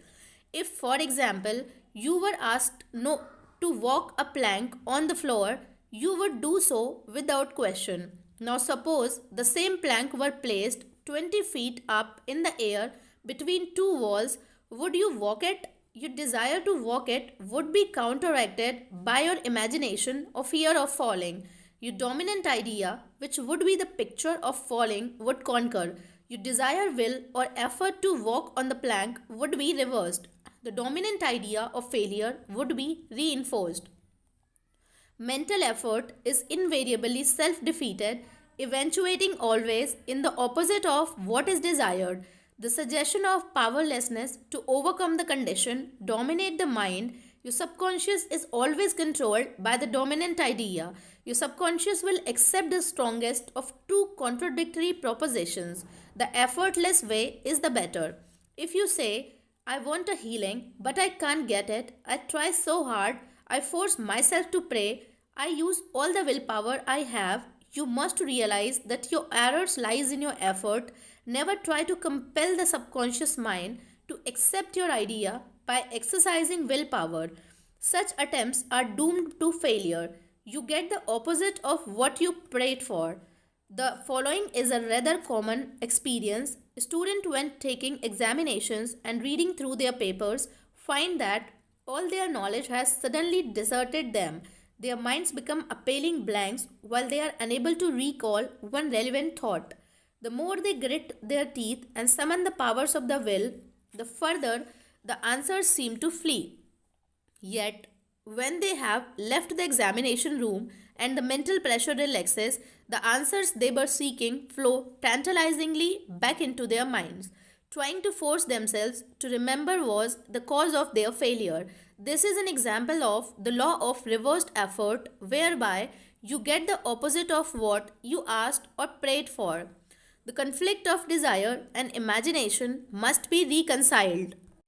To use mental force is to presuppose that there is opposition when your mind is concentrated on the means to overcome a problem. It is no longer concerned with the obstacle.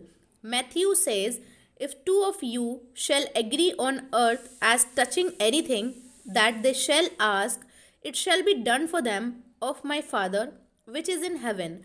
Who are these two? It means the harmonious union or agreement between your conscious and subconscious on any idea, desire, or mental image. When there is no longer any quarrel in either part of your mind, your prayer will be answered. The two agreeing may also be represented as you and your desire, your thought and feeling, your idea and emotion, your desire and imagination. You avoid all conflict between your desires and imagination by entering into a drowsy, sleepy state which brings all effort to a minimum.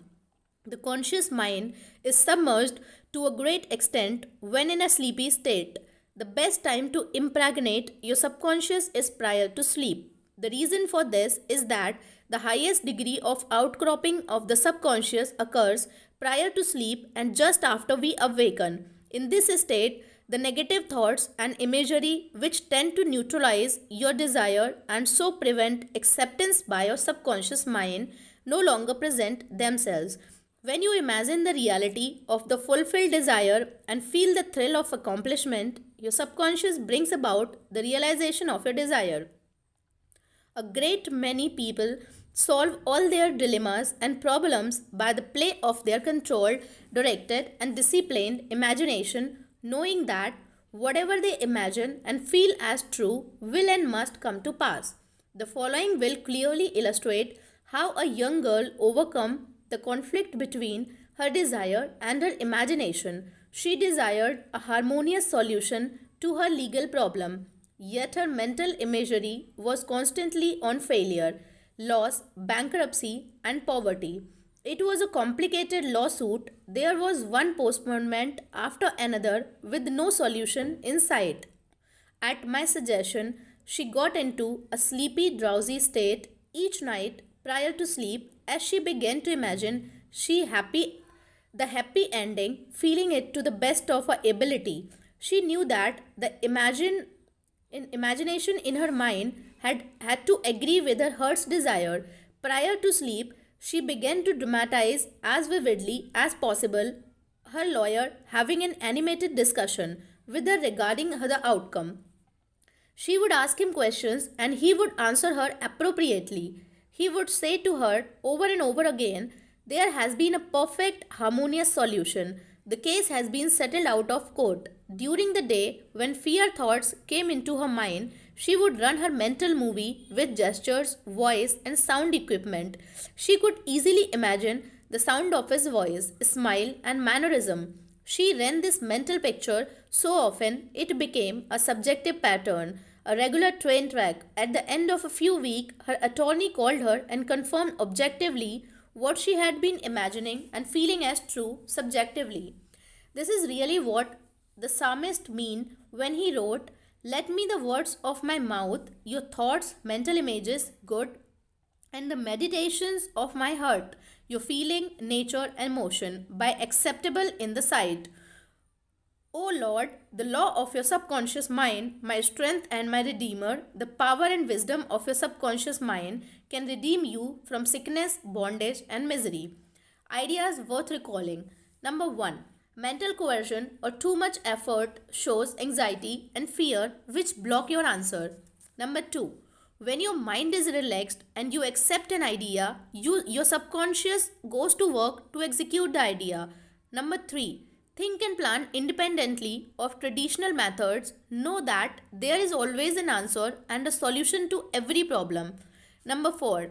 Do not be overly concerned with the beating of your heart, with the breathing of your lungs, or the functions of any part of your anatomy. Lean heavily upon your subconscious and proclaim frequently that divine right action is taking place. Number 5. The feeling of health produces health. The feeling of wealth produces wealth. How do you feel? Number 6. Imagination is your most powerful faculty. Imagine what is lovely and meritorious. You are what you imagine yourself to be. Number 7. You avoid conflict between your conscious and subconscious in the sleepy state. Imagine the fulfillment of your desire over and over again prior to sleep. Sleep in peace and wake in joy.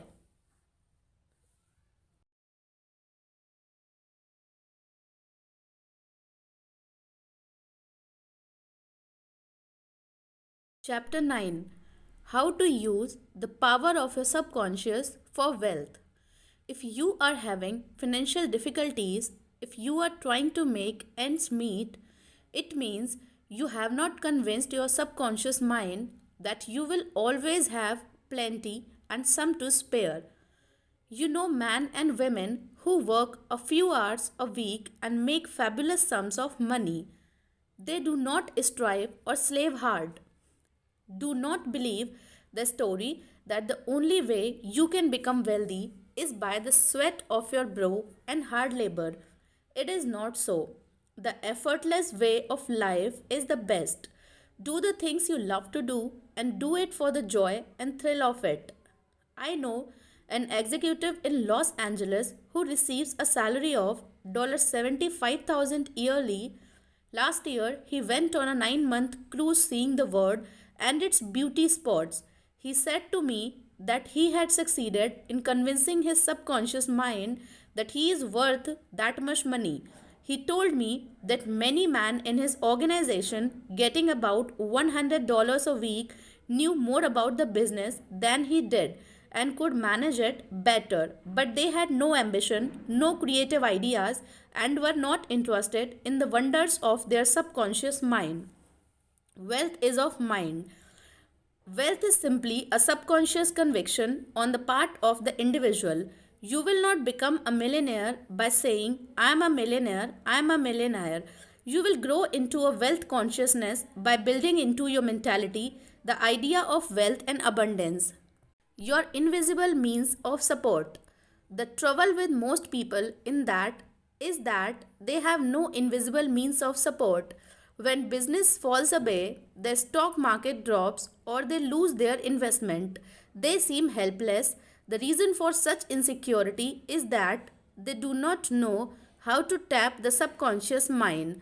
They are unacquainted with the inexhaustible storehouse within. A man with a poverty type mind finds himself in poverty stricken conditions. Another man with a mind filled with ideas of wealth is surrounded with everything he needs. It was never intended that man should lead a life of indigence.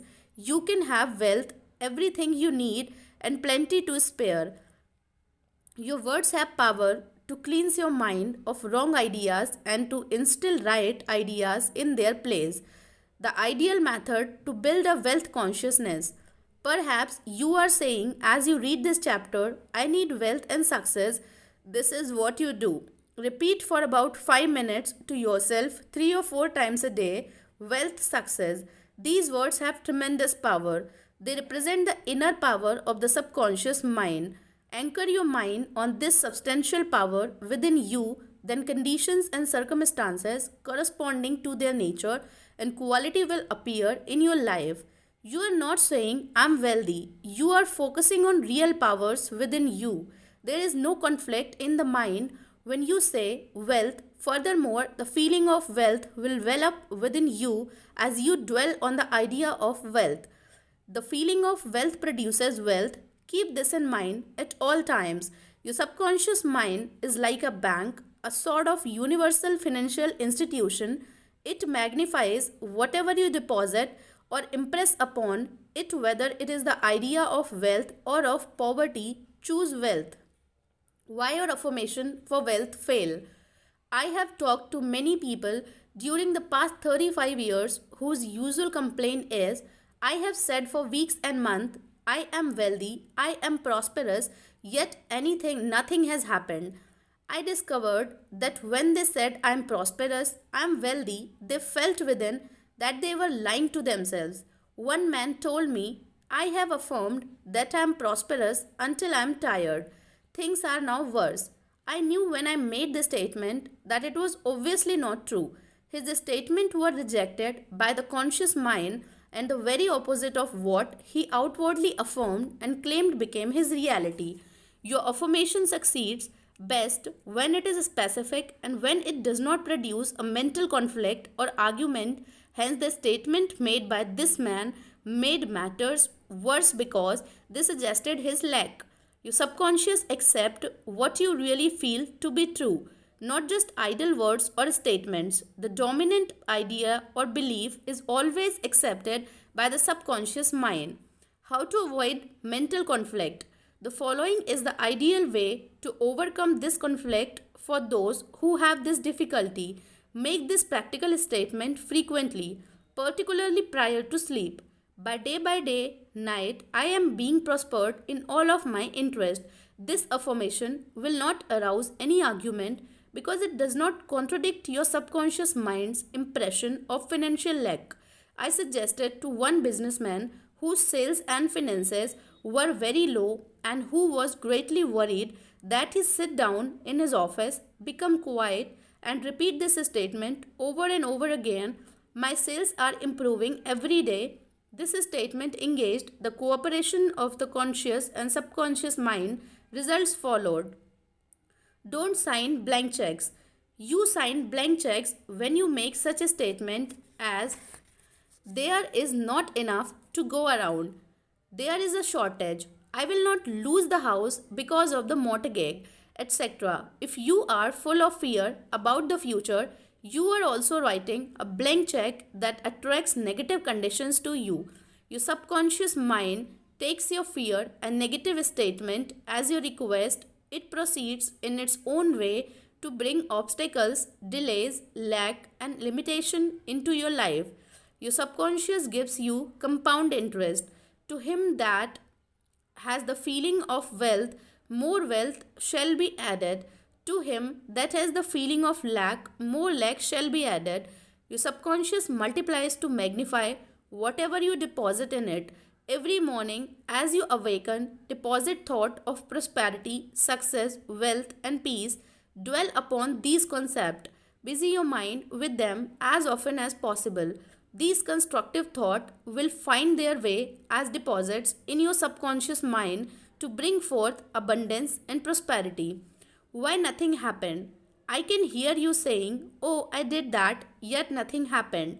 Yet you did not get results because you indulged in fear thought perhaps 10 minutes later, which neutralized the good you had affirmed.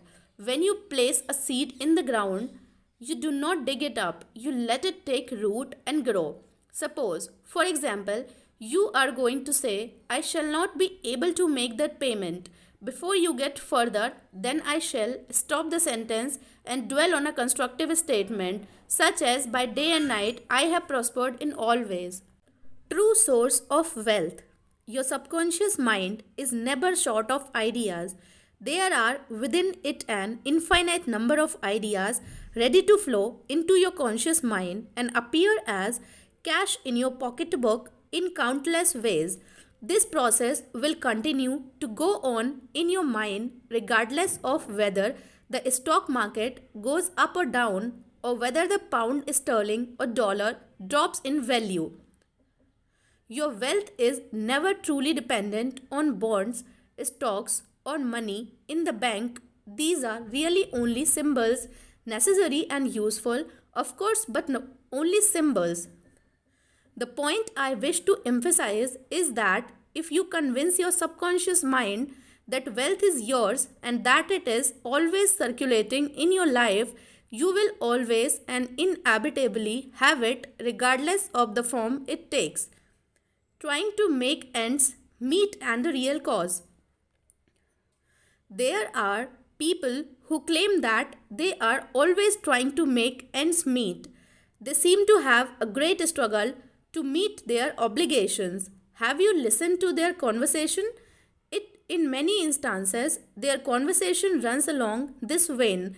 They are constantly condemning those who have succeeded in life and who have raised their heads above the crowd. Perhaps they are saying, "Oh, that fellow has a racket. He is ruthless. He is a crook. This is why they lack.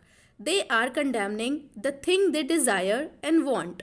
The reason they speak critically of their more prosperous associates is because they are envious and covetous of the other's prosperity. The quickest way to cause wealth to take wings and fly away is to criticize and condemn others who have more wealth than you. A common stumbling block to wealth. There is one emotion which is the cause of the lack of wealth in the lives of many. Most people learn this the hard way. It is envy. For example, if you see a competitor depositing large sums of money in the bank and you have only a meager amount to deposit, does it make you envious? The way to overcome this emotion is to say to yourself, isn't it wonderful? I rejoice in that man's prosperity. I wish for him greater and greater wealth. To entertain envious thoughts is devastating because it places you in a very negative position. Therefore, wealth flows from you instead of to you. If you are ever annoyed or irritated by the prosperity or great wealth of another, claim immediately that you truly wish for him greater wealth in every possible way. This will neutralize the negative thoughts in your mind and cause an ever greater measure of wealth to flow to you by the law of your own subconscious mind, rubbing out a great mental block to wealth. If you are worried and critical about someone whom you claim is making money dishonestly, cease worrying about him. You know such a person is using the law of mind negatively. The law of mind takes care of him. Be careful not to criticize him for the reasons previously indicated. Remember, the block or obstacle to wealth is in your own mind. You can now destroy that mental block. This you may do by getting on mental good terms with everyone. Sleep and grow rich. As you go to sleep at night, practice the following technique. Repeat the word wealth quietly, easily, and feelingly. Do this over and over again, just like a lullaby. Lull yourself to sleep with the one word wealth. You should be amazed at the result. Wealth should flow to you in avalanches of abundance. This is another example of the magic power of a subconscious mind. Serve yourself with the powers of your mind. Number 1. Decide to be wealthy the easy way with the infallible aid of your subconscious mind. Number 2. Trying to accumulate wealth by the sweat of your brow and hard labor is one way to become the richest man in the graveyard. You do not have to strive or slave hard. Number 3. Wealth is a subconscious conviction built into your mentality, the idea of wealth. Number 4. The trouble with most people is that they have no invisible means of support. Number 5. Repeat the word wealth to yourself slowly and quietly for about 5 minutes prior to sleep, and your subconscious will bring wealth to pass in your experience. Number 6. The feeling of wealth produces wealth. Keep this in mind at all times. Number 7. Your conscious and subconscious mind must agree. Your subconscious accept what you really feel to be true. The dominant idea is always accepted by your subconscious mind. The dominant idea should be wealth, not poverty. Number 8. You can overcome any mental conflict regarding wealth by affirming frequently, by day and night, I am being prospered in all of my interest. Number 9. Increase your sales by repeating this statement over and over again. My sales are improving every day. I am advancing, progressing, and getting wealthier every day. Number 10. Stop writing blank checks such as there is not enough to go around or there is a shortage, etc. Such a statement magnify and multiply your loss. Number 11. Deposit thoughts of prosperity, wealth, and success in your subconscious mind, and the latter will give you compound interest. Number 12. What you consciously affirm, you must not mentally deny a few moments later. This will neutralize the good you have affirmed. Number 13. Your true source of wealth consists of the ideas in your mind. You can have an idea worth millions of dollars. Your subconscious will give you the idea you seek. Number 14. Envy and jealousy are stumbling blocks to the flow of wealth. Rejoice in the prosperity of others. Number 15. The block to wealth is in your own mind. Destroy that block now by getting on good mental terms with everyone. Chapter 10. Your right to be rich. It is your right to be rich. You are here to lead the abundant life and be happy, radiant, and free. You should, therefore, have all the money you need to lead a full, happy, and prosperous life. You are here to grow, expand, and unfold spiritually, mentally, and materially.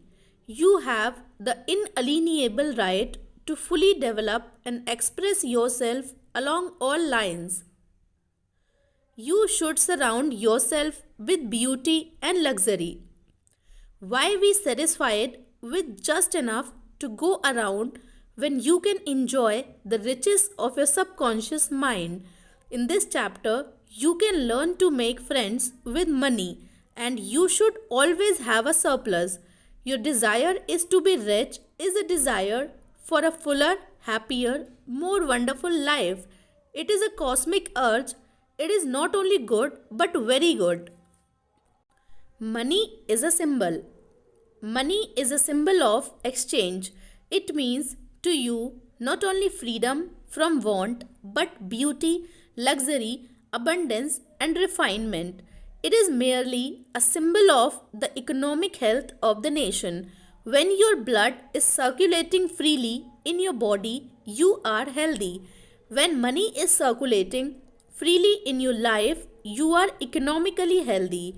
When people begin to hoard money to put it away in tiny boxes and become charged with feet, there is economic illness. Money has taken many forms as a medium of exchange down through the centuries, such as salt, beads, and trinkets of various kinds. In early times, a man's wealth was determined by the number of sheep and oxen he had. Now we use currency and other negotiable instruments, as it is much more convenient to write a check than carry some sheep around with you to pay bills. How to walk the royal roads to riches. Knowledge of the powers of your subconscious mind is the means to the royal road to riches of all kinds, spiritual, mental, or financial. The student of the laws of mind believes as well as knows definitely that regardless of economic situations, stock market fluctuation, depression, strikes, war, other condition or circumstances, he will always be amply supplied regardless of what form money takes. The reason for this is that he has conveyed the idea of wealth to his subconscious mind that keeps him supplied wherever he may go, he may be. He has convinced himself in his mind that money is forever flowing freely in his hand, as also there is always a wonderful surplus. Should there be a financial collapse of government tomorrow and all the men's present holding become valueless, as the German marks did after the First World War, he would still attract wealth and be cared for regardless of the form the new currency took. Why you do not have more money? As you read this chapter, you are probably saying, I am worthy of a higher salary than I am receiving. I believe most people are inadequately compensated. One of the causes many people do not have more money is that they are silently or openly condemning it. They refer to money as filthy lucre, or the love of money is the root of all evil. Another reason they do not prosper is that they have a sneaky subconscious feeling there is some virtue in poverty. This subconscious pattern may be due to early childhood training superstition, or it could be based on a false interpretation of scriptures. Money and a balanced life. One time a man said to me, I am broke. I do not like money. It is the root of all evil. These statements represent a confused neurotic mind. Love of money to the exclusion of everything else will cause you to become lopsided and unbalanced. You are here to use your power or authority wisely. Some men crave power, others crave money. If you set your heart on money exclusively and say, money is all I want, I am going to give all my attention to amassing money, nothing else matters. You can get money and attain a fortune, but you have forgotten that you are here to lead a balanced life. You must also satisfy the hunger for peace of mind, harmony, love, joy, and perfect health. By making money your sole aim, you simply made a wrong choice. You thought that was all you wanted, but you found after all your effort that it was not only the money you needed, you also desired true expression of your hidden talents, true place in life, beauty, and the joy of contributing to the welfare and success of others. By learning the laws of your subconscious mind, you could have $1 million or many millions if you wanted them and still have peace of mind, harmony, perfect health, and perfect expression. Poverty is a mental disease. There is no virtue in poverty. It is a disease like any other mental disease. If you were physically ill, you would think there was something wrong with you. You would seek help and do something about the condition at once. Likewise, if you do not have money constantly circulating in your life, there is something radically wrong with you. The urge of the life principle in you is toward growth, expansion, and the life more abundant. You are not here to live in a hovel, dress in rags, and go hungry. You should be happy, prosperous, and successful. Why you must never criticize money. Cleanse your mind of all weird and superstitious beliefs about money. Do not ever regard money as evil or filthy. If you do, you cause it to take wings and fly away from you. Remember that you lose what you condemn. You cannot attract what you criticize. Getting the right attitude toward money. Here is a simple technique you may use to multiply money in your experience.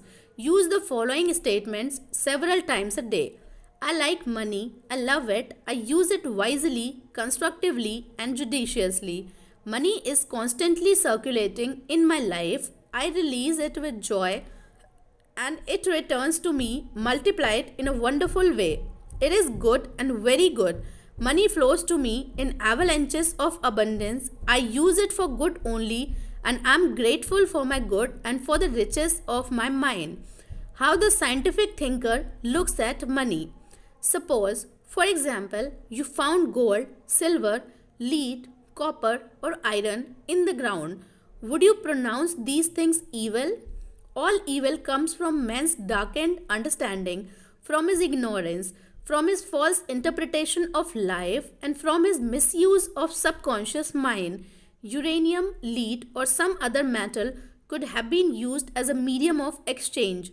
We use paper bills, checks, nickel, and silver. Surely these are not evil. Physicists and chemists know today that the only difference between one metal and another is the number and rate of motion of electrons revolving around a central nucleus.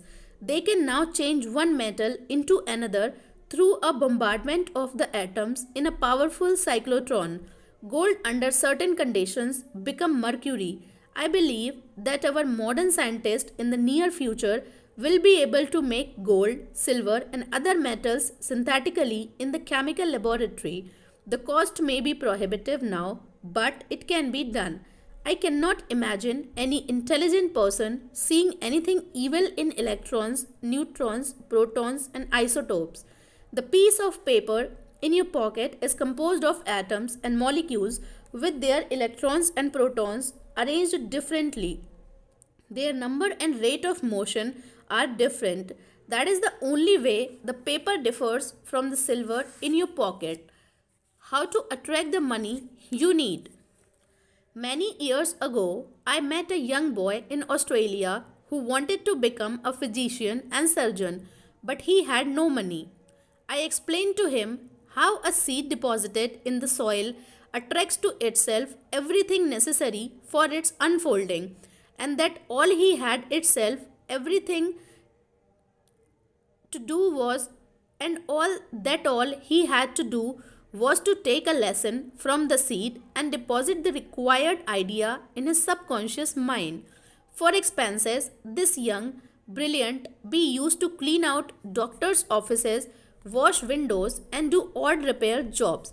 He told me that every night as he went to sleep, he used to picture in his mind's eye a medical diploma on a wall with his name on it in big bold letters. He used to clean and shine the framed diplomas in the medical building where he worked. It was not hard for him to engrave the image of a diploma in his mind and develop it there. Definite results followed as he persisted with his mental picture every night for about 4 months. The sequel of this story was very interesting. One of the doctors took a great liking to this young boy, and after training him in the art of sterilizing instrument, giving hypodermic injections and other miscellaneous first aid work, he employed him as a technical assistant in his office. The doctor later sent him to medical school at his own expense. Today this young man is a prominent medical doctor in Montreal, Canada. He discovered the law of attraction by using his subconscious mind the right way. He operated an age old law which says, having seen the end, you have willed the means to the realization of the end. The end in this case was to become a medical doctor. This young man was able to imagine, see, and feel the reality of being a doctor. He lived with that idea, sustained it, nourished it, and loved it until through his imagination it penetrated the layers of his subconscious mind and became a conviction, thereby attracting to him everything necessary for the fulfillment of his dream. Why some men do not get a raise in pay. If you are working in a large organization and you are silently thinking of and resenting the fact you are underpaid, that you are not appreciated, and that you deserve more money and greater recognition, you are subconsciously severing your ties with that organization. You are setting a law in motion, and the superintendent or manager will say to you, "We have to let you go." Actually, you dismissed yourself. The manager was simply the instrument through which your own negative mental state was confirmed. It was an example of the law of action and reaction. The action was your thought, and the reaction was the response of your subconscious mind. Obstacles and impediments on the pathway to riches. I am sure you have heard men say that that fellow has a racket. He is a racketeer. He is getting money dishonestly. He is a faker. I knew him when he had nothing. He is a crook, a thief, and a swindler. If you analyze the man who talks like that, you discover he is usually in want or suffering from some financial or physical illness. Perhaps his former college friend went up the ladder of success and excelled him. Now he is bitter and envious of their progress. In many instances, this is the cause of his downfall.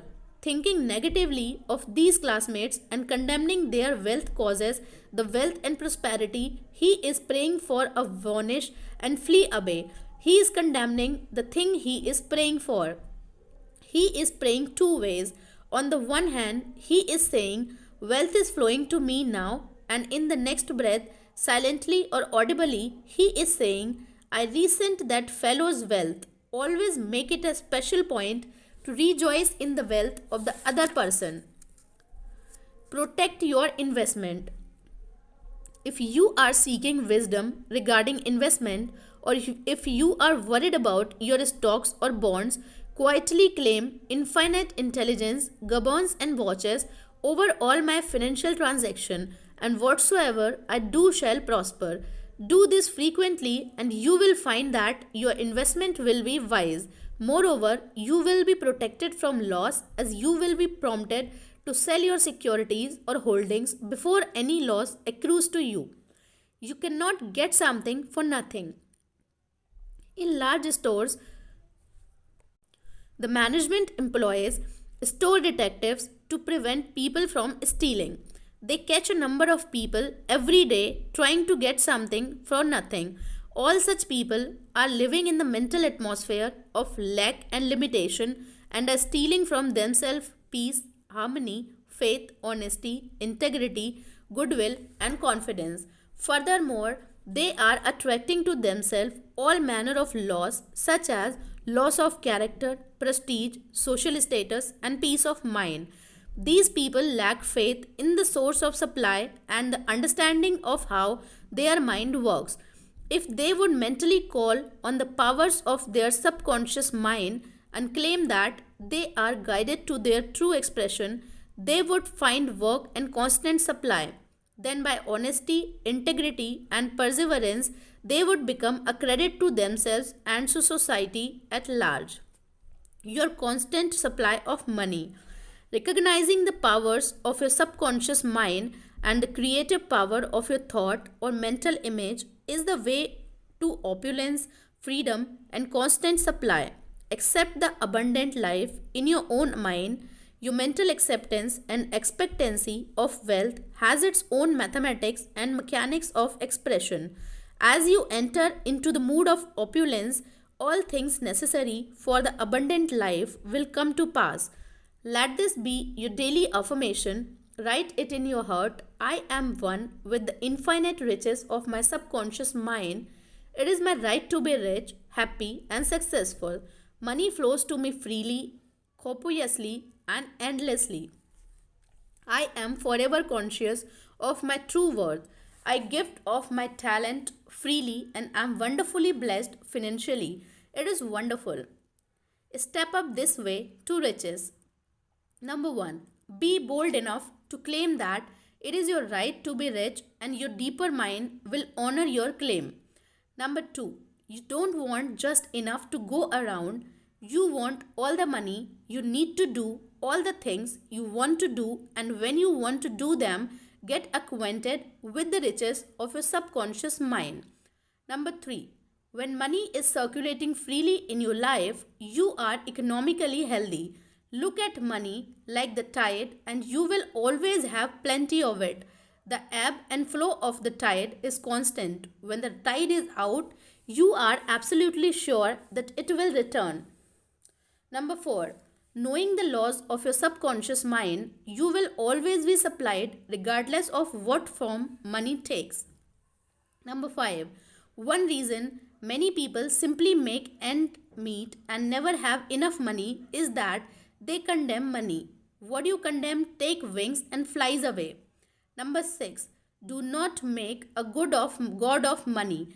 It is only a symbol. Remember that the real riches are in your mind. You are here to lead a balanced life. This includes acquiring all the money you need. Number 7. Don't make money your sole aim. Claim wealth, happiness, peace, true expression, and love to personally radiate love and goodwill to all. Then your subconscious mind will give you compound interest in all these fields of expression. Number 8. There is no virtue in poverty. It is a disease of the mind, and you should heal yourself of this mental conflict or malady at once. Number 9. You are not here to live in a hovel, to dress in a rags, or to go hungry. You are here to lead the life more abundant. Number 10. Never use the terms filthy lucre or I despise money. You lose what you criticize. There is nothing good or bad, but thinking of it, either light makes it so. Number 11. Repeat frequently. I like money. I use it wisely, constructively, and judiciously. I release it with joy and it returns a thousandfold. Number 12. Money is not evil or any more so than copper, lead, tin, or iron, which you may find in the ground. All evil is due to ignorance and misuse of the mind's powers. Number 13. To picture the end result in your mind causes your subconscious to respond and fulfill your mental picture. Number 14. Stop trying to get something for nothing. There is no such thing as a free lunch. You must give to receive. You must give mental attention to your goals, ideals, and enterprises, and your deeper mind will back you up. The key to wealth is application of the laws of the subconscious mind by impregnating it with the idea of wealth. Chapter 11. Your subconscious mind as a partner in success. Success means successful living, a long period of peace, joy, and happiness on this plane may be termed success. The eternal experience of these qualities is the everlasting life spoken by Jesus. The real things of life, such as peace, harmony, integrity, security, and happiness, are intangible.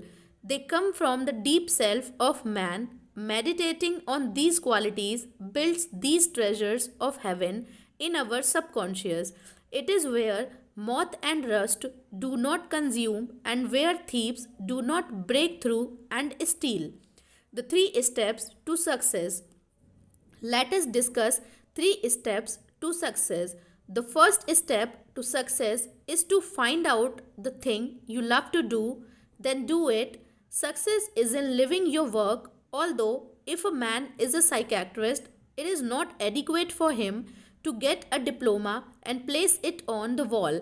He must keep up with the times, attend conventions, and continue studying the mind and its workings. The successful psychiatrist visit clinics and reads the latest scientific articles. In other words, he is informed in the most advanced methods of alleviating human suffering. The successful psychiatrist or doctor must have the interest of his patients at heart. Someone may say, how can I put the first step into operation? I do not know what I should do. In such a case, pray for guidance as follows. The infinite intelligence of my subconscious mind reveals to me my true place of life. Repeat this prayer quietly, positively, and lovingly to your deeper mind. As you persist with faith and confidence, the answer will come to you as a feeling, a hunch, or a tendency in a certain direction. It will come to you clearly and in peace and as an inner silent awareness. The second step to success is to specialize in some particular branch of work and know more about it than anyone else. For example, if a young man chooses chemistry as his profession, he should concentrate on one of the many branches in this field. He should give all of his time and attention to his chosen specialty. He should become sufficiently enthusiastic to try to know all there is available about his field. If possible, he should know more than anyone else. The young man should become ardently interested in his work and should desire to serve the world. He that is greatest among you, let him become your servant. There is a great contrast in this attitude of mind in comparison to that of the man who only wants to make a living or just get by.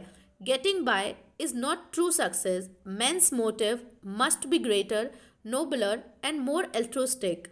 He must serve others, thereby casting his bread upon the waters. The third step is the most important one. You must be sure that the thing you want to do does not resound your success only. Your desire must not be selfish, it must benefit humanity. The path of a complete circuit must be formed. In other words, your idea must go forth with the purpose of blessing or serving the world. It will then come back to you pressed down, shaken together, and running over. If it is to benefit yourself, exclusively, the circle or complete circuit is not formed, and you may experience a short circuit in your life which may consist of limitation or sickness. The measure of true success.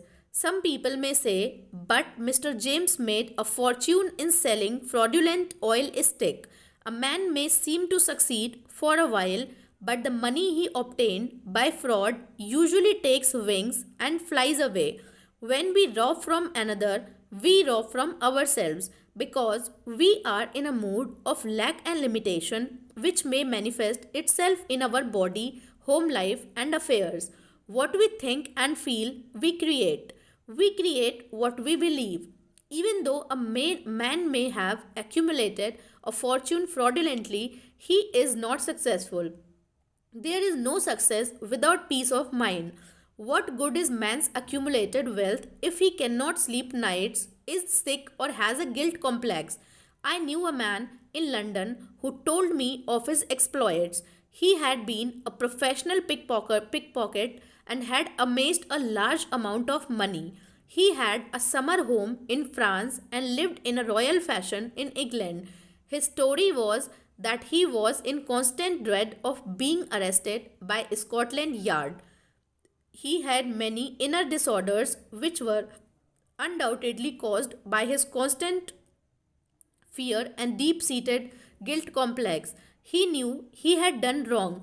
This deep sense of guilt attracted all kinds of trouble to him. Subsequently, he voluntarily surrendered to the police and served a prison sentence.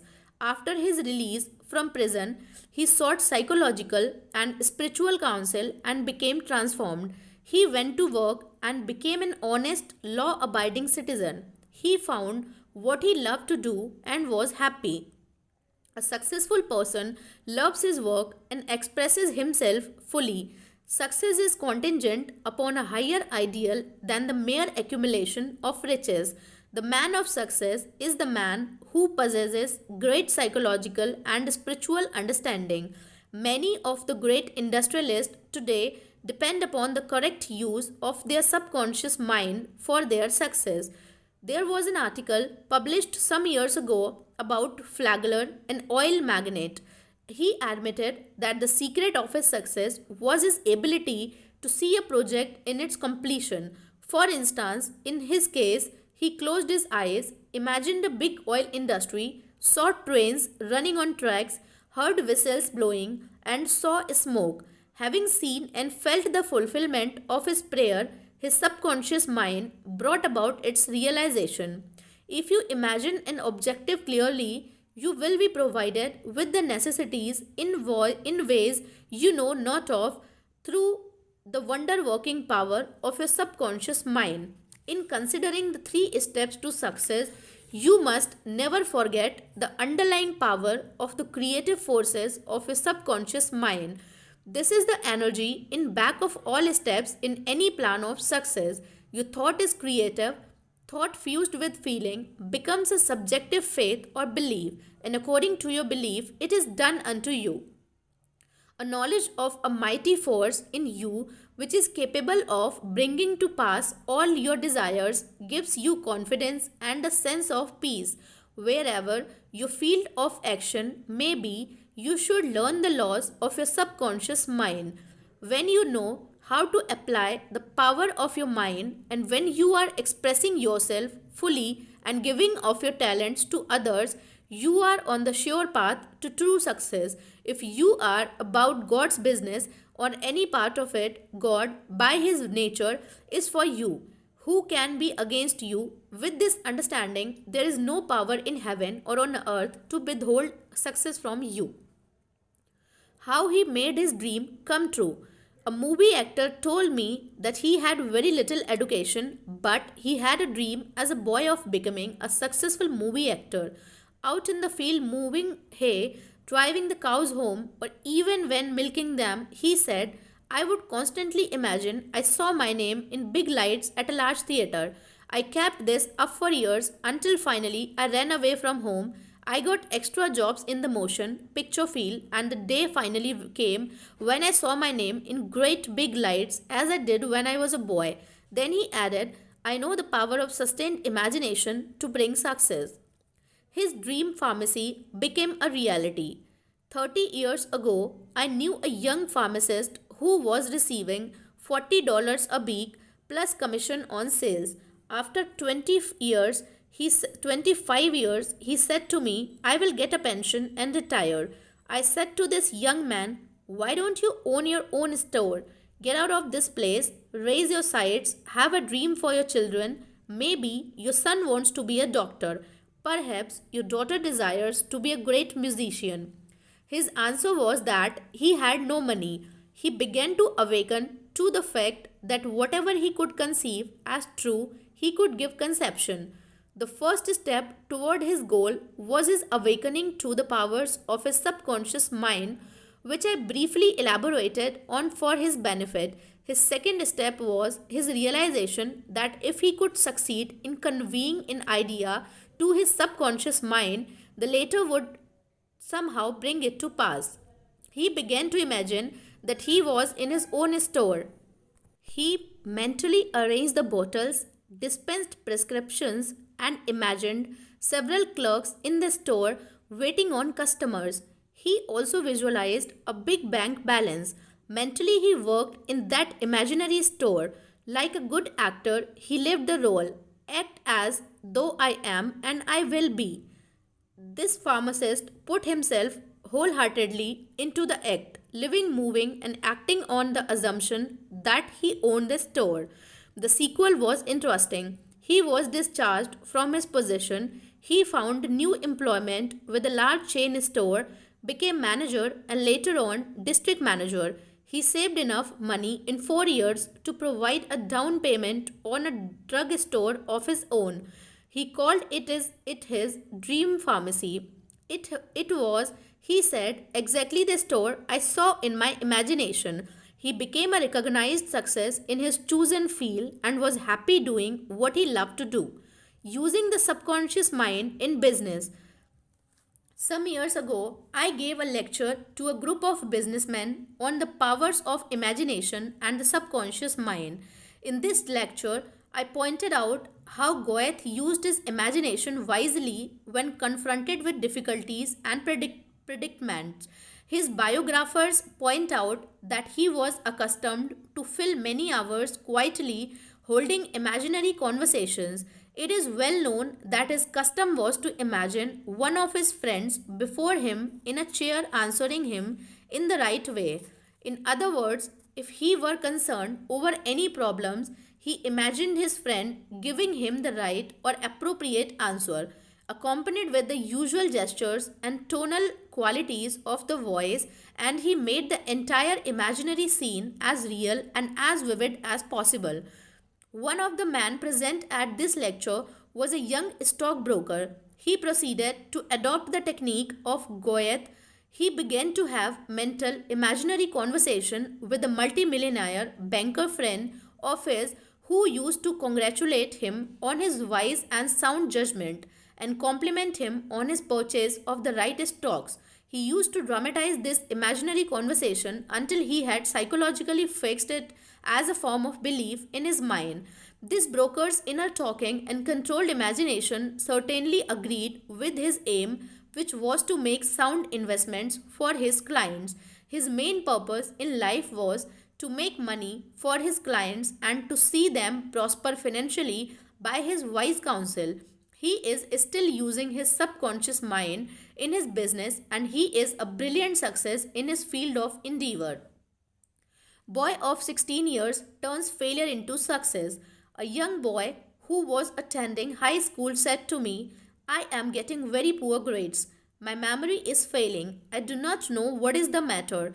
I discovered that the only thing wrong with this boy was his attitude, which was one of indifference and resentment toward some of his teachers and fellow students. I taught him how to use his subconscious mind and how to succeed in his studies. He began to affirm certain truths several times a day, particularly at night prior to sleep, and also in the morning after awakening. These are the best times to impregnate the subconscious mind. He affirmed as follows: I realize that my subconscious mind is a storehouse of memory. It retains everything I read and hear from my teachers. I have a perfect memory, and the infinite intelligence in my subconscious mind constantly reveals to me everything I need to know at all my examinations. Whether written or oral, I radiate love and goodwill to all my teachers and fellow students. I sincerely wish for them success in all good things. This young man is now enjoying a greater freedom than he has ever known. He is now receiving all A's. He constantly imagines the teachers and his mother congratulating him on his success in his studies. How to become successful in buying and selling. In buying and selling, remember that your conscious mind is the starter and your subconscious mind is the motor. You must start the motor to enable it to perform its work. Your conscious mind is the dynamo that awakes the power of your subconscious mind. The first step in conveying your clarified desire, idea, or image is to the deeper mind is to relax, immobilize the attention, get still, and be quiet. This quiet, relaxed, and peaceful attitude of mind prevents extraneous matter and false ideas from interfering with your mental absorption of your ideal. Furthermore, in the quiet, passive, and receptive attitude of mind, effort is reduced to a minimum. The second step is to begin to imagine the reality of that which you desire. For example, you may wish to buy a home and in your relaxed state of mind affirm as follows: the infinite intelligence of my subconscious mind is all wise. It reveals to me now the ideal home, which is central. Ideal is in a lovely environment, meets with all my requirements, and is commensurate with my income. I am now turning this request over to my subconscious mind, and I know it responds according to the nature of my request. I release this request with absolute faith and confidence in the same way that a farmer deposits a seed in the ground, trusting implicitly in the laws of growth.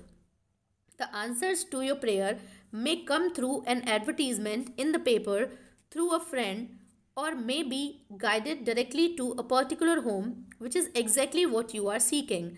There are many ways by which your prayer may be answered.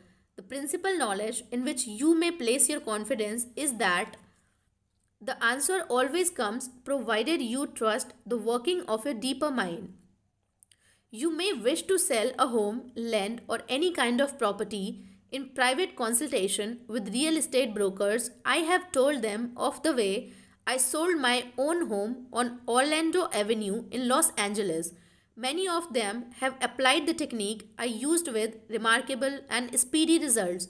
I placed a sign which read, "For sale by owner," in the garden in front of my home. The day after, I said to myself as I was going to sleep, "Supposing you sold your house, what would you do?" I answered my own question and I said I would take that sign down and throw it into the garage. In my imagination, I took hold of the sign, pulled it up from the ground, placed it on my shoulder, went to the garage, threw it on the floor, and said jokingly to the sign, "I don't need you anymore." I felt the inner satisfaction of it all, realizing it was finished. The next day, a man gave me a deposit of $1,000 and said to me, "Take your sign down. We will go into escrow now." Immediately, I pulled the sign up and took it to the garage. The outer action conformed to the inner. There is nothing new about this. As within, so without, meaning according to the image impressed on your subconscious mind. So it is on the objective screen of your life.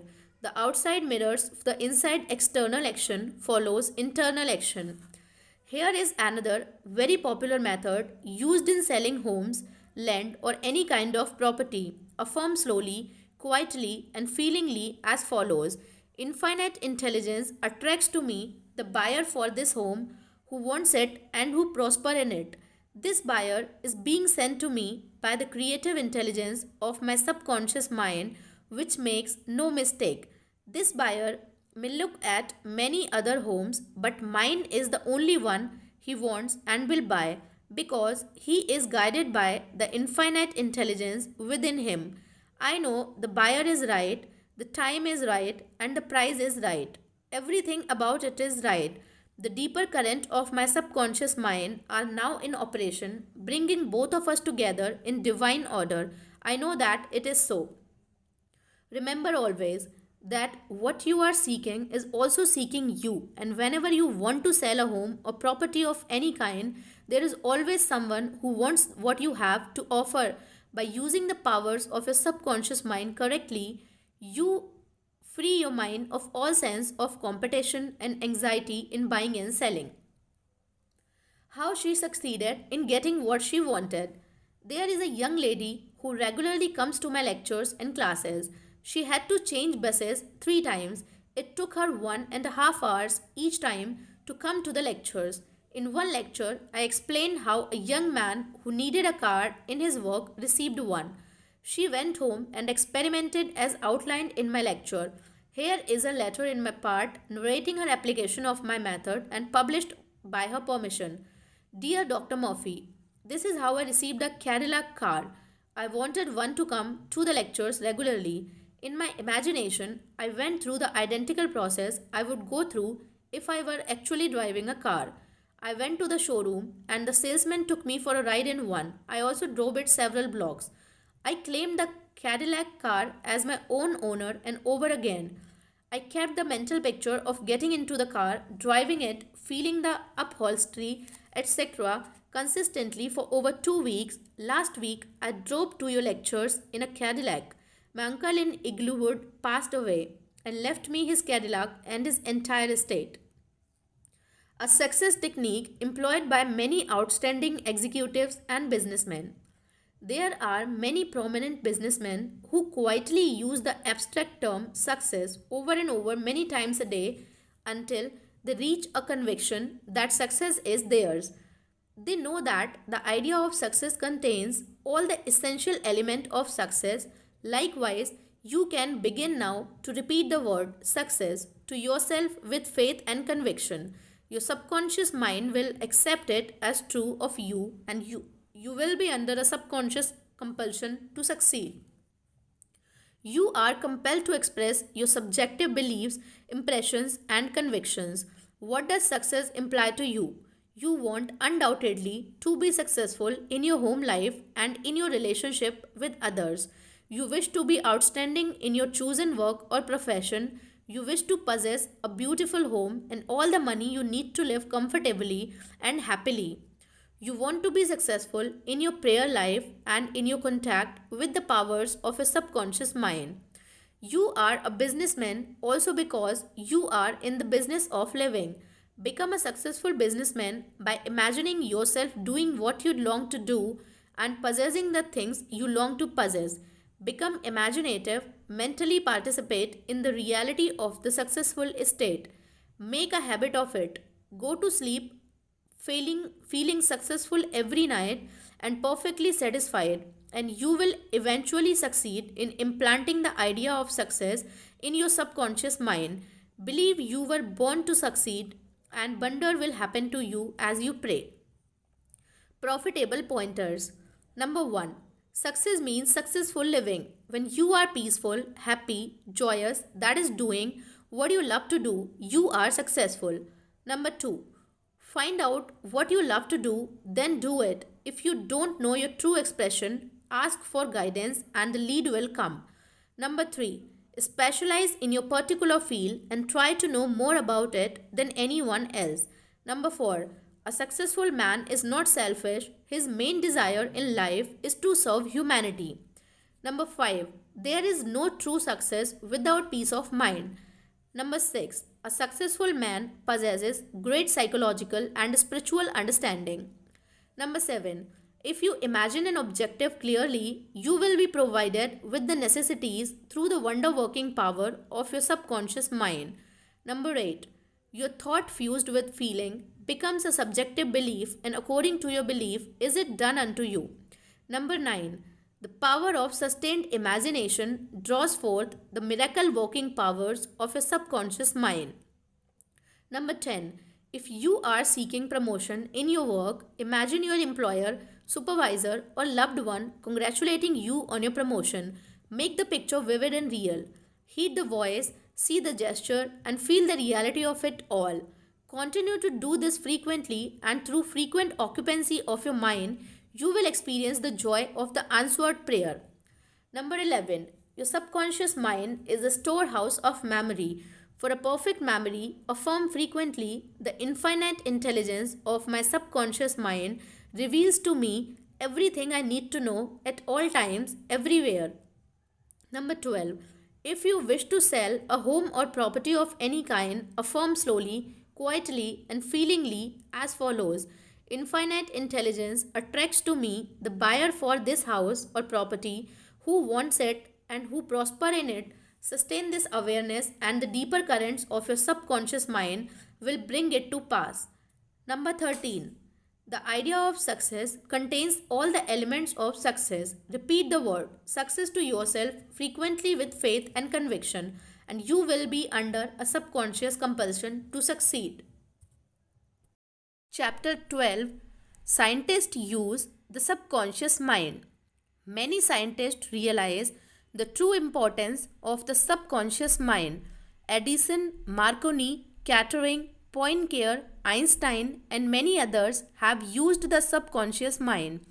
It has given them the insight and the know how for all their great achievements in modern science and industry.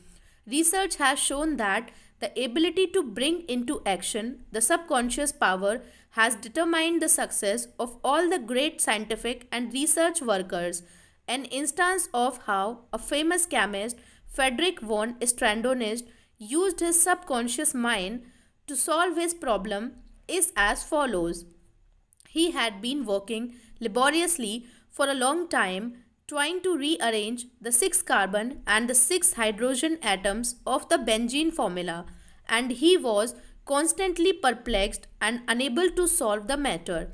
Tired and exhausted, he turned the request over completely to his subconscious mind. Shortly afterward, as he was about to board a London bus, his subconscious presented his conscious mind with a sudden flash of a snake biting its own tail and turning around like a pinwheel.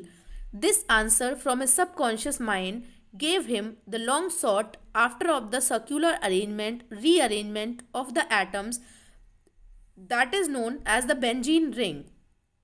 How a distinguished scientist brought forth his inventions.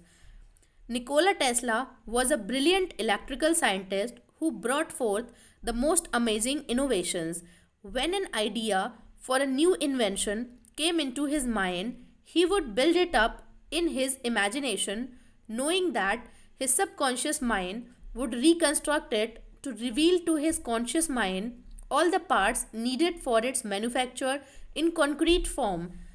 Through quietly contemplating every possible improvement, he spent no time in correcting defects and was able to give the technicians the perfect product of his mind.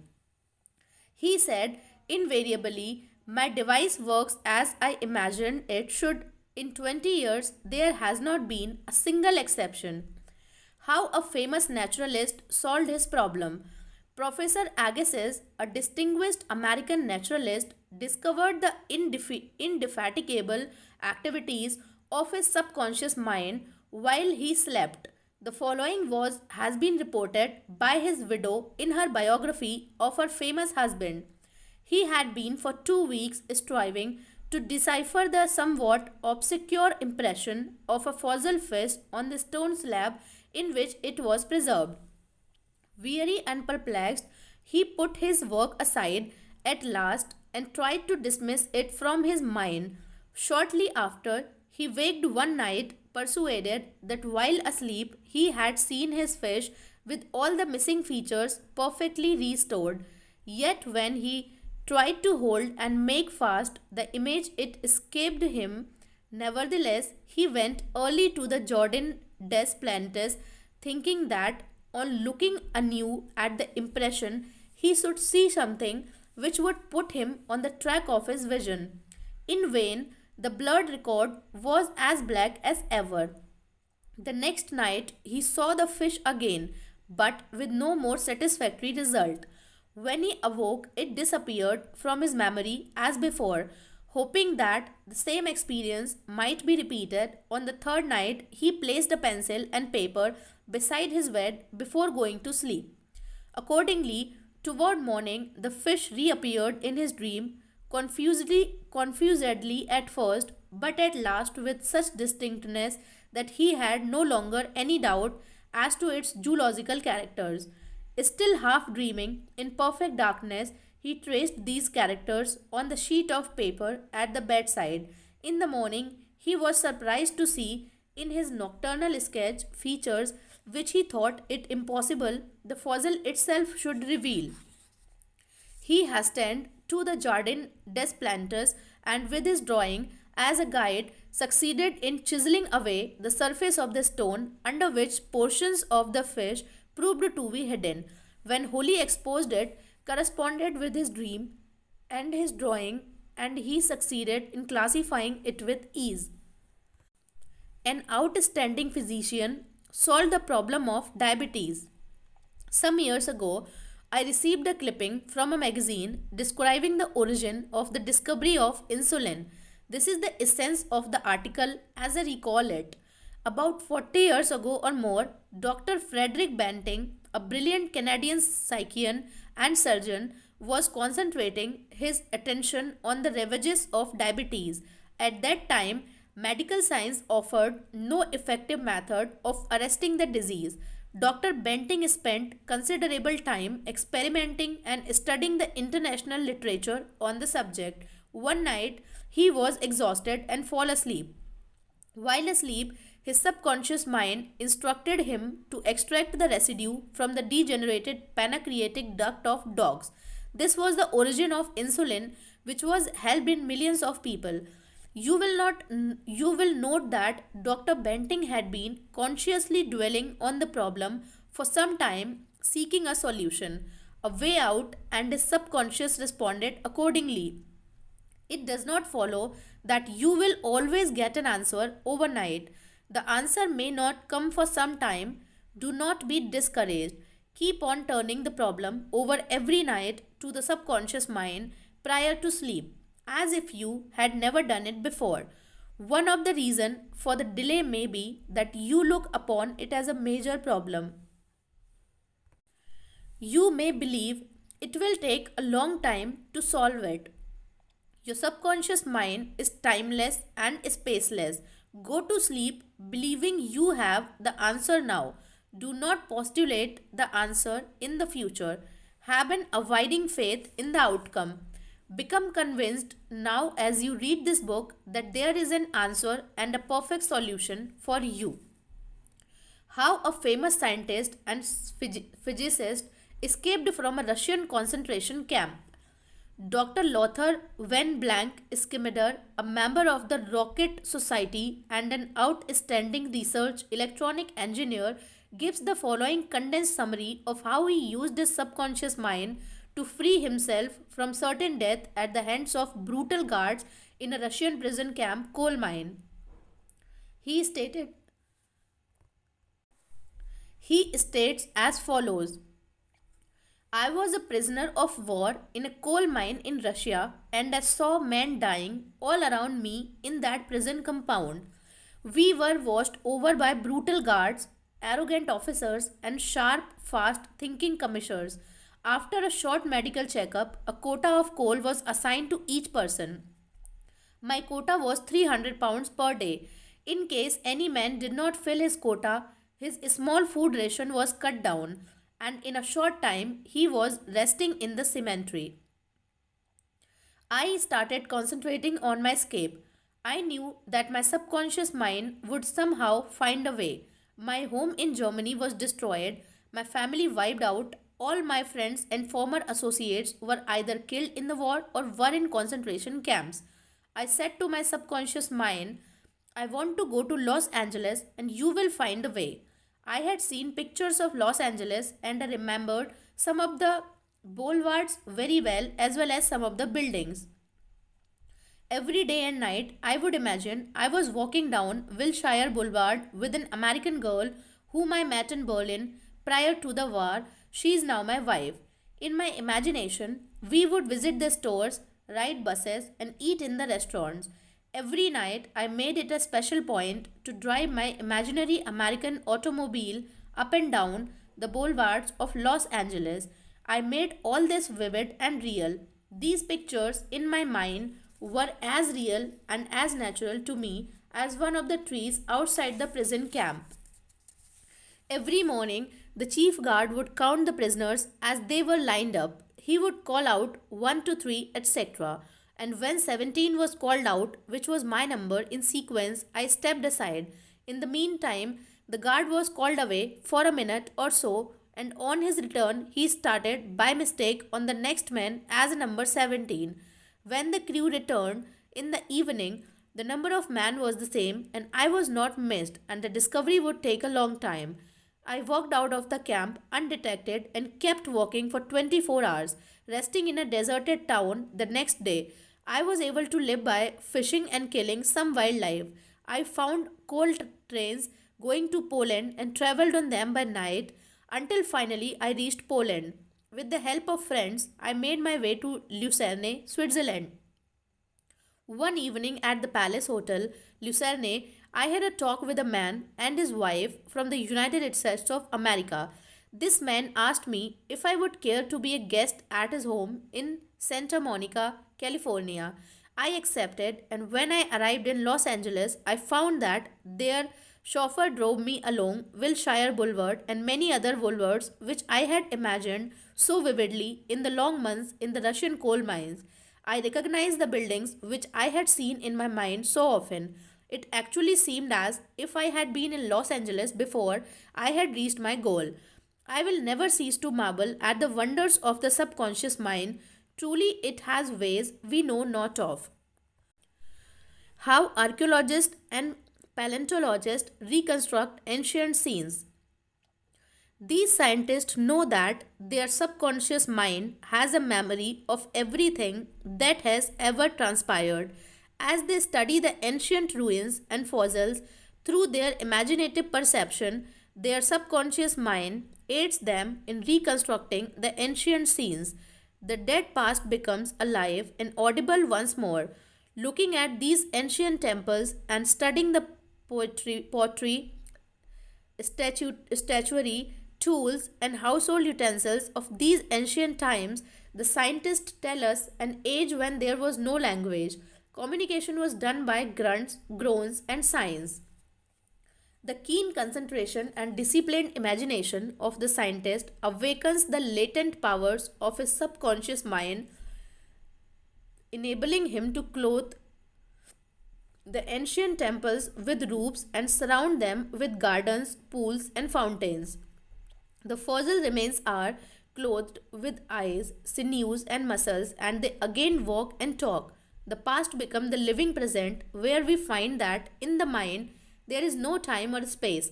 Through disciplined, controlled, and directed imagination, you can be a companion of the most scientific and inspired thinkers of all time. How to receive guidance from your subconscious. When you have what you term a difficult decision to make, or when you fail to see the solution to your problem, begin at once to think constructively about it. If you are fearful and worried, you are not really thinking. True thinking is free from fear. Here is a simple technique you can use to receive guidance on any subject. Quiet the mind and still the body. Tell the body to relax. It has to obey you. It has no volition, initiative, or self conscious intelligence. Your body is an emotional disk which records your beliefs and impression. Mobilize your attention, focus your thought on the solution to your problem. Try to solve it with your conscious mind.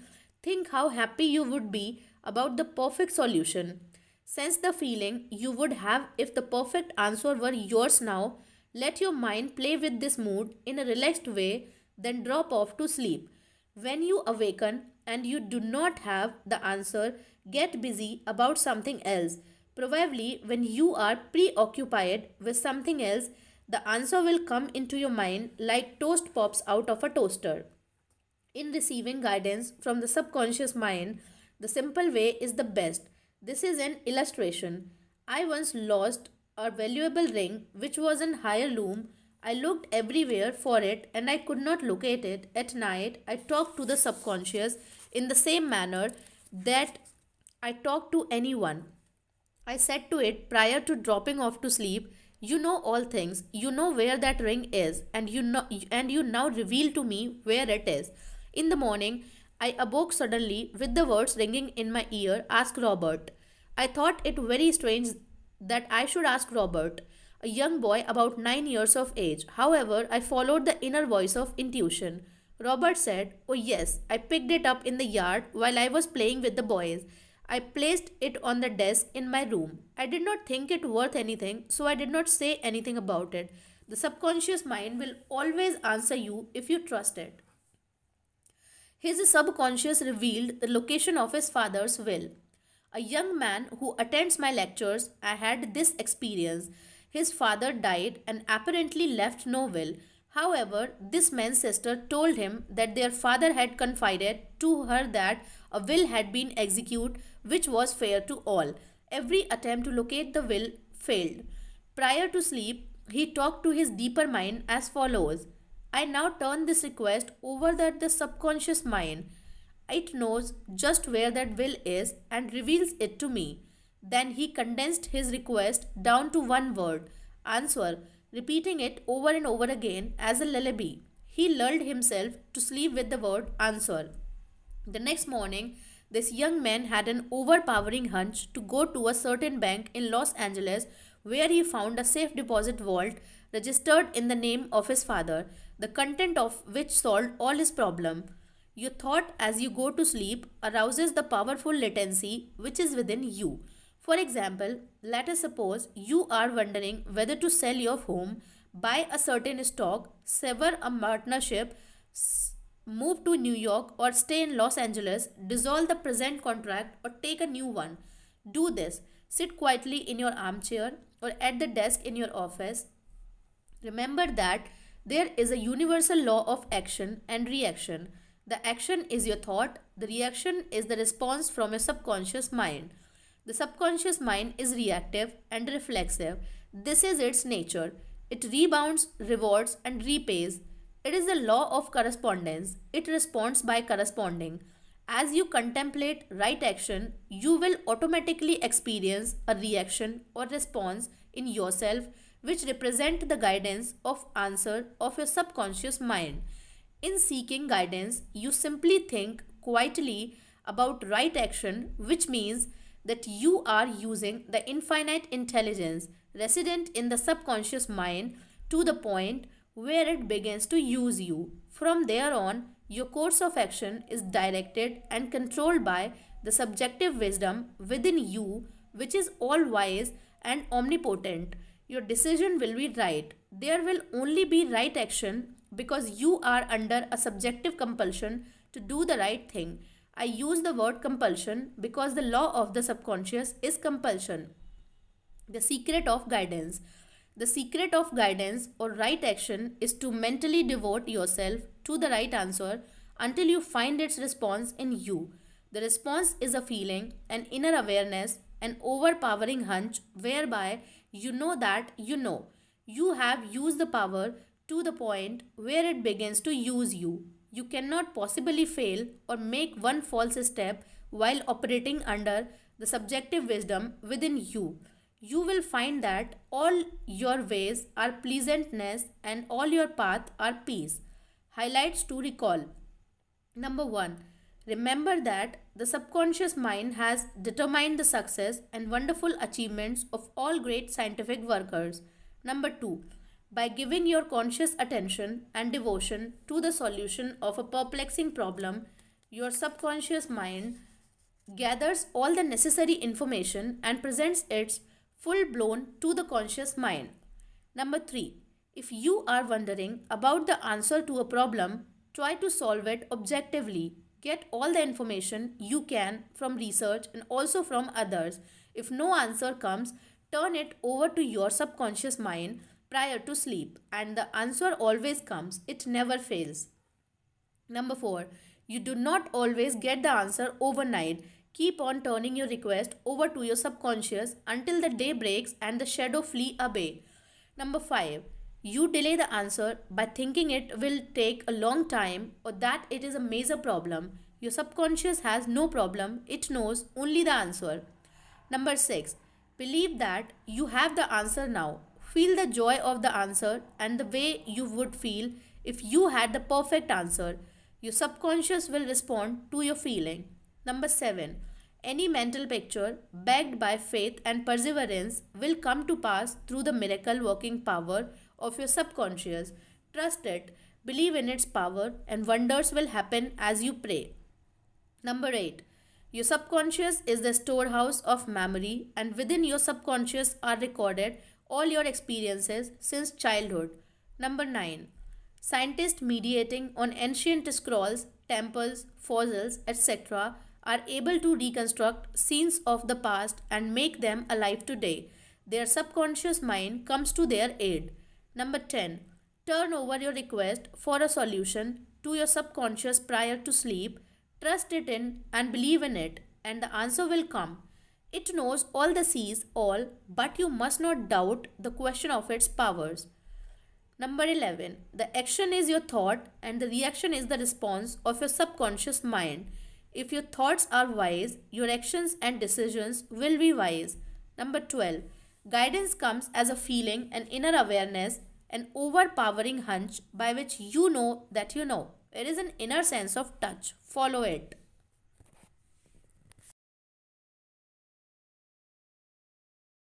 13. Your subconscious and the wonders of sleep. You spend about 8 out of every 24 hours or one third of your entire life in sleep. This is an inexhaustible law of life. This also applies to the animal and vegetable kingdoms. Sleep is a divine law, and many answers to our problems come to us when we are sound asleep upon the bed. Many people have advocated the theory that you get tired during the day, that you go to sleep to rest the body, and that a reparative process takes place while you sleep. Nothing rests in sleep. Your heart, lungs, and all your vital organ functions while you asleep. If you eat prior to sleep, the food is digested and assimilated. Also, your skin secretes perspiration, and your nails and hair continue to grow. Your subconscious mind never rests or sleeps. It is always active, controlling all your vital forces. The healing process takes place more rapidly while you are asleep, as there is no interference from your conscious mind. Remarkable answers are given to you while you are asleep. Why be sleep? Dr. John Bigelow, a famous research authority on sleep, demonstrated that at night, while asleep, you receive impressions showing that the nerves of the eyes, ears, nose, and taste buds are active during sleep, and also that the nerves of your brain are quite active. He says that the main reason we sleep is because the nobler part of the soul is united by abstraction to our higher nature and becomes a participant in the wisdom and foreknowledge of the gods. Dr. Bigelow states also, the results of my studies have not only strengthened my convictions that the supposed exemption from customary toils and activities was not the final purpose of sleep, but have also made clearer to my mind the conviction that no part of a man's life deserves to be considered more indispensable to its symmetrical and perfect spiritual development than the while he is separated from the phenomenal world in sleep. Prayer, a form of sleep. Your conscious mind gets involved with vexations, strife, and contentions of the day, and it is very necessary to withdraw periodically from sense, evidence, and the objective world and commune silently with the inner wisdom of your subconscious mind. By claiming guidance, strength, and greater intelligence in all phases of your life, you will be enabled to overcome all difficulties and solve your daily problems. This regular withdrawal from sense evidence and the noise and confusion of everyday living is also a form of sleep, that is, you become asleep to the word of the senses and alive to the wisdom and power of your subconscious mind. Startling effect of sleep deprivation. Lack of sleep can cause you to become irritable, moody, and depressed. Dr. George Stevenson of the National Association for Mental Health says, I believe it can safely be said that all human beings need a minimum of 6 hours sleep to be healthy. Most people need more. Those who think they can get along on less are fooling themselves. Medical research scholars investigating sleep processes and deprivation of sleep point out that severe insomnia has preceded psychotic breakdown in some instances. Remember, you are spiritually recharged during sleep, and adequate sleep is essential to produce joy and vitality in life. You need more sleep. Robert O'Brien, in an article, Maybe You Need More Sleep, in an issue of the Reader's Digest, reports the following experiment on sleep. For the last 3 years, experiments have been in progress at Walter Reed Army Institute of Research in Washington, D.C. Subjects, more than 100 military and civilian volunteers have been kept awake for as long as 4 days. Thousands of tests have measured the effect on their behavior and personality. Results of these tests have given scientists astonishingly new insights into the mysteries of sleep. They now know that the tired brain apparently craves sleep so hungrily that it will sacrifice anything to get it. After only a few hours of sleep loss, fleeting stolen naps called lapses or microsleep occurred at the rate of 3 or 4 an hour. As in real sleep, eyelids drooped, heartbeat slowed, each lapse lasted just a fraction of a second. Sometimes the lapses were periods of blankness, sometimes they were filled with images, wisp of dreams. As hours of sleep loss mounted, the lapses took place more often and lasted longer, perhaps 2 or 3 seconds.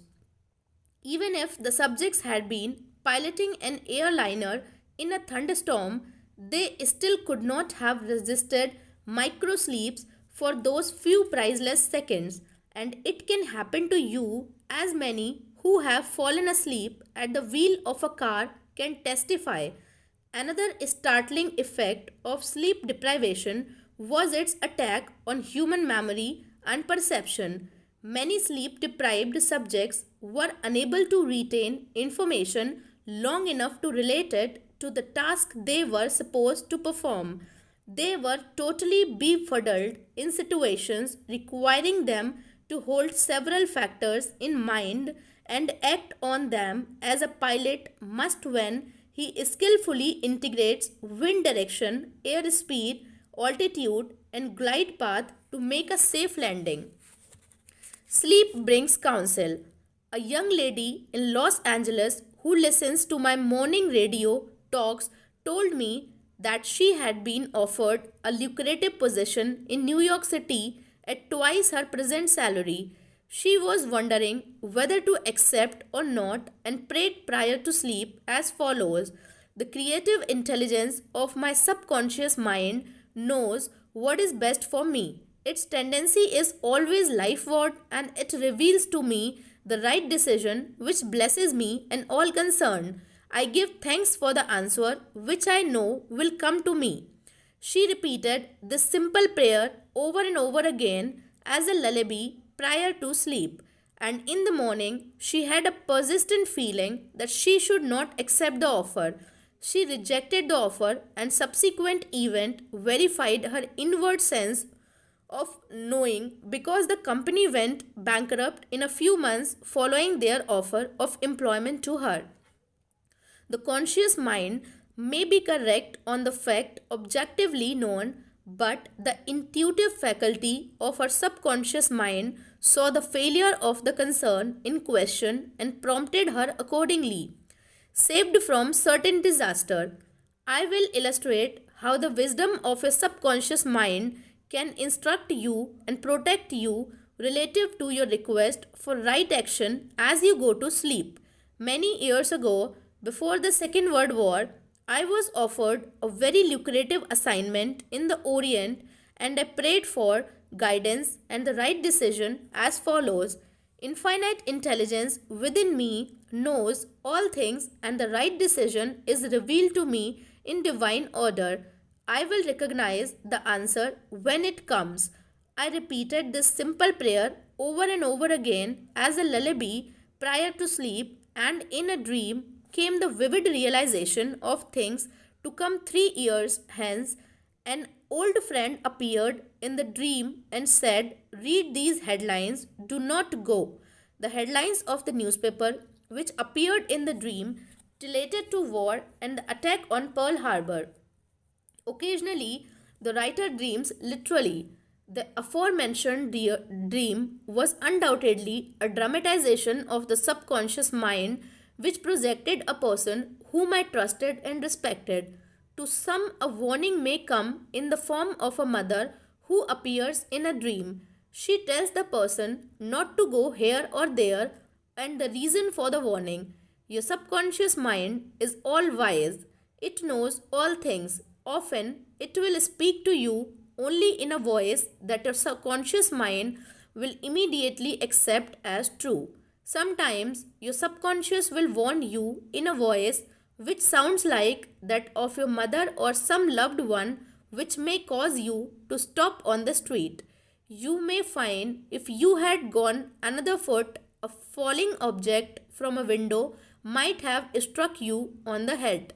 My subconscious mind is one with the universal subconscious, and it knew the Japanese were planning a war, and it also knew when the war would start. Dr. Ryan, director of the Department of Psychology at Duke University, has gathered together a vast amount of evidence showing that a great number of people all over the world see events before they happen, and in many instances are therefore able to avoid the tragic event which was foreseen vividly in a dream. The dream which I had showed clearly the headlines in the New York Times about 3 years prior to the tragedy of Pearl Harbor. In consequences of this dream, I immediately cancelled the trip as I felt a subconscious compulsion to do so. 3 years later, the Second World War proved the truth of the inner voice of intuition. Your future is in your subconscious mind. Remember that the future, the result of your habitual thinking, is already in your mind except when you change it through prayer. The future of a country, likewise, is in the collective subconscious of the people of that nation. There is nothing strange in the dream I had wherein I saw the headlines of a New York newspapers long before the war began. The war had already taken place in mine, and all the plans of attack were already engraved on that great recording instrument, the subconscious mind or collective unconscious of the universal mind.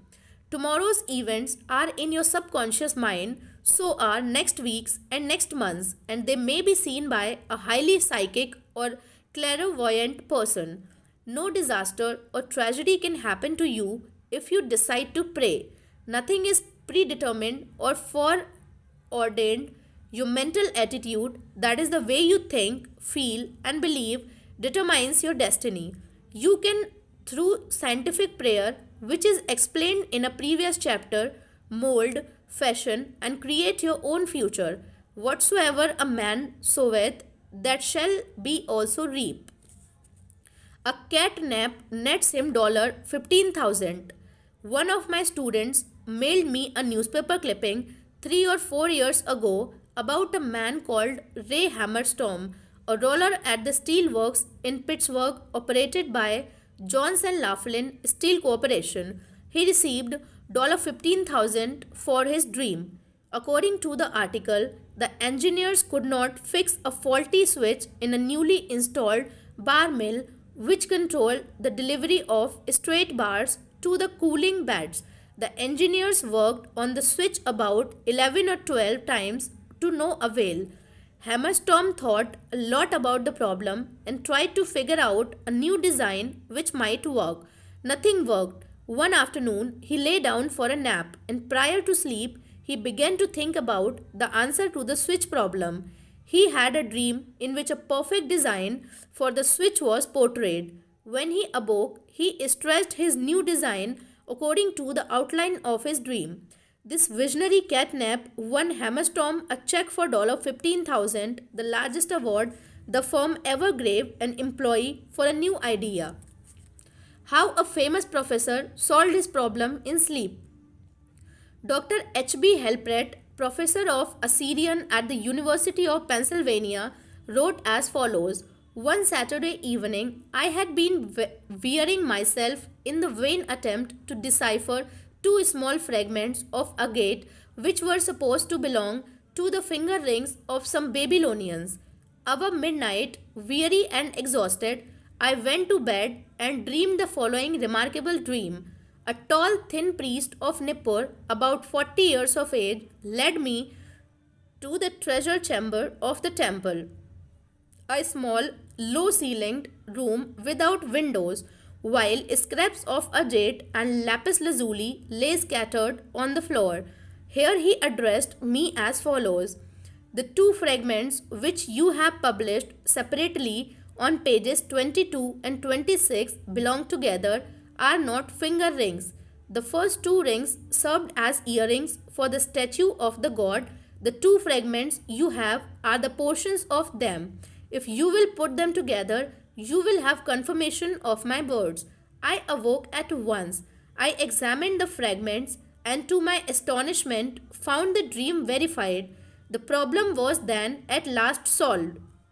This demonstrates clearly the creative manifestation of his subconscious mind, which knew the answer to all his problems. How the subconscious worked for a famous writer while he slept. Robert Louis Stevenson, in one of his books, Across the Plain, devotes a whole chapter to dreams. He was a vivid dreamer and had the persistent habit of giving specific instructions to his subconscious every night prior to sleep. He would request his subconscious to evolve stories for him while he slept.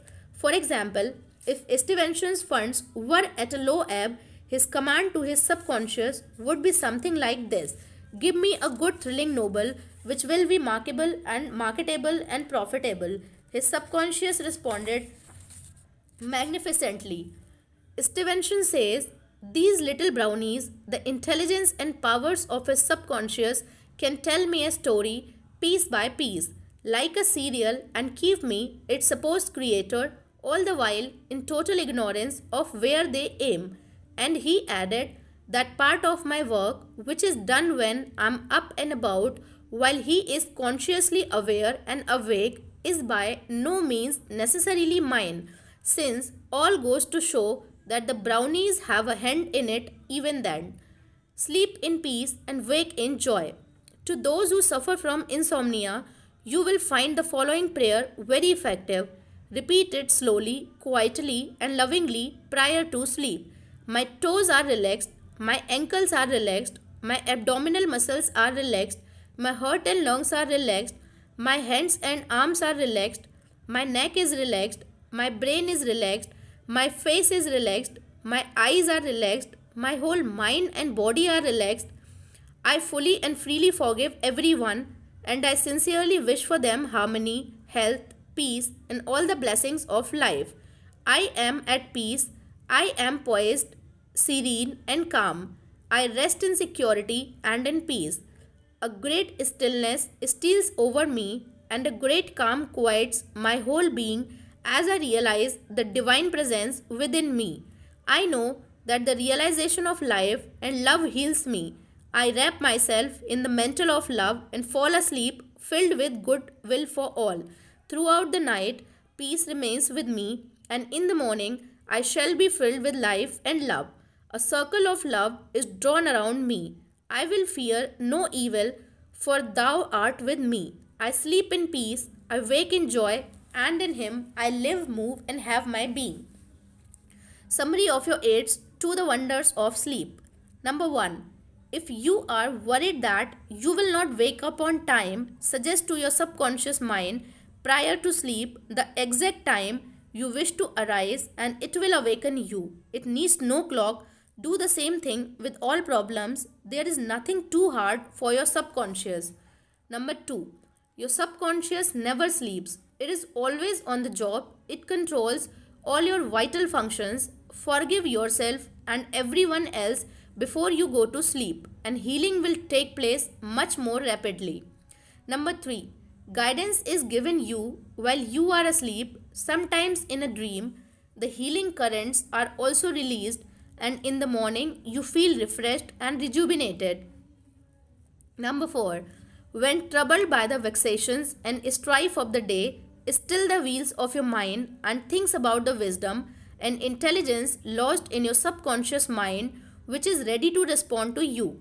This will give you peace, strength, and confidence. Number 5. Sleep is essential for peace of mind and health of body. Lack of sleep can cause irritation, depression, and mental disorders. You need 8 hours sleep. Number 6. Medical research scholars point out that insomnia precedes psychotic breakdowns. Number 7. You are spiritually recharged during sleep. Adequate sleep is essential for joy and vitality in life. Number 8. Your tired brain craves sleep so hungrily that it will sacrifice anything to get it. Many who have fallen asleep at the wheel of an automobile can testify to this. Number 9. Many sleep deprived people have poor memories and lack proper coordination. They become befuddled, confused, and disoriented. Number 10. Sleep brings counsel. Prior to sleep, claim that the infinite intelligence of your subconscious mind is guiding and directing you. Then watch for the lead which comes perhaps on awakening. Number 11. Trust your subconscious completely. Know that its tendency is always lifeward. Occasionally, your subconscious answers you in a very vivid dream and a vision in the night. You can be forewarned in a dream in the same way as the author of this book was warned. Number 12.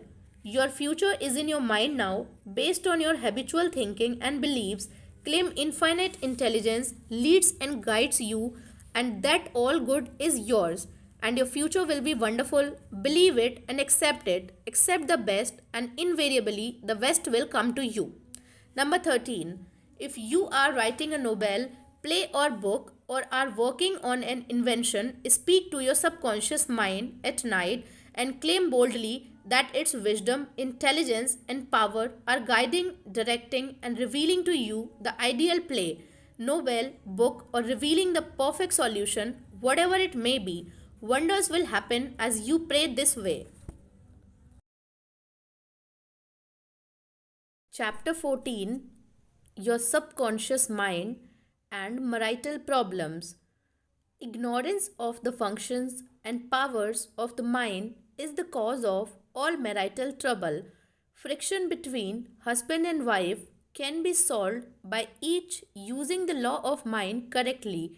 By praying together, they stay together. The contemplation of divine ideals, the study of the laws of life, the mutual agreement on a common purpose and plan, and the enjoyment of personal freedom bring about that harmonious marriage, that wedded bliss, that sense of oneness where the two become one.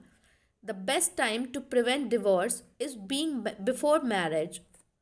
It is not wrong to try to get out of a very bad situation, but why get into the bad situation in the first place? Would it not be better to give attention to the real cause of marital problems? In other words, to really get at the root of the matter involved. As with all that other problems of man and women, the problems of divorce, separation, annulment, and endless litigation are directly traceable to lack of knowledge of the working and interrelationship of the conscious and subconscious mind. The meaning of marriage. Marriage to be real must first be on a spiritual basis. It must be of the heart, and the heart is the callus of love. Honestly, sincerity, kindness, and integrity are also forms of love. Each partner should be perfectly honest and sincere with the others. It is not a true marriage when a man marries a woman for her money, social position, or to lift his ego, because this indicates a lack of sincerity, honesty, and true love. Such a marriage is a farce, a shame, and a masquerade. When a woman says, I am tired working, I want to get married because I want security, her premise is false. She is not using the laws of mind correctly. Her security depends upon her knowledge of the interaction of the conscious and subconscious mind and its application. For example, a woman will never lack for wealth or health if she applies the techniques outlined in the respective chapters of this book. Her wealth can come to her independent of her husband, father, or anyone else.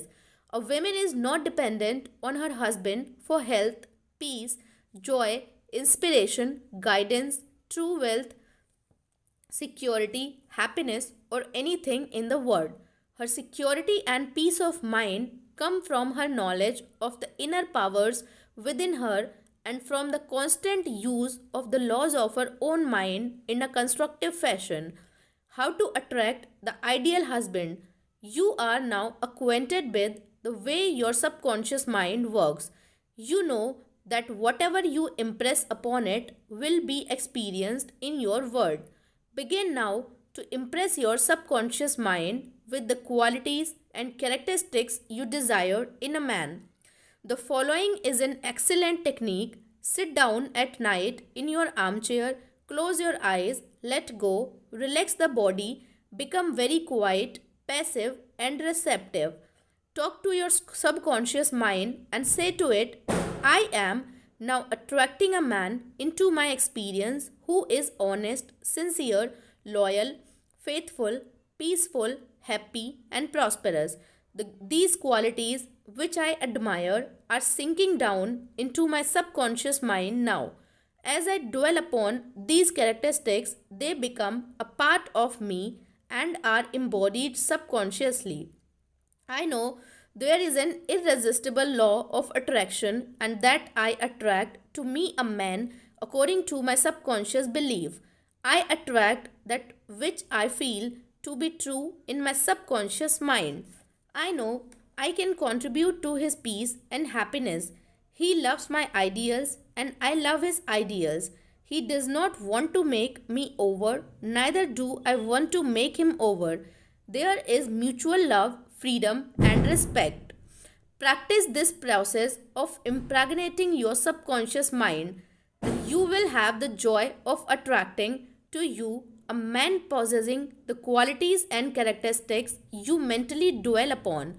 Your subconscious intelligence will open up a pathway whereby both of you will meet according to the irresistible and changeless flow of your own subconscious mind. Have a keen desire to give the best that is in you of love, devotion, and cooperation. Be receptive to this gift of love which you have given to your subconscious mind.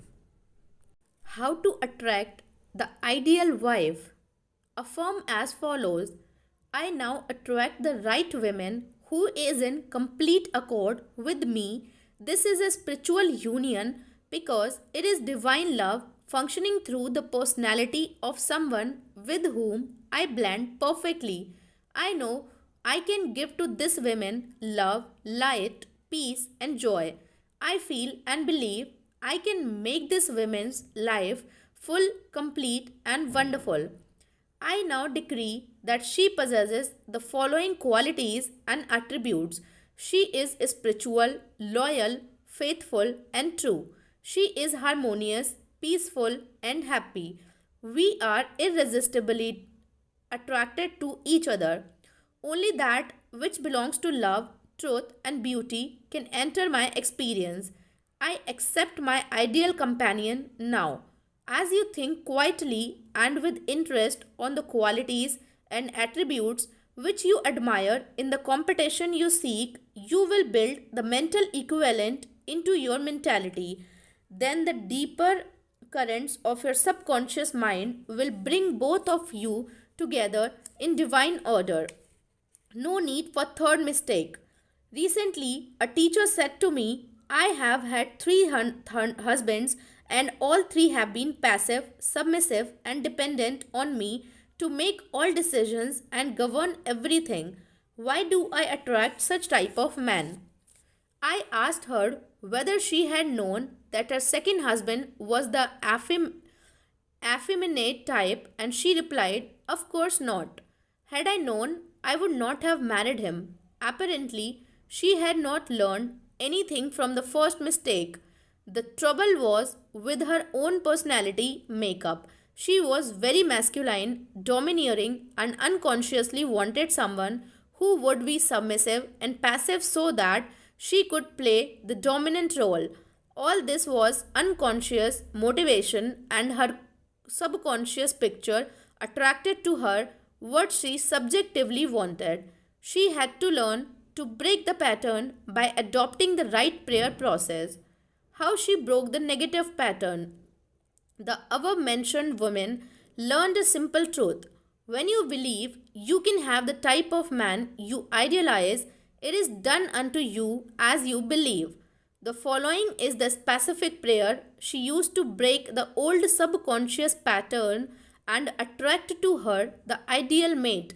I am building into my mentality the type of man I deeply desire. The man I attract for a husband is strong, powerful, loving, very masculine, successful, honest, loyal, and faithful. He finds love and happiness with me. I love to follow where he leads. I know he wants me and I want him. I am honest, sincere, loving, and kind. I have wonderful gifts to offer him. They are goodwill, a joyous heart, and a healthy body. He offers me the same. It is mutual. I give and I receive. Divine intelligence knows where this man is, and the deeper wisdom of my subconscious mind is now bringing both of us together in its own way, and we recognize each other immediately. I release this request to my subconscious mind, which knows how to bring my request to pass. I give thanks for the perfect answer. She prayed in the above manner night and morning, affirming these truths and knowing that through frequent occupation of the mind, she would reach the mental equivalent of that which she sought. The answers to her prayer. Several months went by. She had a great number of dates and social engagements, none of which was agreeable to her. When she was about to question, waver, doubt, and vacillate, she reminded herself that the infinite intelligence was bringing it to pass in its own way and that there was nothing to be concerned about. Her final decree in her divorce proceedings was granted, which brought her a great sense of release and mental freedom. Shortly afterward, she went to work as a receptionist in a doctor's office. She told me that the minute she saw the physician, she knew he was the man she was praying about. Apparently, he knew it too, because he proposed to her the first week she was in the office, and their subsequent marriage was ideally happy. This physician was not the passive or submissive type, but was a real man, a former football player, an outstanding athlete, and was a deeply spiritual man, though he was completely devoid of any sectarian or denominational affiliation. She got what she prayed for because she claimed it mentally until she reached the point of saturation. In other words, the mentally and emotionally united with her idea, and it became a part of her in the same way that an apple becomes a part of her blood stream. Should I get a divorce? Divorce is an individual problem. It cannot be generalized. In some cases, of course, there never should have been a marriage. In some cases, divorce is not the solution, no more so than marriage is the solution for a lonely man. Divorce may be right for one person and wrong for another. A divorced woman may be far more sincere and noble than many of her married sisters who perhaps are living a lie. For example, I once talked with a woman whose husband was a dopfied, an ex convict, a wife beater, and a non provider. She had been told it was wrong to get a divorce. I explained to her that marriage is of the heart. If two hearts blend harmoniously, lovingly, and sincerely, that is the ideal marriage. The pure action of the heart is love. Following this explanation, she knew what to do. She knew in her heart that there is no divine law which compelled her to be browbeaten, intimidated, and beaten because someone said, I pronounce you man and wife. If you are in doubt as to what to do, ask for guidance, knowing that there is always an answer and you will receive it. Follow the lead that comes to you in the silence of your soul. It speaks to you in peace. Drifting into divorce. Recently, a young couple married for only a few months was seeking a divorce. I discovered that the young man had a constant fear that his wife would leave him. He expected rejection and he believed that she would be unfaithful. These thoughts haunted his mind and became an obsession with him. His mental attitude was one of separation and suspicion.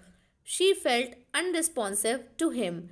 It was his own feeling or atmosphere of loss and separation operating through them. This brought about a condition or action in accordance with the mental pattern behind it. There is a law of action and reaction or cause and effect. The thought is the action and the response of the subconscious mind is the reaction.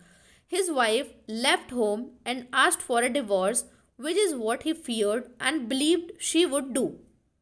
Divorce begins in the mind. Divorce takes place first in the mind.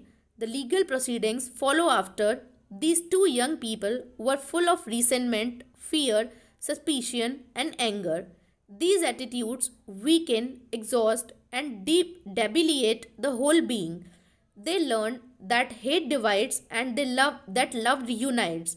They began to realize what they had been doing with their minds. Neither one of them knew the law of mental action and they were misusing their minds and bringing on chaos and misery. These two people went back together at my suggestion and experimented with prayer therapy.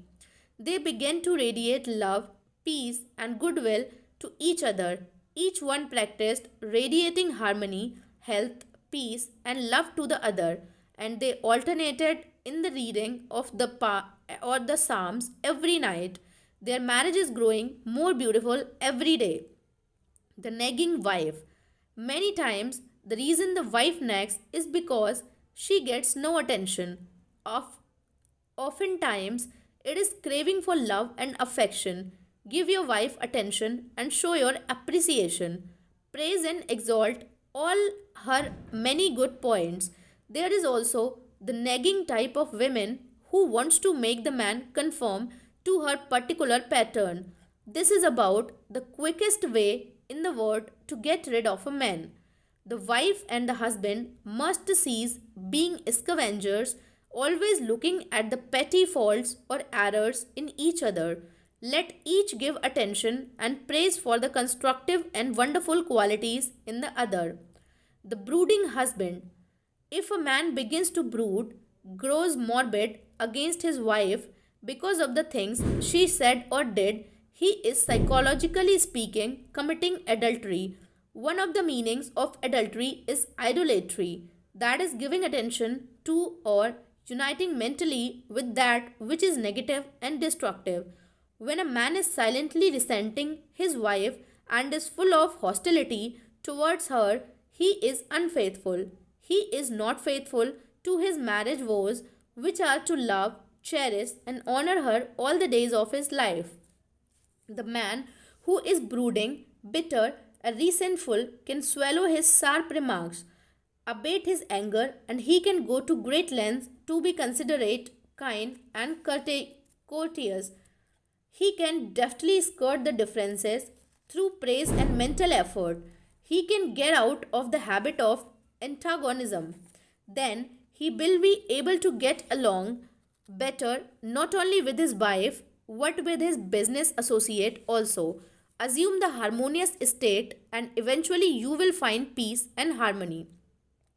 The great mistake. A great mistake is to discuss your marital problems or difficulties with neighbors and relatives.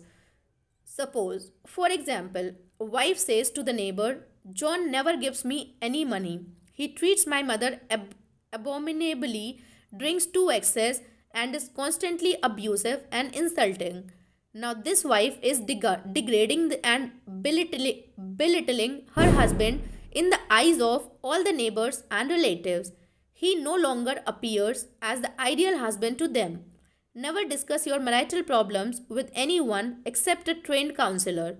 Why cause numerous people to think negatively of your marriage? Moreover, as you discuss and dwell upon these shortcomings of your husband, you are actually creating these states within yourself. Who is thinking and feeling it? You are. As you think and feel, so are you. Relatives will usually give you the wrong advice. It is usually biased and prejudiced because it is not given in an impersonal way. Any advice you receive which violates the golden rule, which is a cosmic law, is not good or sound. It is well to remember that no two human beings ever lived beneath the same roof without clashes of temperament, period of hurts and strain. Never display the unhappy side of your marriage to your friends. Keep your quarrels to yourself. Refrain from criticism and condemnation of your partner. Don't try to make your wife over. A husband must not try to make his wife over into a second edition of himself. The tactless attempt to change her in many ways is foreign to her nature.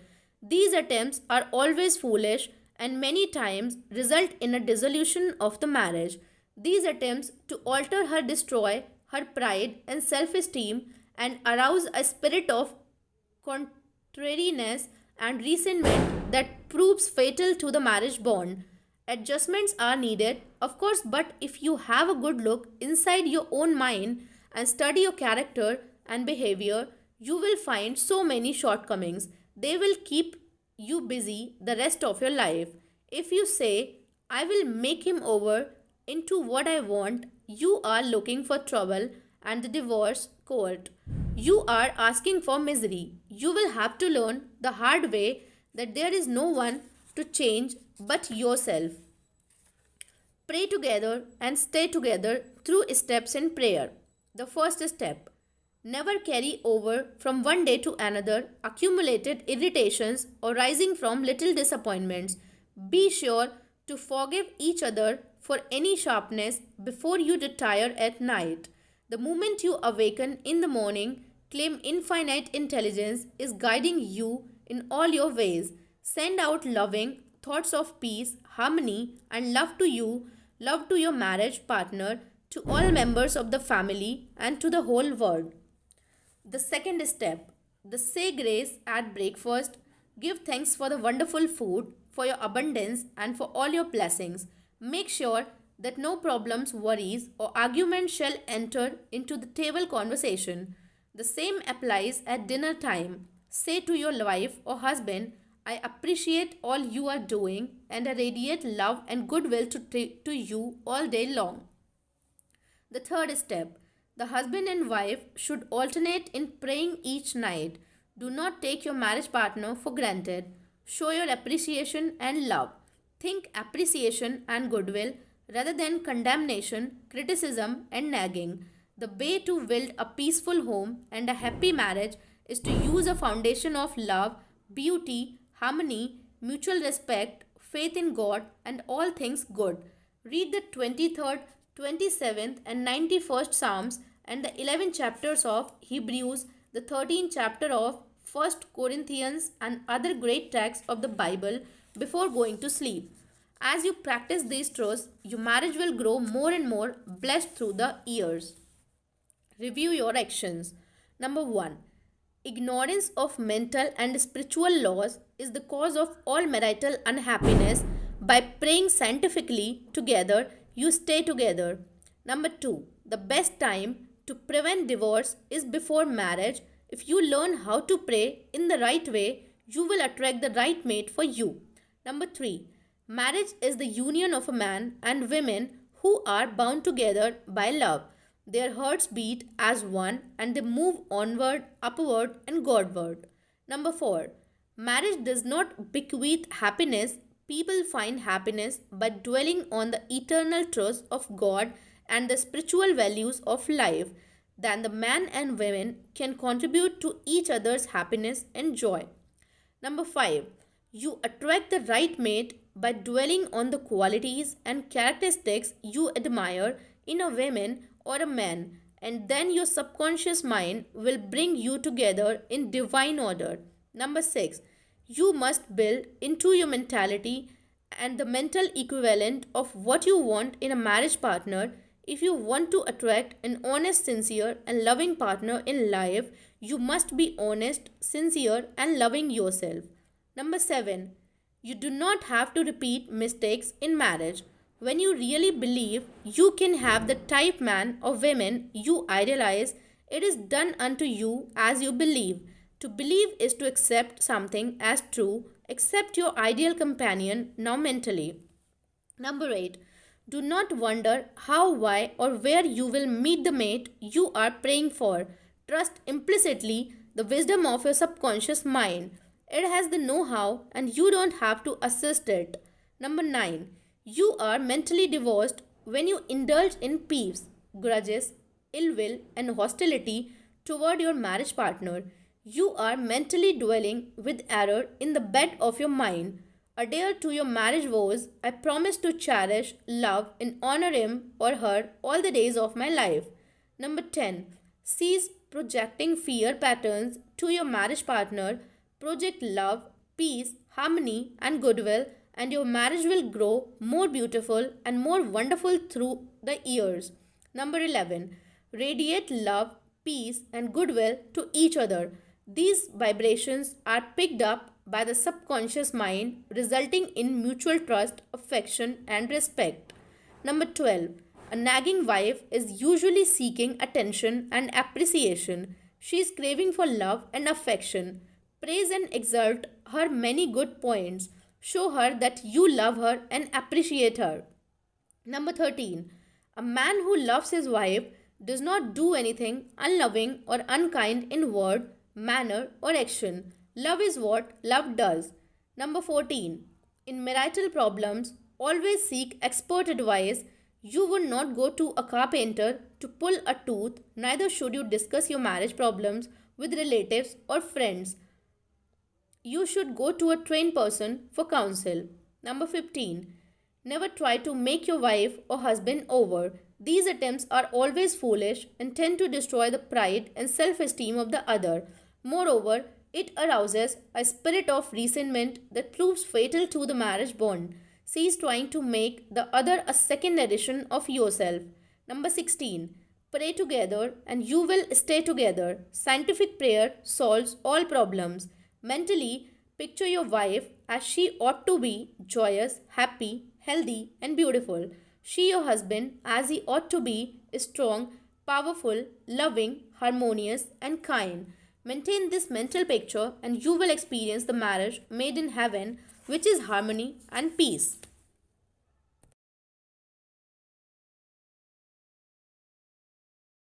Chapter 15. Your subconscious mind and your happiness. William James, father of American psychology, said that the greatest discovery of the 19th century was not in the realm of physical science. The greatest discovery was the power of the subconscious touched by faith in every human being is that limitless reservoir of power which can overcome any problem in the world. True and lasting happiness will come into your life the day you get the clear realization that you can overcome any weakness, the day you realize that a subconscious can solve your problems, heal your body, and prosper you beyond your fondest dream. You might have felt very happy when your child was born, when you got married, when you graduated from college, or when you won a great victory or a prize. You might have been very happy when you become engaged to the loveliest girl or the most handsome man. You could go on and list innumerable experiences which have made you happy. However, no matter how marvelous these experiences are, they do not give real lasting happiness. They are transitory. The book of Proverbs gives the answer. Whosoever trusteth in the Lord, happy is he. When you trust in the Lord, the power and wisdom, your subconscious mind, to lead, guide, govern, and direct all your ways, you will become poised, serene, and relaxed. As you radiate love, peace, and goodwill to all, you are really building a superstructure of happiness for all the days of your life. You must choose happiness. Happiness is a state of mind. There is a phrase in the Bible which says, "Choose ye this day whom ye will serve." You have the freedom to choose happiness. This may seem extraordinarily simple, and it is. Perhaps this is why people stumble over the way to happiness. They do not see the simplicity of the key to happiness. The great things of life are simple, dynamic, and creative. They produce well being and happiness. St. Paul reveals to you how you can think your way into a life of dynamic power and happiness in these words. Finally, brethren, whatsoever things are true, whatsoever things are honest, whatsoever things are just, whatsoever things are pure, whatsoever things are lovely, whatsoever things are of good report, if there be any virtue, and if there be any praise, think on these things. How to choose happiness. Begin now to choose happiness. This is how you do it. When you open your eyes in the morning, say to yourself, "Divine order takes charge of my life today and every day. All things work together for good for me today. This is a new and wonderful day for me. There will never be another day like this one. I am divinely guided by all day long, and whatever I do will prosper. Divine love surrounds me, enfolds me, and enwraps me, and I go forth in peace. Whenever my attention wanders away from that which is good and constructive, I will immediately bring it back to the contemplation of that which is lovely and of good report. I am a spiritual and mental magnet, attracting to myself all things which bless and prosper me. I am going to be a wonderful success in all my undertakings today. I am definitely going to be happy all day long. Start each day in this manner, then you will be choosing happiness and you will be a radiant, joyous person. He made it a habit to be happy. A number of years ago, I stayed for about a week in farmer's house in Connemara on the west coast of Ireland. He seemed to be always singing and whistling and was full of humor. I asked him the secret of his happiness, and his reply was, "It is a habit of mine to be happy. Every morning when I awaken and every night before I go to sleep, I bless my family, the crops, the cattle, and I thank God for the wonderful harvest." This farmer had made a practice of this for over 40 years. As you know, thoughts repeatedly, regularly, and systematically sink into the subconscious mind and become habitual. He discovered that happiness is a habit. You must desire to be happy. There is one very important point about being happy. You must sincerely desire to be happy. There are people who have been depressed, dejected, and unhappy so long that were they suddenly made happy by some wonderful, good, joyous news, they would actually be like the women who said to me, "It is wrong to be so happy." They have been so accustomed to the old mental patterns that they do not feel at home being happy. They long for the former, depressed, unhappy state. I knew a woman in England who had rheumatism for many years.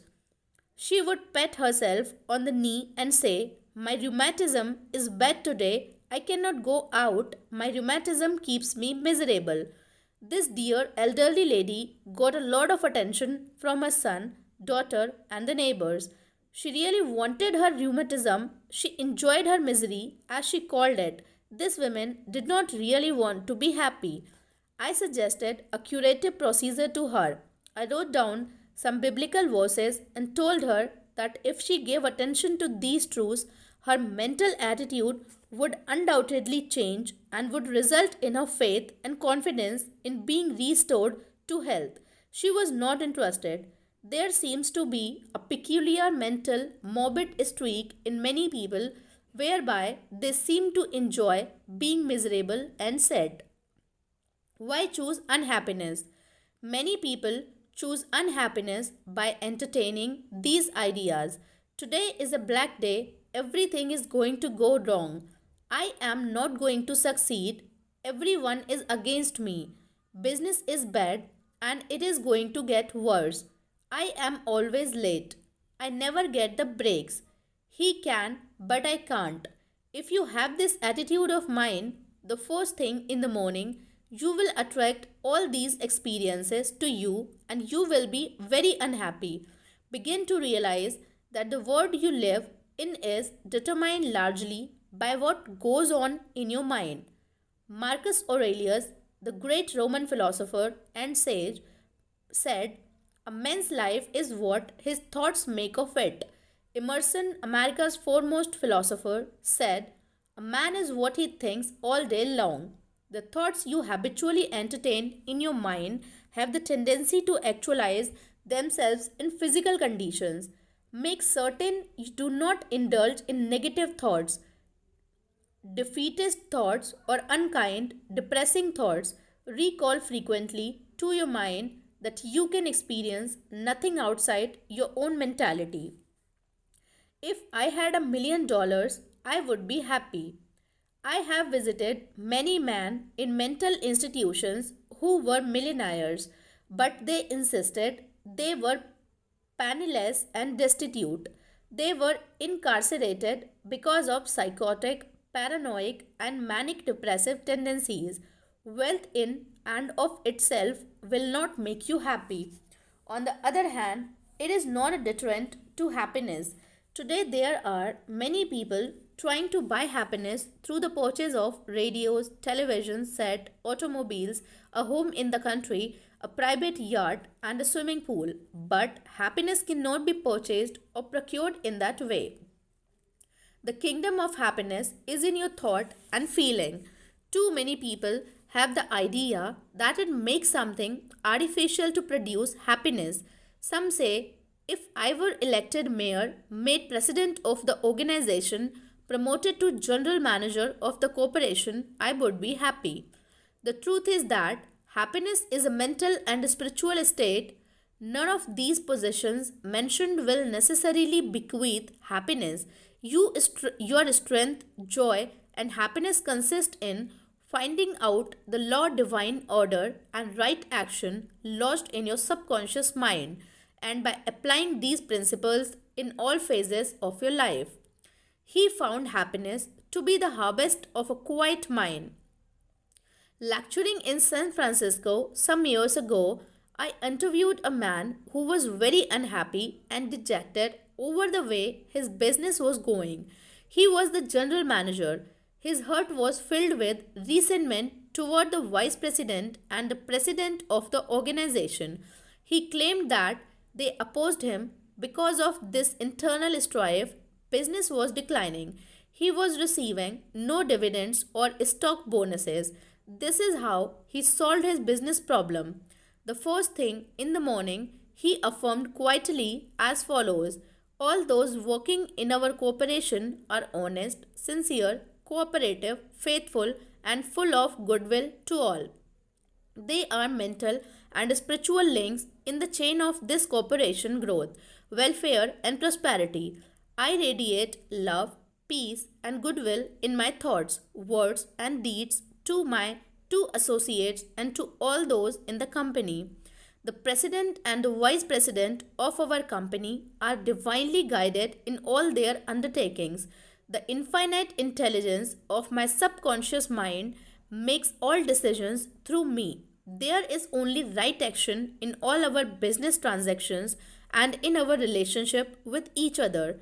I send the messengers of peace, love, and goodwill before me to the office. Peace and harmony reign supreme in the minds and hearts of all those in the company, including myself. I now go forth into a new day full of faith, confidence, and trust. This business executive repeated the hour meditation slowly 3 times in the morning, feeling the truth of what he affirmed. When fearful or angry thoughts came into his mind during the day, he would say to himself, peace, harmony, and poise govern my mind at all times. As he continued disciplining his mind in this manner, all the harmful thoughts ceased to come, and peace came into his mind. He reaped the harvest. Subsequently, he wrote me to the effect that at the end of about 2 weeks of recording, reordering his mind, the president and the vice president called him into the office, praised his operations and his new constructive ideas, and remarked how fortunate they were in having him as general manager. He was very happy in discovering that man finds happiness within himself. The block or stump is not really there. I read a newspaper article some years ago which told about a horse who had shied when he came to a stump on the road. Subsequently, every time the horse came to that same stump, he shied. The farmer dug the stump out, burned it, and leveled the old road. Yet, for 25 years, every time the horse passed the place where the former stump was, he shied. The horse was shied at the memory of a stump. There is no block to your happiness save in your own thought life and mental imagery. Are fear or worry holding you back? Fear is a thought in your mind. You can dig it up this very moment by supplanting it with faith in success, achievement, and victory over all problems. I knew a man who failed in business. He said to me, I made mistakes. I have learned a lot. I am going back into business and I will be tremendous success. He faced up to that stump in his mind. He did not whine or complain, but he tore up the stump of failure, and through believing in his inner powers to back him up, he banished all fear, thoughts, and old depressions. Believe in yourself and you will succeed and be happy. The happiest people. The happiest man is he who constantly brings forth and practices what is best in him. Happiness and virtue complement each other. The best are not only the happiest, but the happiest are usually the best in the art of living life successfully. God is the highest and best in you. Express more of God's love, light, truth, and beauty, and you will become one of the happiest persons in the world today. Epictetus, the Greek Stoic philosopher, said, there is but one way to tranquility of mind and happiness. Let this therefore be always ready at hand with thee, both when thou wakest early in the morning, and all the day long when thou goest late to sleep, to account no external things thine own, but commit all these to God. Summary of steps to happiness. Number 1. William James said that the greatest discovery of the 19th century was the power of the subconscious mind touched by faith. Number 2, there is tremendous power within you. Happiness will come to you when you acquire a sublime confidence and this power. Then you will make your dreams come true. Number 3, you can rise victorious over any defeat and realize the cherished desires of your heart through the marvelous power of your subconscious mind. This is the meaning of whosoever trusteth in the Lord, spiritual laws of the subconscious mind, happy is he. Number 4, you must choose happiness. Happiness is a habit. It is a good habit to ponder off and on whatsoever things are true, whatsoever things are honest, whatsoever things are just, whatsoever things are pure, whatsoever things are lovely, whatsoever things are of good report, if there be any virtue, and if there be any praise, think on these things. Number 5. When you open your eyes in the morning, say to yourself, I choose happiness today. I choose success today. I choose right action today. I choose love and goodwill for all today. I choose peace today. Pour life, love, and interest into this affirmation, and you have chosen happiness. Number 6. Give thanks for all your blessings several times a day. Furthermore, pray for the peace, happiness, and prosperity of all members of your family, your associates, and all people everywhere. Number 7. You must sincerely desire to be happy. Nothing is accomplished without desire. Desire is a wish with wings of imagination and faith. Imagine the fulfillment of your desire and feel its reality, and it will come to pass. Happiness comes in answered prayer. Number 8.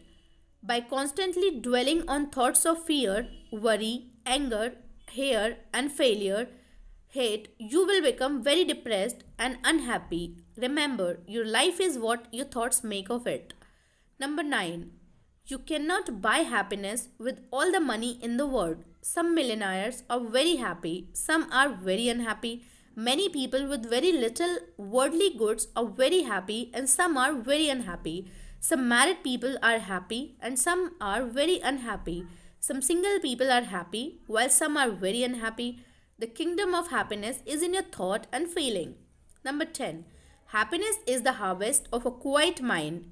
Anchor your thoughts on peace, poise, security, and divine guidance, and your mind will be productive of happiness. Number 11. There is no block to your happiness. External things are not causative, these are effect, not cause. Take your cue from the only creative principle within you. Your thought is cause, and a new cause produces a new effect. Choose happiness.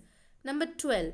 The happiest man is he who brings forth the highest and the best in him. God is the highest and the best in him, for the kingdom of God is within.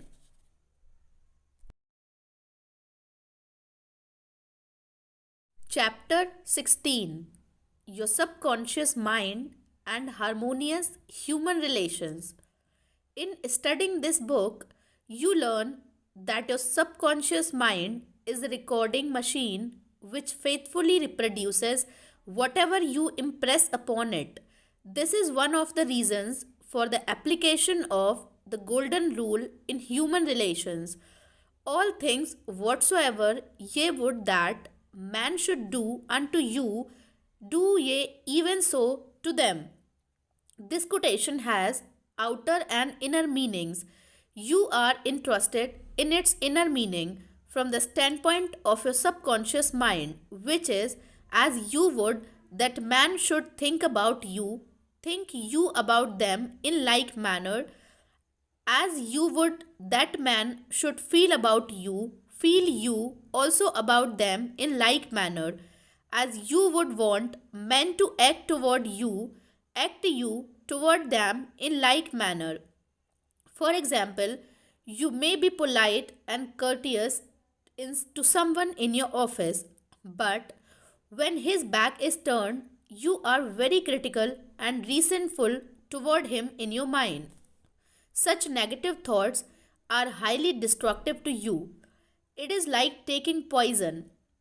You are actually taking mental poisons which rob you of vitality, enthusiasm, strength, guidance, and goodwill. These negative thoughts and emotions sink down into your subconscious and cause all kinds of difficulties and maladies in your life. The master key to happy relationship with others. Judge not that ye be not judged. For with what judgment ye judge, ye shall be judged. And with what measure ye mete, it shall be measured to you again. A study of these verses and the application of the inner truths therein contained represents the real key to harmonious relations. To judge is to think, to arrive at a mental verdict or conclusion in your mind. The thought you have about the other person is your thought because you are thinking it. Your thoughts are creative, therefore you actually create in your own experience what you think and feel about the other person. It is also true that the suggestion you give to another, you give to yourself because your mind is the creative medium.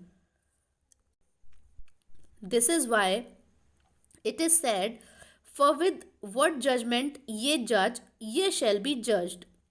When you know this law and the way your subconscious mind works, you are careful to think, feel, and act right toward the other. These verses teach you about the emancipation of man and reveal to you the solution to your individual problems. And with what measure ye mete, it shall be measured to you again. The good you do for others comes back to you in like measure, and the evil you do returns to buy you by the law of your own mind. If a man cheats and deceives another, he is actually cheating and deceiving himself. His sense of guilt and mood of loss inevitably will attract loss to him in some way at some time. His subconscious records his mental act and react according to the mental intention or motivation. Your subconscious mind is impersonal and unchanging, neither considering persons nor respecting religious affiliations or institutions of any kind. It is neither compassionate nor vindictive. The way you think, feel, and act toward others returns at last upon yourself. The daily headlines made him sick. Begin now to observe yourself. Observe your reactions to people, conditions, and circumstances. How do you respond to the events and news of the day? It makes no difference if all the other people were wrong and you alone were right. If the news disturbs you, it is your evil because your negative emotions robbed you of peace and harmony. A woman wrote me about her husband, saying that he goes into a rage when he reads what certain newspaper columnists write in the newspaper. She added that this constant reaction of anger and suppressed rage on his part brought on bleeding ulcers, and his physician recommended an emotional reconditioning. I invited this man to see me and I explained to him the way his mind functions, indicating how emotionally immature it was to get angry when others write articles with which he disapproves or disagrees. He began to realize that he should give the newspaper man freedom to express himself even though the latter disagreed with him politically, religiously, or in any other way. In the same manner, the newspaper man would give him freedom to write a letter to the newspaper disagreeing with his published statements. He learned that he could disagree without being disagreeable. He awakened to the simple truth that it is never what a person says or does that affect him, it is his reaction to what he said or done that matters. This explanation was the cure for this man, and he realized that with a little practice he could master his morning tantrums. His wife told me Subsequently, that he laughed at himself and also at what the columnists say. They no longer have power to disturb, annoy, and irritate him. His ulcers have disappeared due to his emotional poise and serenity. I hate women, but I like men. A private secretary was very bitter towards some of the girls in her office because they were gossiping about her, and as she said, spreading vicious lies about her. She admitted that she did not like women. She said, I hate women, but I like men. I discovered also that she spoke to the girls who were under her in the office in a very haughty, imperious, and irritable tone of voice. She pointed out that they took a delight in making things difficult for her.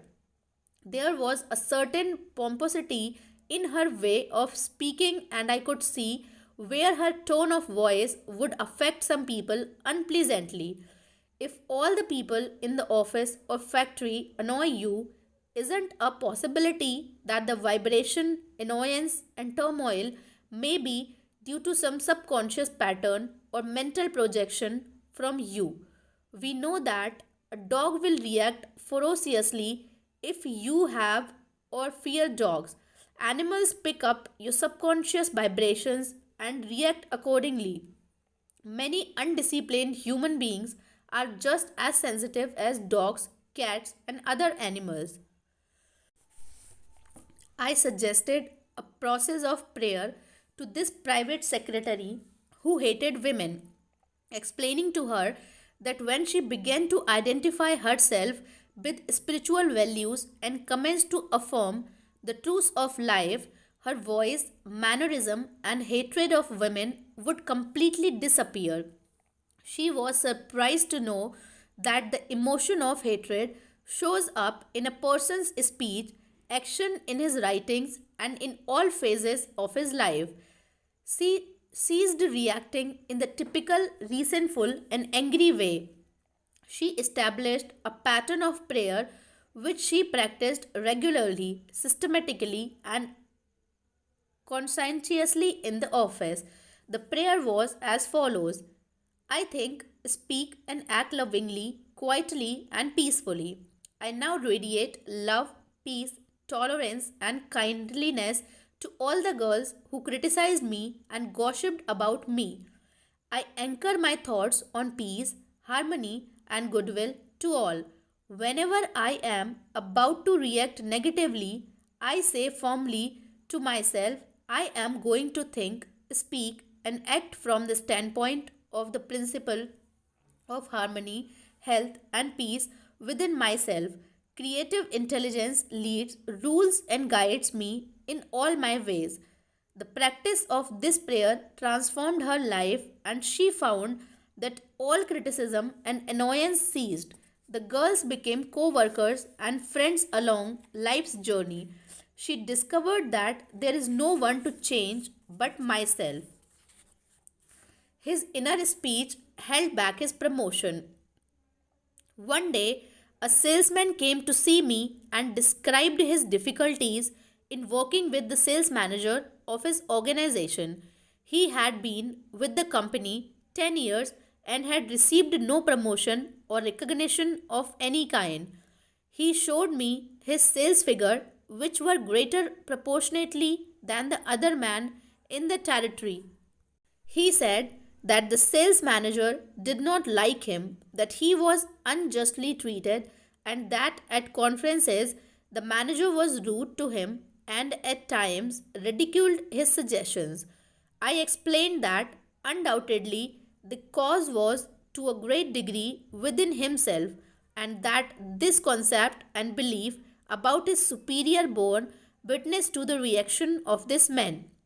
The measure we meet shall be measured to us again. His mental measure or concept of the sales manager was that he was mean and cantankerous. He was filled with bitterness and hostility toward the executive. On his way to work, he conducted a vigorous conversation with himself filled with criticism, mental arguments, recriminations, and denunciations of his sales manager.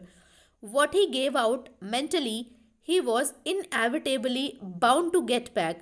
This salesman realized that his inner speech was highly destructive because the intensity and force of his silent thoughts and emotions and personally conducted mental condemnation and vilification of the sales manager entered into his own subconscious mind. This brought about the negative response from his boss as well as creating many other personal, physical, and emotional disorders. He began to pray frequently as follows: I am the only thinker in my universe. I am responsible for what I think about my boss.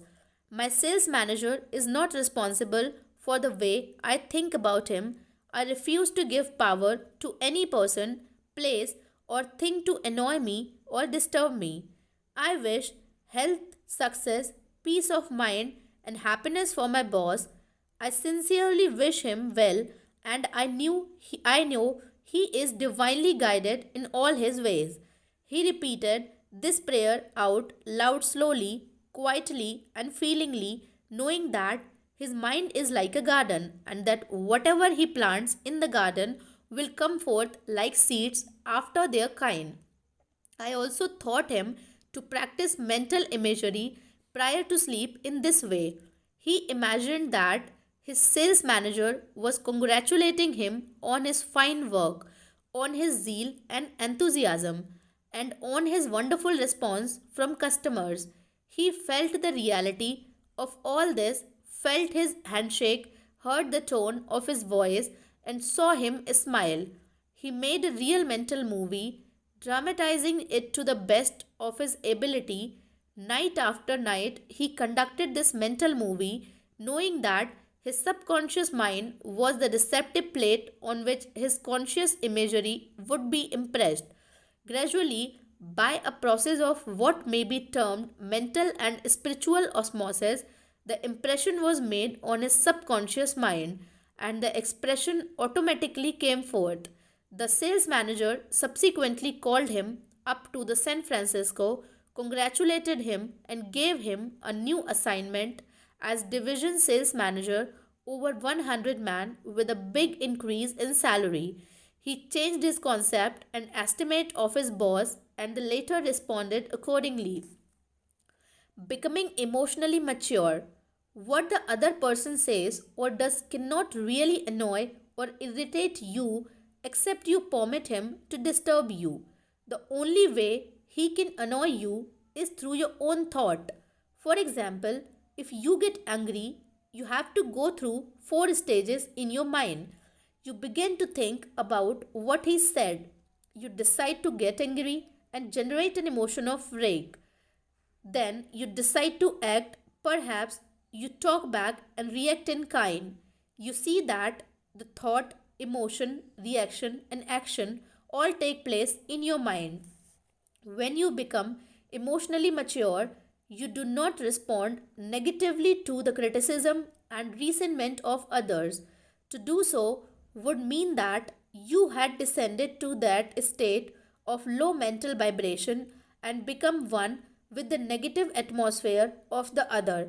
Identify yourself with your aim in life and do not permit any person, place, or thing to deflect you from your inner sense of peace, tranquility, and radiant health. The meaning of love in harmonious human relations. Sigmund Freud, the Austrian founder of psychoanalysis, said that unless the personality has love, it sickens and dies. Love includes understanding, goodwill, and respect for the divinity in the other person. The more love and goodwill you emanate and exude, the more comes back to you.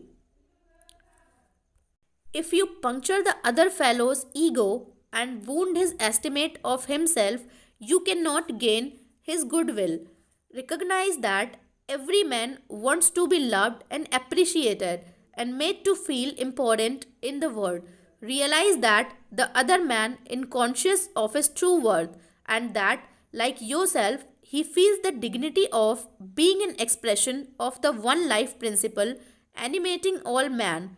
As you do this consciously and knowingly, you build the other person up and he returns your love and goodwill. He hated audiences.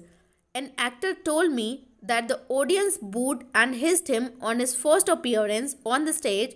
He added that the play was badly written and that undoubtedly he did not play a good role. He admitted openly to me that for months afterward he hated audiences. He called them dopes, dummies, stupid, ignorant, gullible, etc. He quit the stage in disgust and went to work in a drugstore for a year. One day, a friend invited him to hear a lecture in Town Hall, New York City, on how to get along with ourselves. This lecture changed his life. He bent back to the stage and began to pray sincerely for the audience and himself. He poured out love and goodwill every night before appearing on the stage. He made it a habit to claim that the peace of God filled the hearts of all present and that all present were lifted up and inspired. During each performance, he sent out love vibrations to the audience. Today, he is a great actor and he loves and respects people. His goodwill and esteem are transmitted to others and are felt by them. Handling difficult people. There are difficult people in the world who are twisted and distorted mentally. They are malconditioned. Many are mental delinquents, argumentative, uncooperative, cantankerous, cynical, and sore on life. They are sick psychologically. Many people have deformed and distorted minds, probably warped during childhood. Many have congenital deformities. You would not condemn a person who had tuberculosis, nor should you condemn a person who is mentally ill. No one, for example, hates or resents a hunchback. There are many mental hunchbacks. You should have compassion and understanding. To understand all is to forgive all. Misery loves company. The hateful, frustrated, distorted, and twisted personality is out of tune with the infinite. He resents those who are peaceful, happy, and joyous. Usually, he criticizes, condemns, and vilifies those who have been very good and kind to him. His attitude in this, why should they be so happy when he is so miserable? He wants to drag them down to his own level. Misery loves company. When you understand this, you remain unmoved, calm, and dispassionate. The practice of empathy in human relations. A girl visited me recently stating that she hated another girl in her office. She gave as a reason that the other girl was prettier, happier, and wealthier than she, and in addition, was engaged to the boss of the company where they worked. One day after the marriage had taken place, the crippled daughter by a former marriage of the women whom she hated came into the office. The child put her arms around her mother and said, "Mummy, mummy, I love my new daddy. Look what he gave me." She showed her mother a wonderful new toy. She said to me, "My heart went out to that little girl, and I knew how happy she must feel." I got a vision of how happy this woman was. All of a sudden, I felt love for her and I went into the office and wished her all the happiness in the world, and I meant it. In psychological circles today, this is called empathy, which simply means the imaginative projection of your mental attitude into that of another. She projected her mental mood or the feeling of her hurt into that of the other women and began to think and look out through the other women's brain. She was actually thinking and feeling as the other women and also as the child, because she likewise had projected herself into the mind of the child. She was looking out from the vantage point on the child's mother.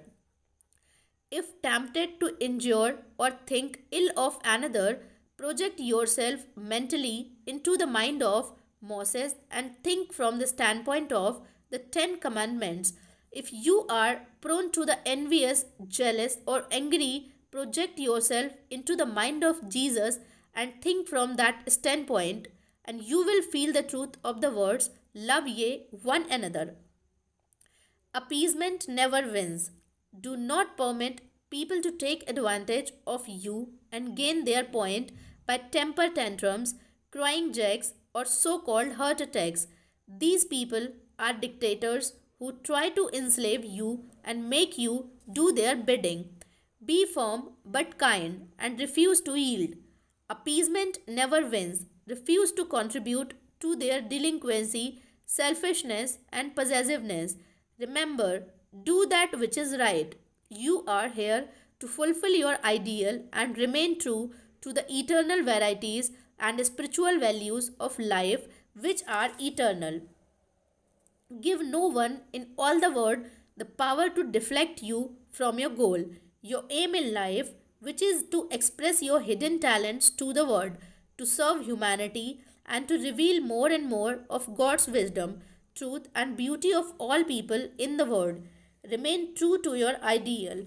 Know definitely and absolutely that whatever contributes to your peace, happiness, and fulfillment must be necessity. Bless all man who walk the earth. The harmony of the part is the harmony of the whole, for the whole is in the part, and the part is in the whole. All you owe the other, as Paul says, is love, and love is the fulfilling of the law of health, happiness, and peace of mind. Profitable pointers in human relations. Number 1. Your subconscious mind is a recording machine which reproduces your habitual thinking. Think good of the other, and you are actually thinking good about yourself. Number 2. A hateful or resentful thought is a mental poison. Do not think ill of other, for to do so is to think ill of yourself. You are the only thinker in your universe and your thoughts are creative. Number 3.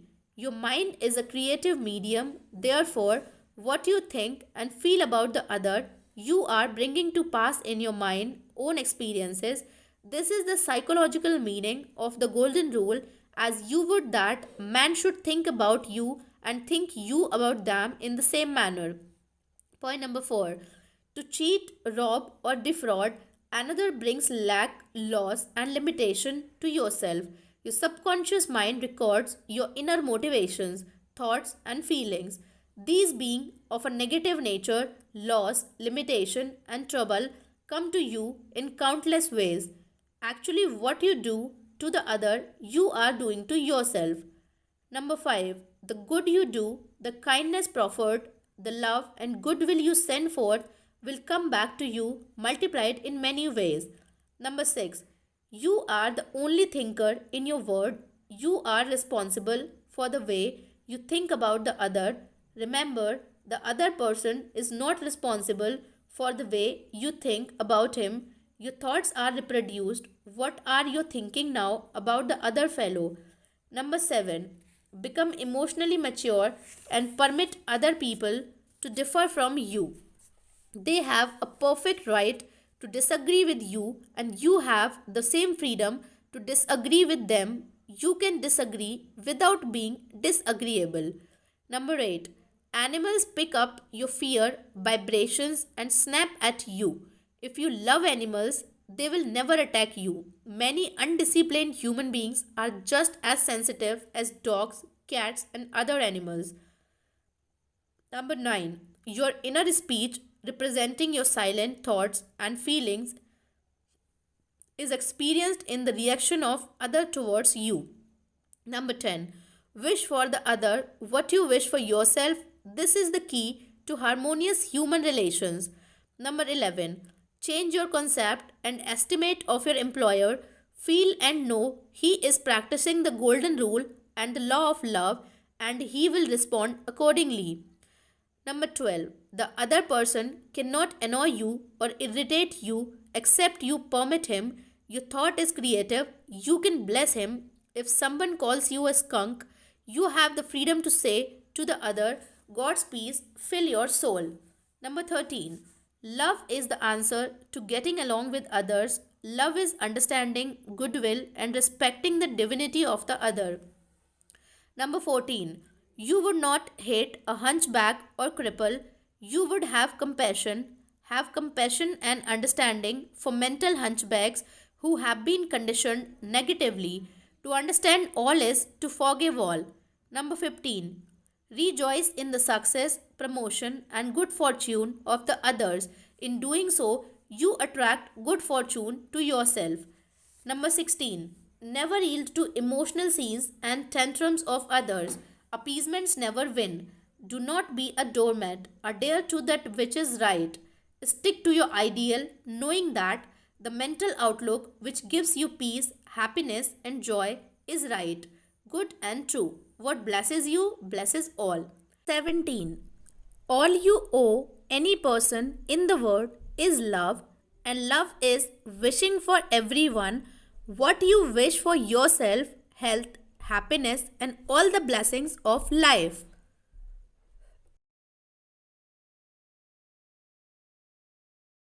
Chapter 17. How to use your subconscious mind for forgiveness. Life plays no favorites. God is life, and this life principle is flowing through your this movement. God loves to express Himself as harmony, peace, beauty, joy, and abundance through you. This is called the will of God or the tendency of life. If you set up resistance in your mind to the flow of life through you, this emotional congestion will get snarled up in your subconscious mind and cause all kinds of negative conditions. God has nothing to do with unhappy or chaotic conditions in the world. All these conditions are brought about by men's negative and destructive thinking. Therefore, it is silly to blame God for your trouble or sickness. Many persons habitually set up mental resistance to the flow of life by accusing and reproaching God for the sin, sickness, and suffering of mankind. Others cast the blame on God for their pains, aches, loss of loved ones, personal tragedies, and accidents. They are angry at God and they believe He is responsible for their misery. As long as people entertain such negative concept about God, they will experience the automatic negative reactions from their subconscious minds. Actually, such people do not know that they are punishing themselves. They must see the truth, find release, and give up all condemnation, resentment, and anger against anyone or any power outside themselves. Otherwise, they cannot go forward into a healthy, happy, or creative activity. The minute these people entertain a God of love in their minds and hearts, and when they believe that God is their loving Father who watches over them, cares for them, guides them, sustains and strengthens them, this concept and belief about God or the life principle will be accepted by their subconscious mind and they will find themselves blessed in countless ways. Life always forgives you. Life forgives you when you cut your finger. The subconscious intelligence within you sets about immediately to repair it. New cells build bridges over the cut. Should you take some tainted food by error, life forgives you and causes you or regurgitate it in order to preserve you. If you burn your hand, the life principle reduces the edema and congestion and gives you new skin, tissue, and cells. Life holds no grudges against you and it is always forgiving you.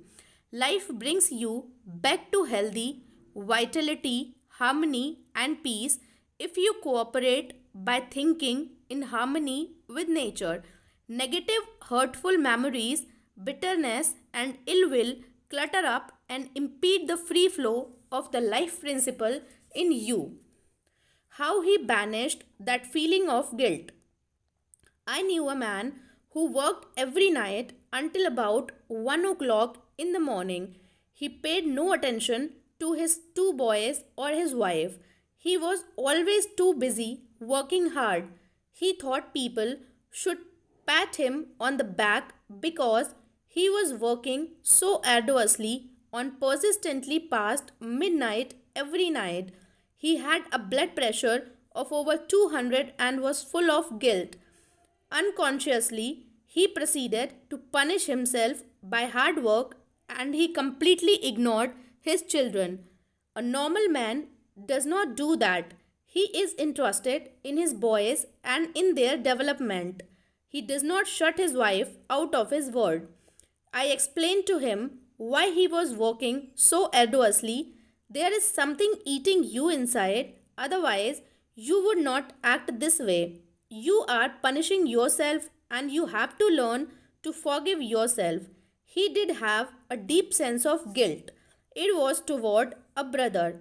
I explained to him that God was not punishing him, but that he was punishing himself. For example, if you misuse the laws of life, you will suffer accordingly. If you put your hand on a naked charged wire, you will get burned. The forces of nature are not evil. It is your use of them that determines whether they have a good or evil effect. Electricity is not evil. It depends on how you use it, whether to burn down a structure or light up a home. The only sin is ignorance of the law, and the only punishment is the automatic reaction of man's misuse of the law. If you misuse the principle of chemistry, you may blow up the office or the factory. If you strike your hand on a board, you may cause your hand to bleed. The board is not for that purpose. Its purpose may be to lean upon or to support your feet. This man realized that God does not condemn or punish anyone, and that all his suffering was due to the reaction of his subconscious mind to his own negative and destructive thinking. He had cheated his brother at one time, and the brother had now passed on. Still, he was full of remorse and guilt. I asked him, "Would you cheat your brother now?" He said, "No." "Did you feel you were justified at the time?" His reply was yes. "But you would not do it now." He added, "No, I am helping others to know how to live." I added the following comment: "You have a greater reason and understanding now. Forgiveness is to forgive yourself. Forgiveness is getting your thoughts in line with the divine law of harmony. Self condemnation is called hell, bondage and restriction. Forgiveness is called heaven, harmony and peace." The burden of guilt and self condemnation was lifted from his mind, and he had a complete healing. The doctor tested his blood pressure and it had become normal. The explanation was the cure. A murderer learned to forgive himself. A man who murdered his brother in Europe visited me many years ago. He was suffering from great mental anguish and torture, believing that God must punish him. He explained that his brother had been having an affair with his wife and that he had shot him on the spur of the moment. This had happened about 15 years previous to his interview with me. In the meantime, this man had married an American girl and had been blessed with three lovely children. He was in a position where he helped many people and he was a transformed man.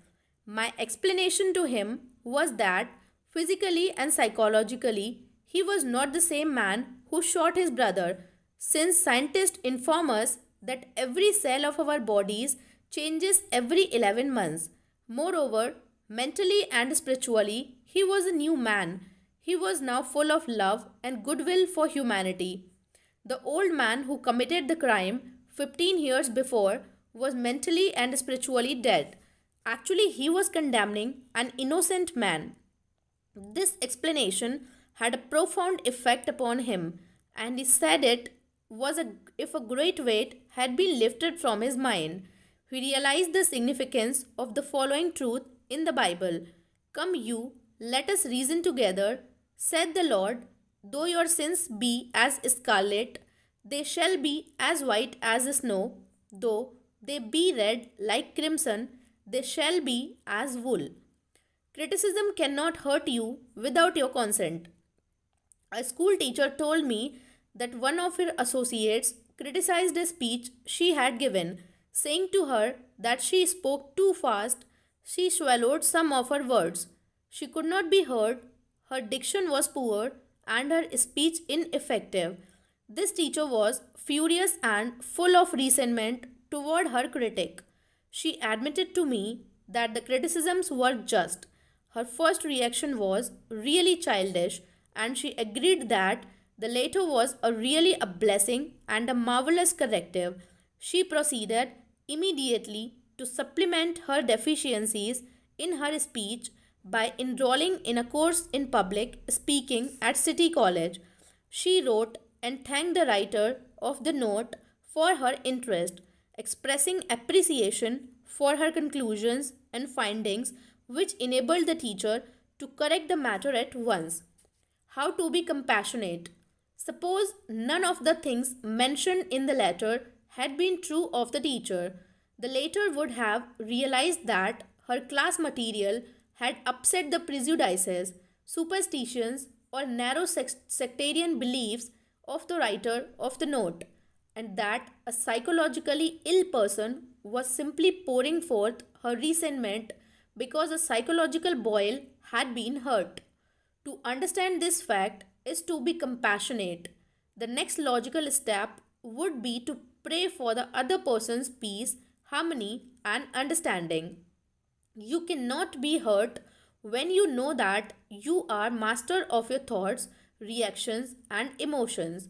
Emotions follow thoughts, and you have the power of to reject all thoughts which may disturb or upset you. Left at the altar. Some years ago, I visited a church to perform a marriage ceremony. The young man did not appear, and at the end of 2 hours, the bride to be shed a few tears and then said to me, I prayed for divine guidance. This might be the answer, for he never failed. That was her reaction. Faith in God and all things good. She had no bitterness in her heart because, as she said, it must not have been right action because my prayer was for right action for both of us. Someone else having a similar experience would have gone into a tantrum, have had an emotional fit, required sedation, and perhaps needed hospitalization. Tune in with the infinite intelligence within your subconscious depths, trusting the answer in the same way that you trusted your mother when she held you in her arms. This is how you can acquire poise and mental and emotional health. It is wrong to marry, sex is evil, and I am evil. Some time ago, I talked to a young lady aged 22. She was taught that it was a sin to dance, to play card, to swim, and to go out with men. She was threatened by her mother, who told her she would burn eternally in hellfire if she disobeyed her will and her religious teachings. This girl wore a black dress and black stockings. She wore no rouge, lipstick, or any form of makeup because her mother said that these things were sinful. Her mother told her that all men were evil and that sex was of the devil and simply diabolic dabayukari. This girl had to learn how to forgive herself as she was full of guilt. To forgive means to give for. She had to give up all these false beliefs for the truths of life and a new estimate of herself. When she went out with young men in the office where she worked, she had a deep sense of guilt and thought that God would punish her.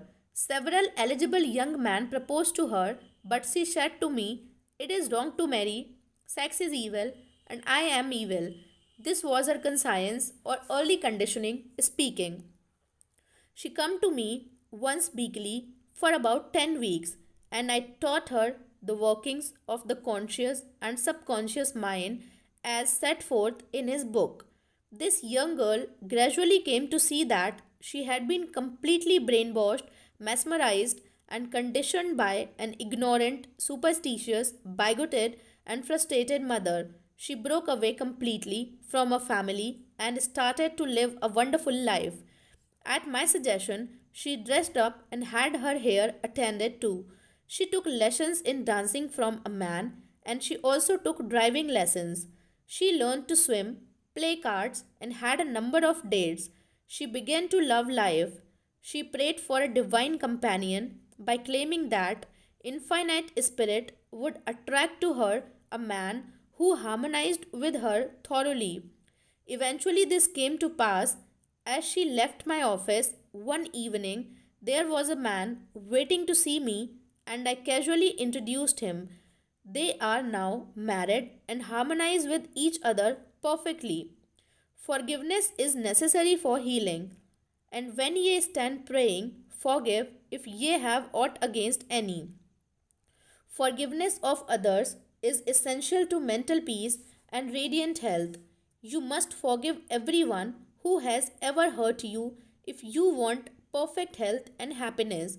Forgive yourself by getting your thoughts in harmony with divine law and order. You cannot really forgive yourself completely until you have forgiven others first. To refuse to forgive yourself is nothing more or less than spiritual pride or ignorance. In the psychomatic field of medicine today, it is being constantly stressed that resentment, condemnation of others, remorse, and hostility are behind a host of maladies ranging from arthritis to cardiac disease. They point out that these sick people who were hurt, mistreated, deceived, or injured were full of resentment and hatred for those who hurt them. This caused inflamed and festering wounds in their subconscious minds. There is only one remedy. They have to cut out and discard them hurts, and the one and only sure way is by forgiveness. Forgiveness is love in action. The essential ingredient in the art of forgiveness is the willingness to forgive. If you sincerely desire to forgive the other, you are 51% over the hurdle. I feel sure you know that to forgive the other does not necessarily mean that you like him or want to associate with him. You cannot be compelled to like someone, neither can a government legislate goodwill, love, peace, or tolerance. It is quite impossible to like people because someone in Washington issues an edict to that effect. We can, however, love people without liking them. The Bible says, love ye one another. This anyone can do who really wants to do it. Love means that you wish for the other's health, happiness, peace, joy, and all the blessings of life. There is only one prerequisite, and that is sincerity. You are not being magnanimous when you forgive. You are really being selfish because what you wish for the other, you are actually wishing for yourself. The reason is that you are thinking it and you are feeling it. As you think and feel, so are you. Could anything be simpler than that? Technique of forgiveness. The following is a simple method which works wonders in your life as you practice it. Quiet your mind, relax, and let go.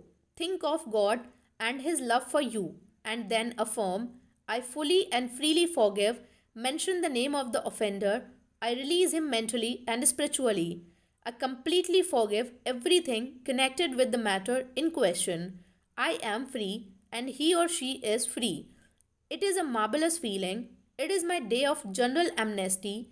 I release anybody and everybody who has ever hurt me, and I wish for each and every one health, happiness, peace, and all the blessings of life.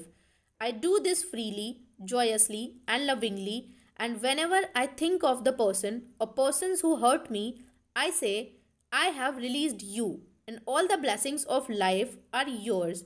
I am free, and you are free. It is wonderful.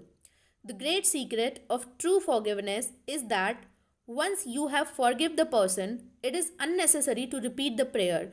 Whenever the person comes to your mind or the particular hurt happens to enter your mind, wish the delinquent well and say, Peace be to you. Do this as often as the thought enters your mind. You will find that after a few days, the thought of the person or experience will return less and less often until it fades into nothingness. The acid test for forgiveness. There is an acid test for gold. There is also an acid test for forgiveness. If I should tell you something wonderful about someone who has wronged you, cheated you, or defrauded you, and you sizzled at hearing the good news about this person, the roots of hatred would still be in your subconscious mind, playing havoc with you. Let us suppose you had a painful abscess on your jaw a year ago and you told me about it, I would casually ask you if you had any pain now. You would automatically say, Of course not. I have a memory of it, but no pain. That is the whole story. You may have a memory of the incident, but no sting or hurt anymore. This is the acid test, and you must meet it psychologically and spiritually. Otherwise, you are simply deceiving yourself and not practicing the true art of forgiveness. To understand all is to forgive all. When man understands the creative law of his own mind, he ceases to blame other people and conditions for making or marring his life. He knows that his own thoughts and feelings create his destiny. Furthermore, he is aware that externals are not the causes and conditioners of his life and his experiences.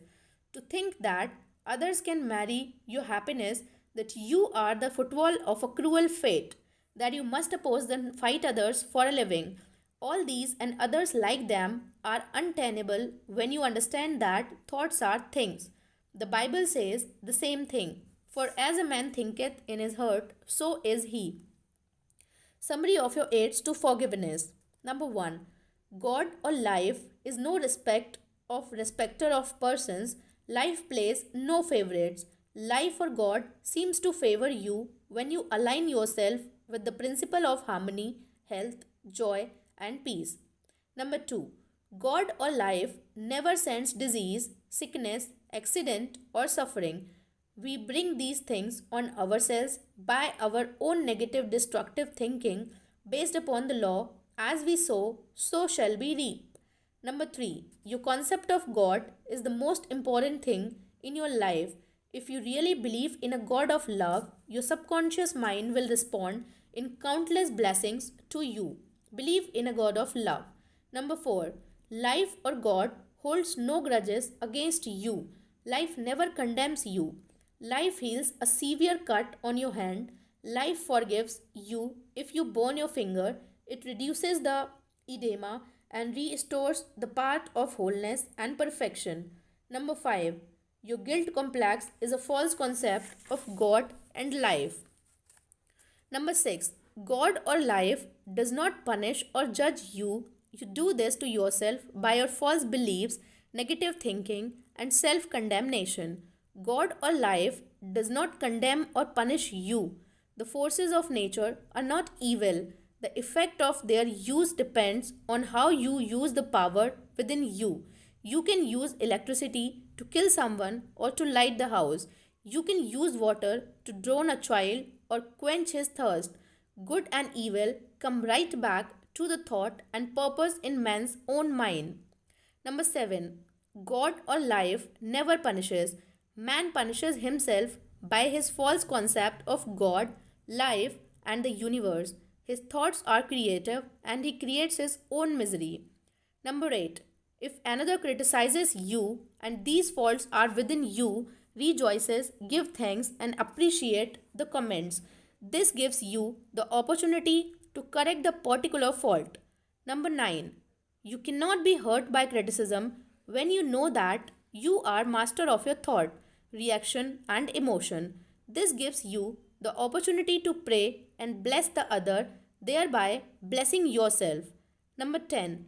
When you pray for guidance and right action, take what comes. Realize it is good and very good. Then there is no cause for self pity, criticism, or hatred. Number 11. There is nothing good or bad, but thinking makes it so. There is no evil in sex, the desire for food, wealth, or true expression. It depends on how you use these urges, desires, or aspiration. Your desire for food can be met without killing someone for a loaf of bread. Number 12.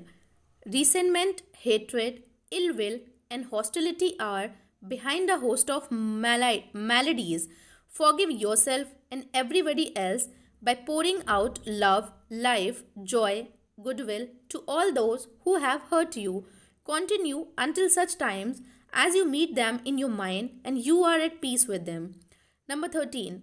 To forgive is to give something for. Give love, peace, joy, wisdom, and all the blessings of life to the others until there is no string left in your mind. This is really the acid test for forgiveness. Number 14.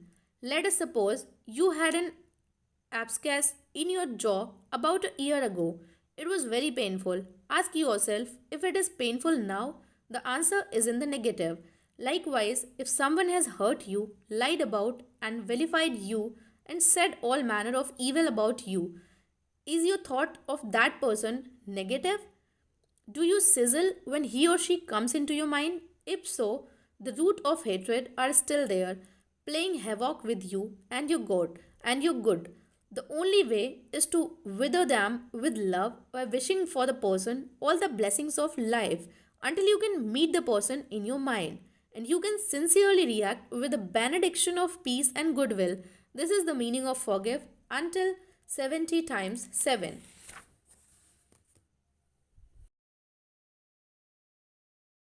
Chapter 18.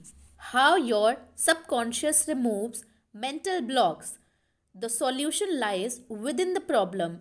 The answer is in every question. If you are presented with a difficult situation and you cannot see your way clear, the best procedure is to assume that infinite intelligence within your subconscious mind knows all and sees all, has the answer, and is revealing it to you now. Your new mental attitude that the creative intelligence is bringing about a happy solution will enable you to find the answer. Rest assured that such an attitude of mind will bring order, peace, and meaning to all your undertakings. How to break or build a habit. You are a creature of habit. Habit is the function of your subconscious mind. You learn to swim, ride a bicycle, dance, and drive a car by consciously doing these things over and over again until they establish tracks in your subconscious mind. Then the automatic habit action of your subconscious mind took over. This is sometimes called second nature, which is a reaction of your subconscious mind to your thinking and acting. If you are free to choose a good habit or a bad habit, if you repeat a negative thought or act over a period of time, you will be under the compulsion of a habit. The law of your subconscious is compulsion. How he broke a bad habit. Mr. Jones said to me, an uncontrollable urge to drink seizes me, and I remain drunk for 2 weeks at a time. I can't give up this terrible habit. Time and time again, these experiences had occurred to this unfortunate man. He had grown into the habit of drinking to excess, although he had started drinking of his own initiative. He also began to realize that he could change the habit and establish a new one. He said that while through his willpower he was able to suppress his desires temporarily, his continued efforts to suppress the many urges only made matters worse. His repeated failures convinced him that he was hopeless and powerless to control his urge or obsession. This idea of being powerless operated as a powerful suggestion to his subconscious mind and aggravated his weakness, making his life a succession of failures. I taught him to harmonize the functions of the conscious and subconscious mind. When these two cooperate, the idea or desire implanted in the subconscious mind is realized. His reasoning mind agreed that if the old habit path or track had carried him into trouble, he could consciously form a new path to freedom, sobriety, and peace of mind. He knew that his destructive habit was automatic, but since it was acquired through his conscious choice, he realized that if he had been conditioned negatively, he also could be conditioned positively. As a result, he ceased thinking of the fact that he was powerless to overcome the habit. Moreover, he understood clearly that there was no obstacle to his healing other than his own thought. Therefore, there was no occasion for great mental effort or mental coercion. The power of his mental picture. This man acquired a practice of relaxing his body and getting into a relaxed, drowsy, meditative state. Then he filed his mind with the picture of the desired end, knowing his subconscious mind could bring it about the easiest way. He imagined his daughter congratulating him on his freedom and saying to him, Daddy, it's wonderful to have you home. He had lost his family through drink. He was not allowed to visit them, and his wife would not speak to him. Regularly, systematically, he used to sit down and meditate in the way outlined. When his attention wandered, he made it a habit to immediately recall the mental picture of his daughter with her smile and the scene of his home enlivened by her cheerful voice. All this brought about a reconditioning of his mind. It was a gradual process. He kept it up, he preserved, knowing that sooner or later he would establish a new habit pattern in his subconscious mind. I told him that he could liken his conscious mind to a camera, that his subconscious mind was the sensitive plate on which he registered and impressed the picture. This made a profound impression on him, and his whole aim was to firmly impress the picture on his mind and develop it there. Films are developed in the dark. Likewise, mental pictures are developed in the dark room of the subconscious mind. Focused attention. Realizing that his conscious mind was simply a camera, he used no effort. There was no mental struggle. He quietly adjusted his thoughts and focused his attention on the scene before him until he gradually became identified with the picture. He became absorbed in the mental atmosphere, repeating the mental movie frequently. There was no room for doubt that a healing would follow. When there was any temptation to drink, he would switch his imagination from any reveries of drink bouts to the feeling of being at home with his family. He was successful because he confidently expected to experience the picture he was developing in his mind. Today, he is president of a multi-million dollar concern and is radiantly happy. He said a jinx was following him. Mr. Block said that he had been making an annual income of $20,000, but for the past 3 months, all doors seemed to jam tightly. He brought clients up to the point where they were about to sign on the dotted line, and then at the 11th hour, the door closed. He added that perhaps a jinx was following him. In discussing the matter with Mr. Block, I discovered that 3 months previously he had become very irritated, annoyed, and resentful toward a dentist who, after he had promised to sign a contract, had withdrawn at the last moment.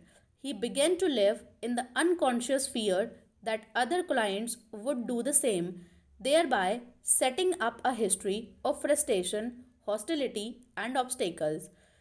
He gradually built up in his mind a belief in obstruction and last minute cancellations until a vicious circle had been established. What I fear most has come upon me. Mr. Block realized that the trouble was in his own mind and that it was essential to change his mental attitude. His run of so called misfortune was broken in the following way. I realize I am one with the infinite intelligence of my subconscious mind, which knows no obstacle, difficulty, or delay. I live in the joyous expectancy of the best. My deeper mind responds to my thoughts. I know that the work of the infinite power of my subconscious cannot be hindered. Infinite intelligence always finishes successfully whatever it begins. Creative wisdom works through me, bringing all my plans and purpose to completion. Whatever I start, I bring to a successful conclusion. My aim in life is to give wonderful service, and all those whom I contact are blessed by what I have to offer. All my work comes to full fruition in divine order. He repeated this prayer every morning before going to call on his customers, and he also prayed each night prior to sleep.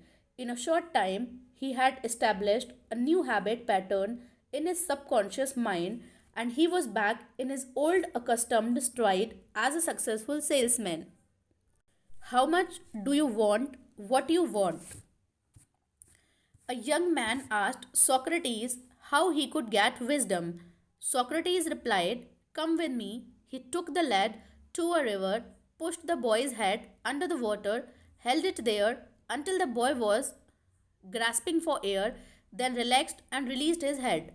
When the boy regained his composure, he asked him, "What did you desire most when you were underwater?" "I wanted air," said the boy.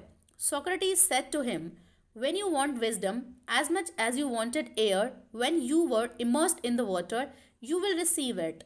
Likewise, when we are really have an intense desire to overcome any block in your life and you come to a clear cut decision that there is a way out and that is the course you wish to follow, then victory and triumph are assured. If you really want peace of mind and inner calm, you will get it, regardless of how unjustly you have been treated, or how unfair the boss has been, or what a mean scoundrel someone has proved to be. All this makes no difference to you when you awaken to your mental and spiritual powers. You know what you want, and you will definitely refuse to let the thief's thoughts of hatred, anger, hostility, and ill will rob you of peace, harmony, health, and happiness. You cease to become upset by people, conditions, news, and events by identifying your thoughts immediately with your aim in life. Your aim is peace, health, inspiration, harmony, and abundance. Feel a river of peace flowing through you now. Your thought is the immaterial and invisible power, and you choose to let it bless, inspire, and give you peace. Why he could not be healed. This is a case history of a married man with four children who was supporting and secretly living with another woman during his business trips. He was ill, nervous, irritable, and cantankerous, and he could not sleep without drugs. The doctor's medicine failed to bring down his high blood pressure of over 200. He had pains in numerous organs of his body which doctors could not diagnose or relieve. To make matters worse, he was drinking heavily. The cause of all this was a deep unconscious sense of guilt. He had violated the marriage vows, and this troubled him. The religious creed he was brought up on was deeply lodged in his subconscious mind, and he drank excessively to heal the wound of guilt. Some individuals take morphine and codeine for severe pains. He was taking alcohol for the pain or wound in his mind. It was the old story of adding fuel to the fire. The explanation and the cure. He listened to the explanation of how his mind worked. He faced his problem, looked at it, and gave up his dual role. He knew that his drinking was an unconscious attempt to escape. The hidden cause lodged in his subconscious mind had to be eradicated, then the healing would follow. He began to impress his subconscious mind 3 or 4 times a day by using the following prayer: My mind is full of peace, poise, balance, and equilibrium. The infinite lies stressed in smiling repose within me. I am not afraid of anything in the past, the present, or the future. The infinite intelligence of my subconscious mind leads, guides, and directs me in all ways. I now meet every situation with faith, poise, calmness, and confidence. I am now completely free from the habit. My mind is full of inner peace, freedom, and joy. I forgive myself, then I am forgiven. Peace, sobriety, and confidence reign supreme in my mind. He repeated this prayer frequently as outlined, being fully aware of what he was doing and why he was doing it. Knowing what he was doing gave him the necessary faith and confidence. I explained to him that as he spoke these statements out loud, slowly, lovingly, and meaningfully, they would gradually sink down into his subconscious mind. Like seeds, they would grow after their kind.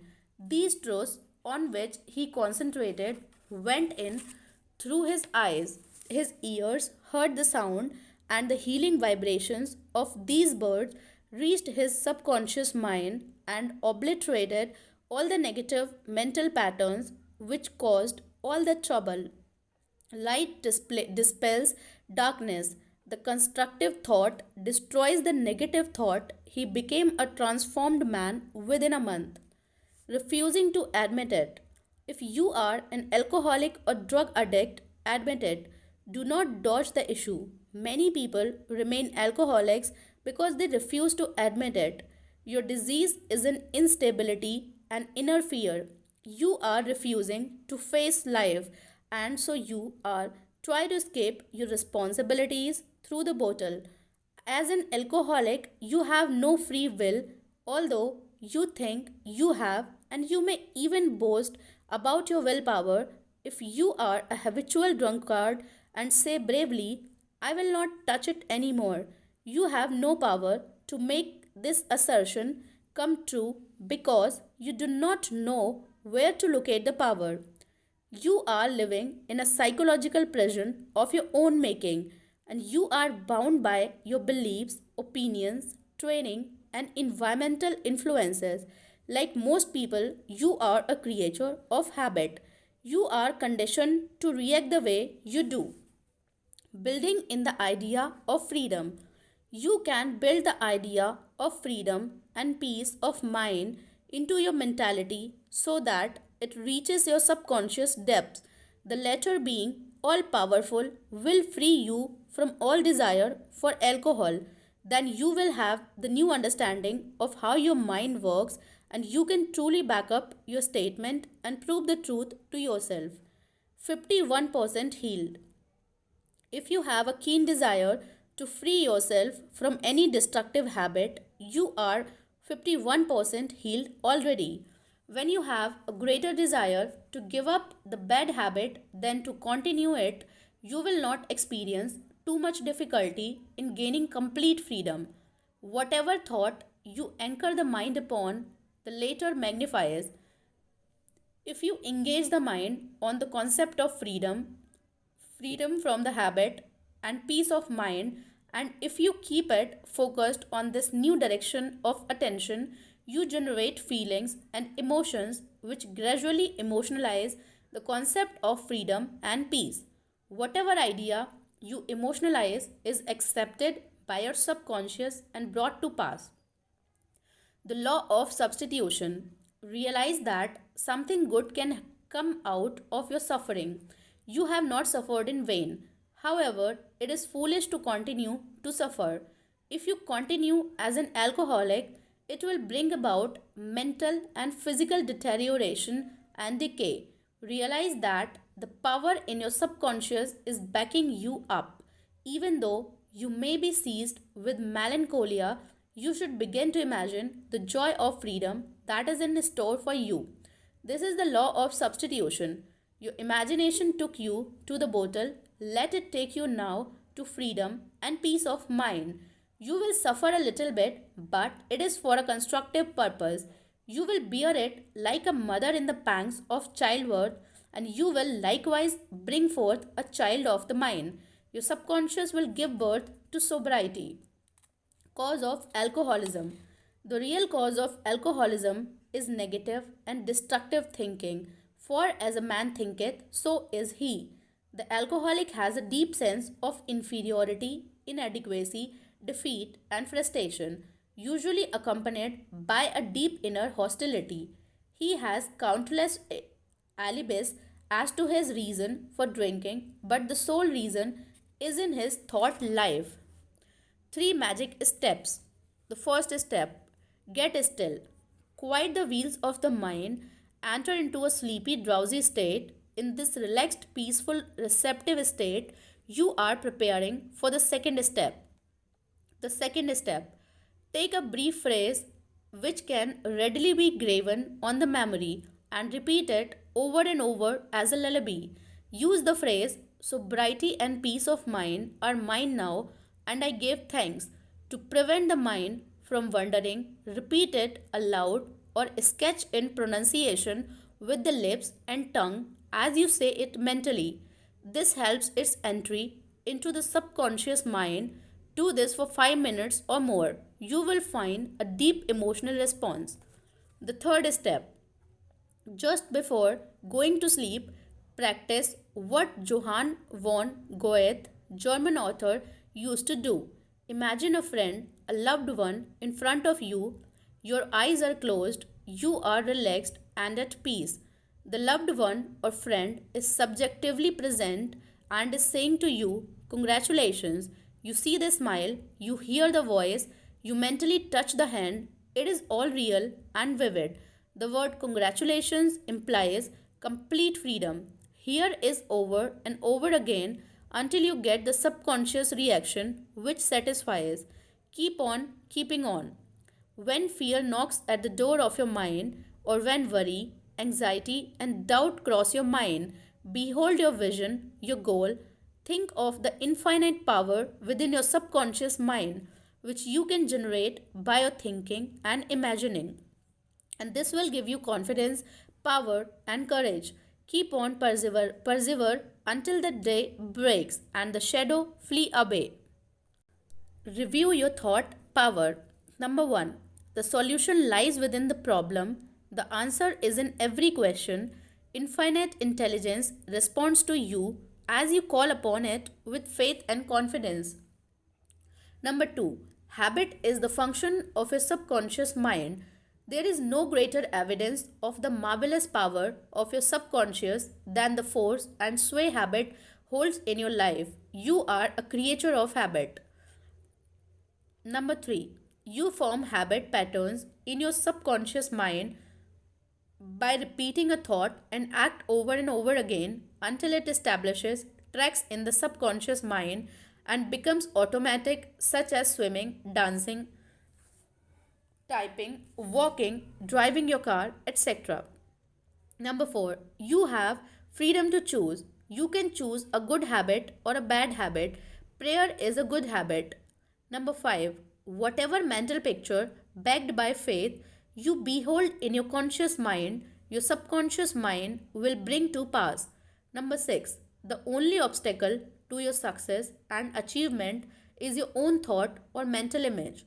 Number 7, when your attention wanders, bring it back to the contemplation of your good or goal. Make a habit of this. This is called disciplining the mind. Number 8, your conscious mind is the camera and your subconscious mind is the sensitive plate on which you register or impress the picture. Number 9, the only jinx that follows anyone is a fear thought repeated over and over in the mind. Break the jinx by knowing that whatever you start, you will bring to a conclusion in divine order. Picture the happy ending and sustain it with confidence. Number 10. To form a new habit, you must be convinced that it is desirable. When your desire to give up and bad habit is greater than your desire to continue, you are 51% healed already. Number 11. The statement of others cannot hurt you except through your own thoughts and mental participation. Identify yourself with your aim, which is peace, harmony, and joy. You are the only thinker in your universe. Number 12. Excessive drinking is an unconscious desire to escape. The cause of alcoholism is negative and destructive thinking. The cure is to think of freedom, sobriety, and perfection, and to feel the thrill of accomplishment. Number 13. Many people remain alcoholics because they refuse to admit it. Number 14. The law of your subconscious mind, which held you in bondage and inhibited your freedom of action, will give you freedom and happiness. It depends on how you use it. Number 15. Your imagination took you to the bottle. Let it take you to freedom by imagining you are free. 16. The real cause of alcoholism is negative and destructive thinking. As a man thinketh in his heart, subconscious mind, so is he. Number 17. When fear knocks at the door of your mind, let faith in God and all things good open the door.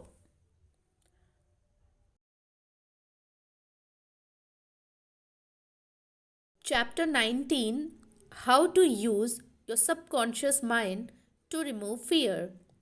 One of our students told me that he was invited to speak at a banquet. He said he was panic stricken at the thought of speaking before 1,000 people. He overcame his fear this way. For several nights, he sat down in an armchair for about 5 minutes and said to himself slowly, quietly, and positively, I am going to master this fear. I am overcoming it now. I speak with poise and confidence. I am relaxed and at ease. He operated a definite law of mind and overcame his fear. The subconscious mind is amenable to suggestion and is controlled by suggestion. When you still your mind and relax, the thoughts of your conscious mind sink down into the subconscious thought through a process similar to osmosis, whereby fluids separated by a porous membrane intermingle. As these positive seeds or thoughts sink into the subconscious area, they grow after their kind and you become poised, serene, and calm. Man's greatest enemy. It is said that fear is man's greatest enemy. Fear is behind failure, sickness, and poor human relations. Millions of people are afraid of the past, the future, old age, insanity, and death. Fear is a thought in your mind, and you are afraid of your own thoughts. A little boy can be paralyzed with fear when he is told there is a boogeyman under his bed who is going to take him away.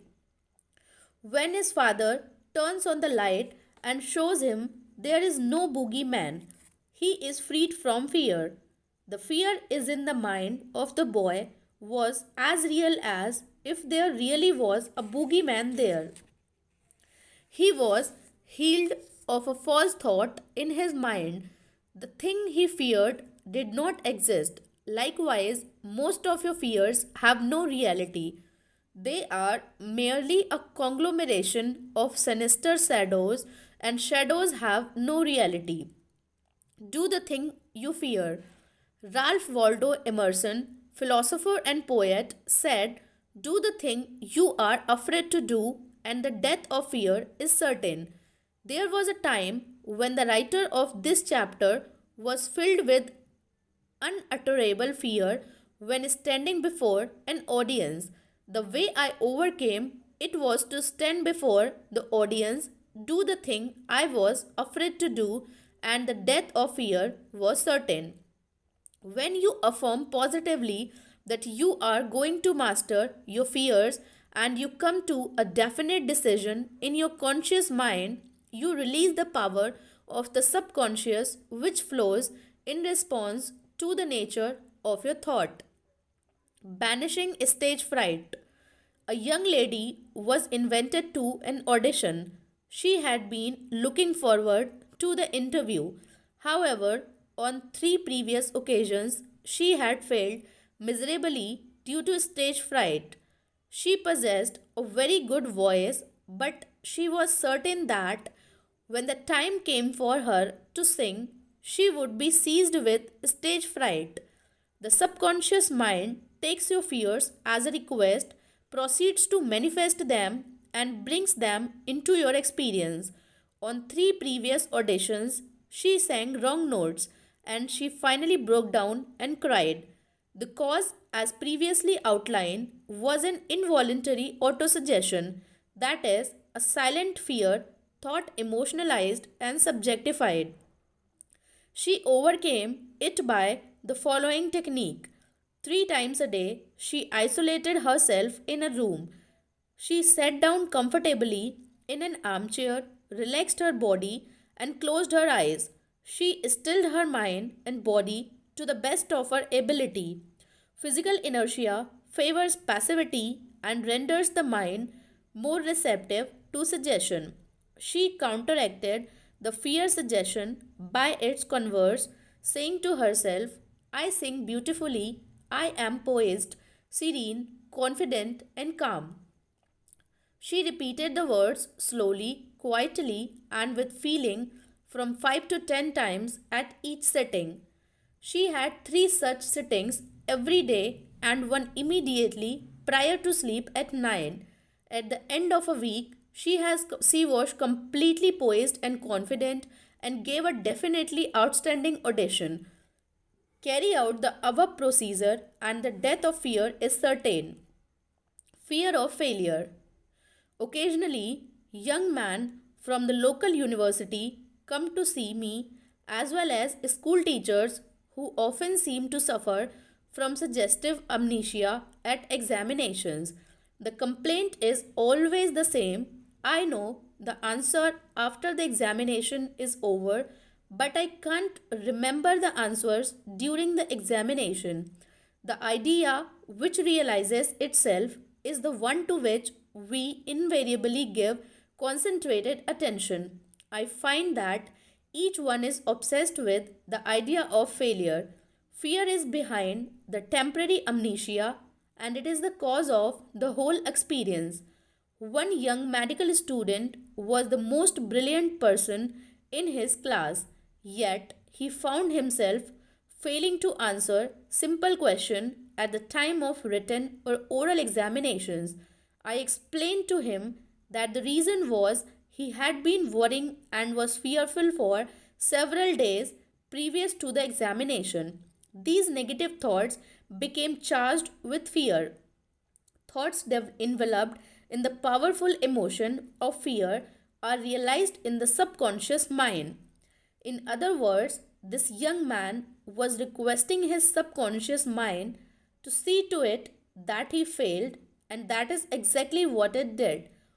On the day of the examination, he found himself stricken with what is called in psychological circles suggestive amnesia. How he overcame the fear. He learned that his subconscious mind was the storehouse of memory and that it had a perfect record of all he had heard and read during his medical training. Moreover, he learned that the subconscious mind was responsive and reciprocal. The way to be and report with it was to be relaxed, peaceful, and confident. Every night and morning, he began to imagine his mother congratulating him on his wonderful record. He would hold an imaginary letter from her in his hand. As he began to contemplate the happy result, he called forth a corresponding or reciprocal response or reaction in himself. The all wise an omnipotent power of the subconscious took over, dictated, and directed his conscious mind accordingly. He imagined the end, thereby willing the means to the realization of the end. Following this procedure, he had no trouble passing subsequent examinations. In other words, the subjective wisdom took over, compelling him to give an excellent account of himself. Fear of water, mountains, closed places, etc. There are many people who are afraid to go into an elevator, climb mountains, or even swim in the water. It may well be that the individual had unpleasant experiences in the water in his youth, such as having been thrown forcibly into the water without being able to swim. He might have been forcibly detained in an elevator which failed to function properly, causing resultant fear of closed places. I had an experience when I was about 10 years of age. I accidentally fell into a pool and went down 3 times.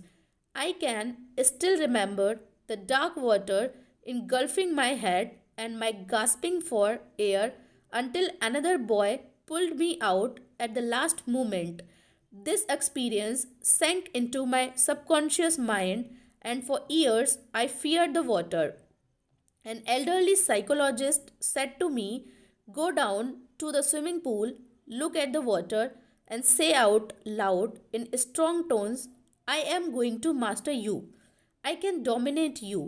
Then go into the water, take lessons, and overcome it." This I did, and I mastered the water. Do not permit water to master you. Remember, you are the master of the water. When I assumed a new attitude of mind, the omnipotent power of the subconscious responded, giving me strength, faith, and confidence, and enabling me to overcome my fear. Master technique for overcoming any particular fear. The following is a process and technique for overcoming fear which I teach from the platform. It works like a charm. Try it. Suppose you are afraid of the water, a mountain, an interview, an audition, or you fear closed places.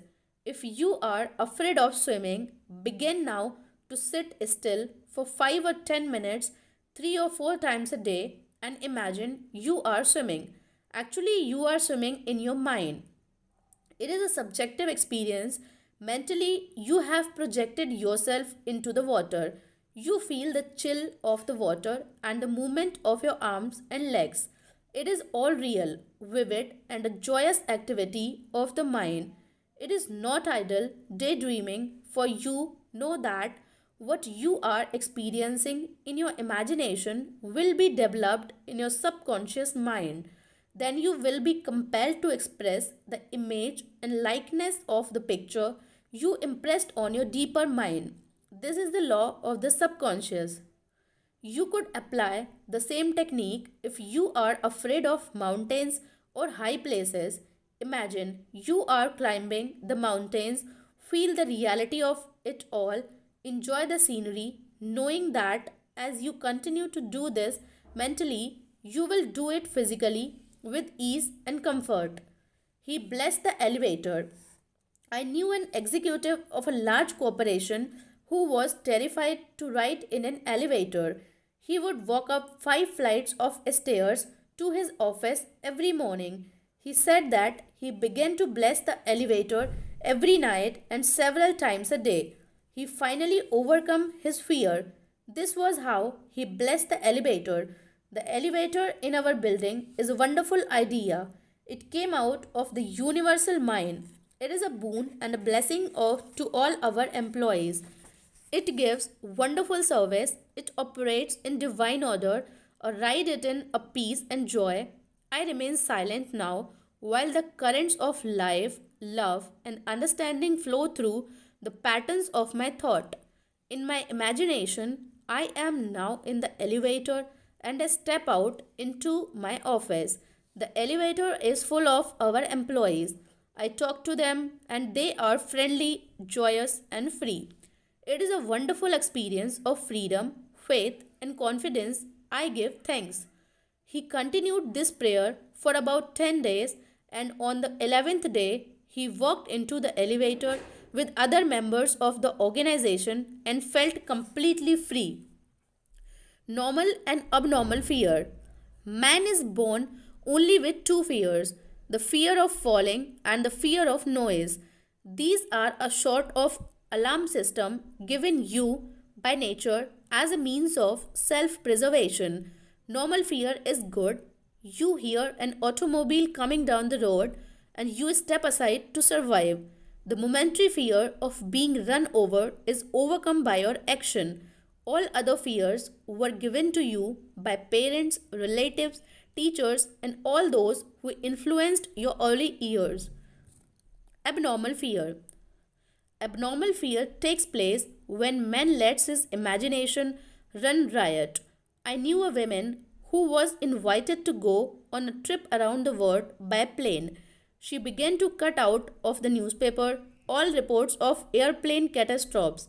She pictured herself going down in the ocean, being drowned, etc. This is abnormal fear. Had she persisted in this, she would undoubtedly have attracted what she feared most. Another example of abnormal fear is that of a businessman in New York who was very prosperous and successful. He had his own private mental motion picture of which he was the director. He would run this mental movie of failure, bankruptcy, empty shelves, and no bank balance until he sank into a deep depression. He refused to stop this morbid imagery and kept reminding his wife that this can't last. There will be a recession. I feel sure we will go bankrupt, etc. His wife told me that he finally did go into bankruptcy and all the things he imagined and feared came to pass. The things he feared did not exist, but he brought them to pass by constantly fearing, believing, and expecting financial disaster. Job said, "The thing I feared has come upon me." There are people who are afraid that something terrible will happen to their children and that some dread catastrophe will befall them. When they read about an epidemic or rare disease, they live in fear that they will catch it, and some imagine they have the disease already. All this is abnormal fear. The answer to abnormal fear: move mentally to the opposite. To stay at the extreme of fear is stagnation plus mental and physical deterioration. When fear arises, there immediately comes with it a desire for something opposite to the thing feared. Place your attention on the thing immediately desired. Get absorbed and engrossed in your desire, knowing that the subjective always overturns the objective. This attitude will give you confidence and lift your spirits. The infinite power of your subconscious mind is moving on your behalf and it cannot fail. Therefore, peace and assurance are yours. Examine your fears. The president of a large organization told me that when he was a salesman, he used to walk around the block 5 or 6 times before he called on a customer. The sales manager came along one day and said to him, "Don't be afraid of the boogeyman behind the door. There is no boogeyman. It is a false belief." The manager told him that whenever he looked at his own fears, he stared them in the face and stood up to them, looking them straight in the eye. Then they faded and shrank into insignificance. He landed in the jungle. A chaplain told me of his experience in the Second World War. He had to parachute from a damaged plane and land in the jungle. He said he was frightened, but he knew there were two kinds of fear, normal and abnormal, which we have previously pointed out. He decided to do something about the fear immediately and began to talk to himself, saying, John, you can't surrender to your fear. Your fear is a desire for safety and security and a way out. He began to claim infinite intelligence, which guides the planets in their courses, is now leading and guiding me out of this jungle. He kept saying this out loud to himself for 10 minutes or more. Then he added, something began to stir inside me. A mood of confidence began to seize me, and I began to walk. After a few days, I miraculously came out of the jungle and was picked up by a rescue plane. His changed mental attitude saved him. His confidence and trust in the subjective wisdom and power within him was the solution to his problem.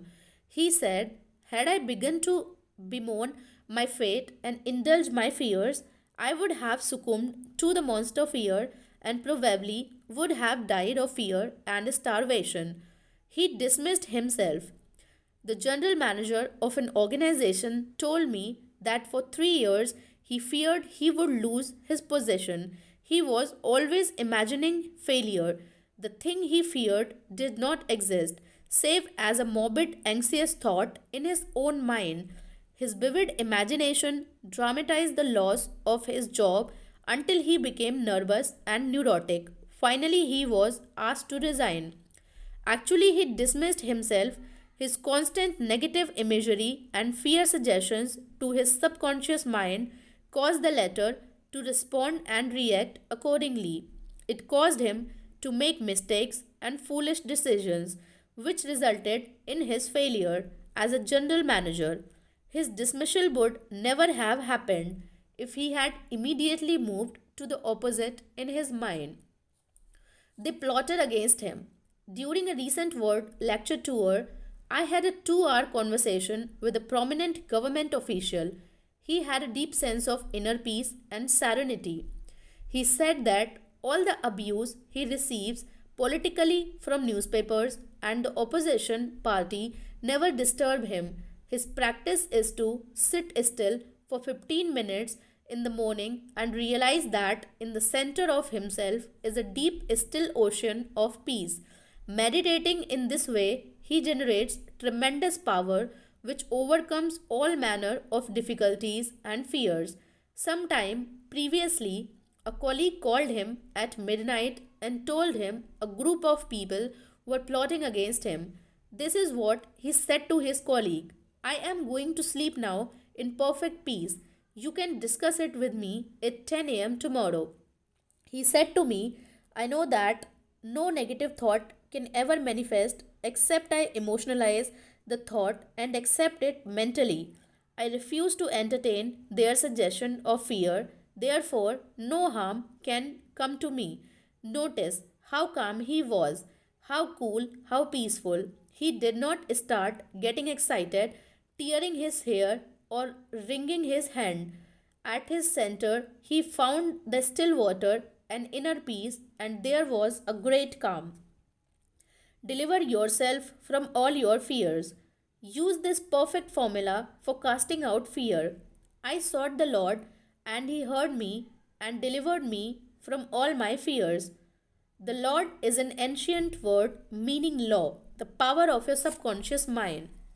Learn the wonders of your subconscious and how it works and functions. Master the technique given to you in this chapter. Put them into practice now, today. Your subconscious will respond and you will be free of all fears. I sought the Lord and he heard me and delivered me from all my fears. Step this way to freedom from fear. Number 1. Do the thing you are afraid to do, and the death of fear is certain. Say to yourself and mean it, I am going to master this fear, then you will. Number 2. Fear is a negative thought in your mind. Supplant it with a constructive thought. Fear has killed millions. Confidence is greater than fear. Nothing is more powerful than faith in God and the good. Number 3. Fear is man's greatest enemy. It is behind failure, sickness, and bad human relations. Love casts out fear. Love is an emotional attachment to the good things of life.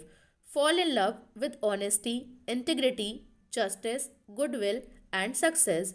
Live in the joyous expectancy of the best, and invariably the best will come to you.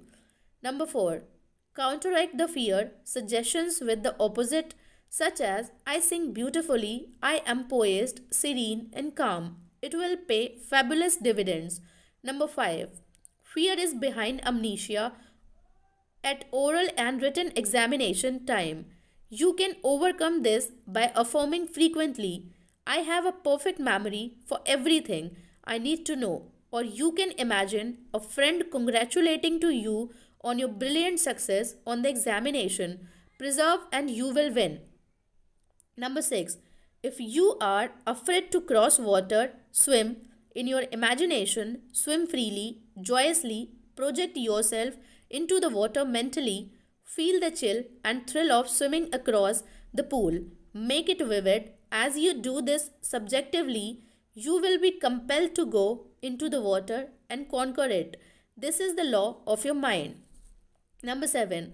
If you are afraid of closed places such as elevators, lecture halls, etc., mentally ride in an elevator, blessing all its parts and functions. You will be amazed how quickly the fear will be dissipated. Number 8. You were born with only two fears, the fear of falling and the fear of noise. All your other fears were acquired. Get rid of them. Number 9. Normal fear is good, abnormal fear is very bad and destructive. To constantly indulge in fear, thoughts results in abnormal fear, obsessions, and complexes. To fear something persistently causes a sense of panic and terror. Number 10. You can overcome abnormal fear when you know the power of your subconscious mind and can change conditions and bring to pass the cherished desires of your heart. Give you immediate attention and devotion to your desire, which is the opposite of your fear. This is the love that casts out fear. Number 11. If you are afraid of failure, give attention to success. If you are afraid of sickness, dwell on your perfect health. If you are afraid of an accident, dwell on the guidance and protection of God. If you are afraid of death, dwell on eternal life. God is life, and that is your life now. Number 12. The great law of substitution is the answer to fear. Whatever you fear has its solution in the form of your desire. If you are sick, you desire health. If you are in the prison of fear, you desire freedom. Expect the good, mentally concentrate on the good, and know that your subconscious mind answers you always. It never fails. Number 13. The things you fear do not really exist except as thoughts in your mind. Thoughts are creative. This is why Job said, the thing I feared has come upon me. Think good and good follows. Number 14. Look at your fears, hold them up to the light of reason, learn to laugh at your fears. That is the best medicine. Number 15. Nothing can disturb you but your own thought. The suggestion, statements, or threats of other person have no power. The power is within you, and when your thoughts are focused on that which is good, then God's power is with your thoughts of good. There is only one creative power, and it moves as harmony. There are no divisions of quarrels in it. Its source is love. This is why God's power is with your thought of good. Chapter 20. How to stay young in spirit forever. Your subconscious mind never grows old. It is timeless, ageless, and endless. It is a part of the universal mind of God which was never born and it will never die. Fatigue or old age cannot be predicted on any spiritual quality or power. Patience, kindness, veracity, humility, goodwill, peace, harmony, and brotherly love are attributes and qualities which never grow old. If you continue to generate these qualities here on this plane of life, you will always remain young in spirit. I remember reading an article in one of our magazines some years ago which stated that a group of eminent medical men at the D. Corsi Clinic in Cincinnati, Ohio, reported that years alone are not responsible for bringing about degenerative disorders. These same physicians stated that it is the fear of time, not time itself, that has a harmful aging effect on our minds and bodies, and that the neurotic fear of the effect of time may well be the cause of premature aging. During the many years of my public life, I have had occasion to study the biographies of the famous men and women who have continued their productive activities into the years well beyond the normal span of life. Some of them achieved their greatness in old age. At the same time, it has been my privilege to meet and to know countless individuals of no prominence who, in their leisure sphere, belong to those hardy mortals who have proved that old age of itself does not destroy the creative powers of the mind and body. He had grown old in his thought life. A few years ago, I called on an old friend in London, England. He was over 80 years of age, very ill, and obviously was yielding to his advancing years. Our conversation revealed his physical weakness, his sense of frustration, and a general deterioration almost approaching lifelessness. His cry was that he was useless and that no one wanted him. With an expression of hopelessness, he betrayed his false philosophy.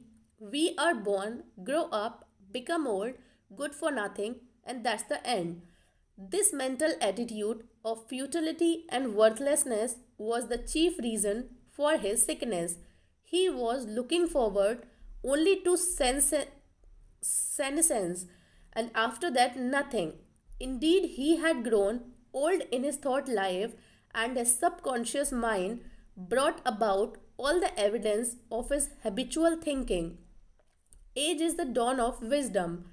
Unfortunately, many people have the same attitude as this unhappy man. They are afraid of what they term old age, the end, and extinction, which really means that they are afraid of life. Yet, life is endless. Age is not the flight of years, but the dawn of wisdom.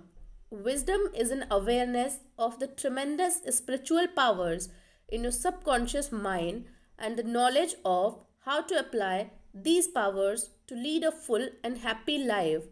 Get it out of your head once and for all that 65, 75, or 85 years of age is synonymous with the end for you or anybody else.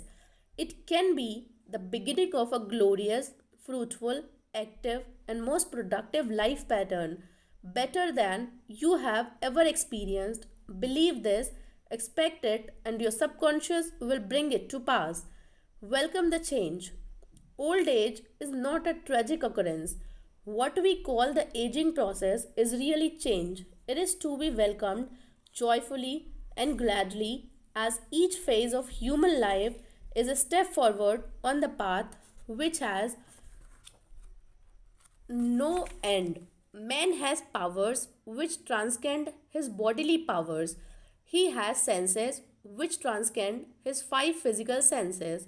Scientists today are finding positive, indisputable evidence that something conscious in man can leave his present body and travel thousands of miles to see, hear, touch, and speak to people, even though his physical body never leaves the couch on which it reclines. Man's life is spiritual and eternal. He need never grow old for life, or God cannot grow old. The Bible says that God is life. Life is self renewing, eternal, indestructible, and is the reality of all man. Evidence for survival. The evidence gathered by the physical research societies both in Great Britain and America is overwhelming. You may go into any large metropolitan library and get volumes on the proceedings of the Psychical Research Society based on findings of distinguished scientists on survival following so called death. You will find a startling report on scientific experiments establishing the reality of life after death in the case for psychic survival for Herbert Carrington, director of the American Psychical Institute. Life is. A woman asked Thomas Edison, the electrical wizard, Mr. Edison, what is electricity? He replied, Madam, electricity is, use it. Electricity is a name we give an invisible power which we do not fully comprehend, but we learn all we can about the principle of electricity and its uses. We use it in countless ways.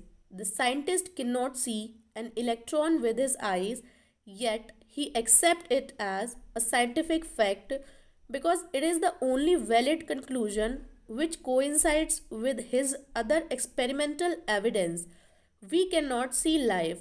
However, we know we are alive. Life is, and we are here to express it in all its beauty and glory. Mind and spirit do not grow old. The Bible says, and this is life eternal, that they might know they are the only true God. The man who thinks or believes that the earthly cycle of birth, adolescence, youth, maturity, and old age is all there is to life is indeed to be pitied. Such a man has no anchor, no hope, no vision, and to him life has no meaning. This type of belief brings frustration, stagnation, cynicism, and a sense of hopelessness, resulting in neurosis and mental aberrations of all kinds. If you cannot play a fast game of tennis or swim as fast as your son, or if your body has slowed down or you walk with a slow step, remember life is always clothing itself anew. What man call death is but a journey to a new city in another dimension of life. I say to men and women in my lectures that they should accept what we call old age gracefully. Age has its own glory, beauty, and wisdom which belong to it. Peace, love, joy, beauty, happiness, wisdom, goodwill, and understanding are qualities which never grow old or die. Ralph Waldo Emerson, poet and philosopher, said, we do not count a man's years until he has nothing else to count.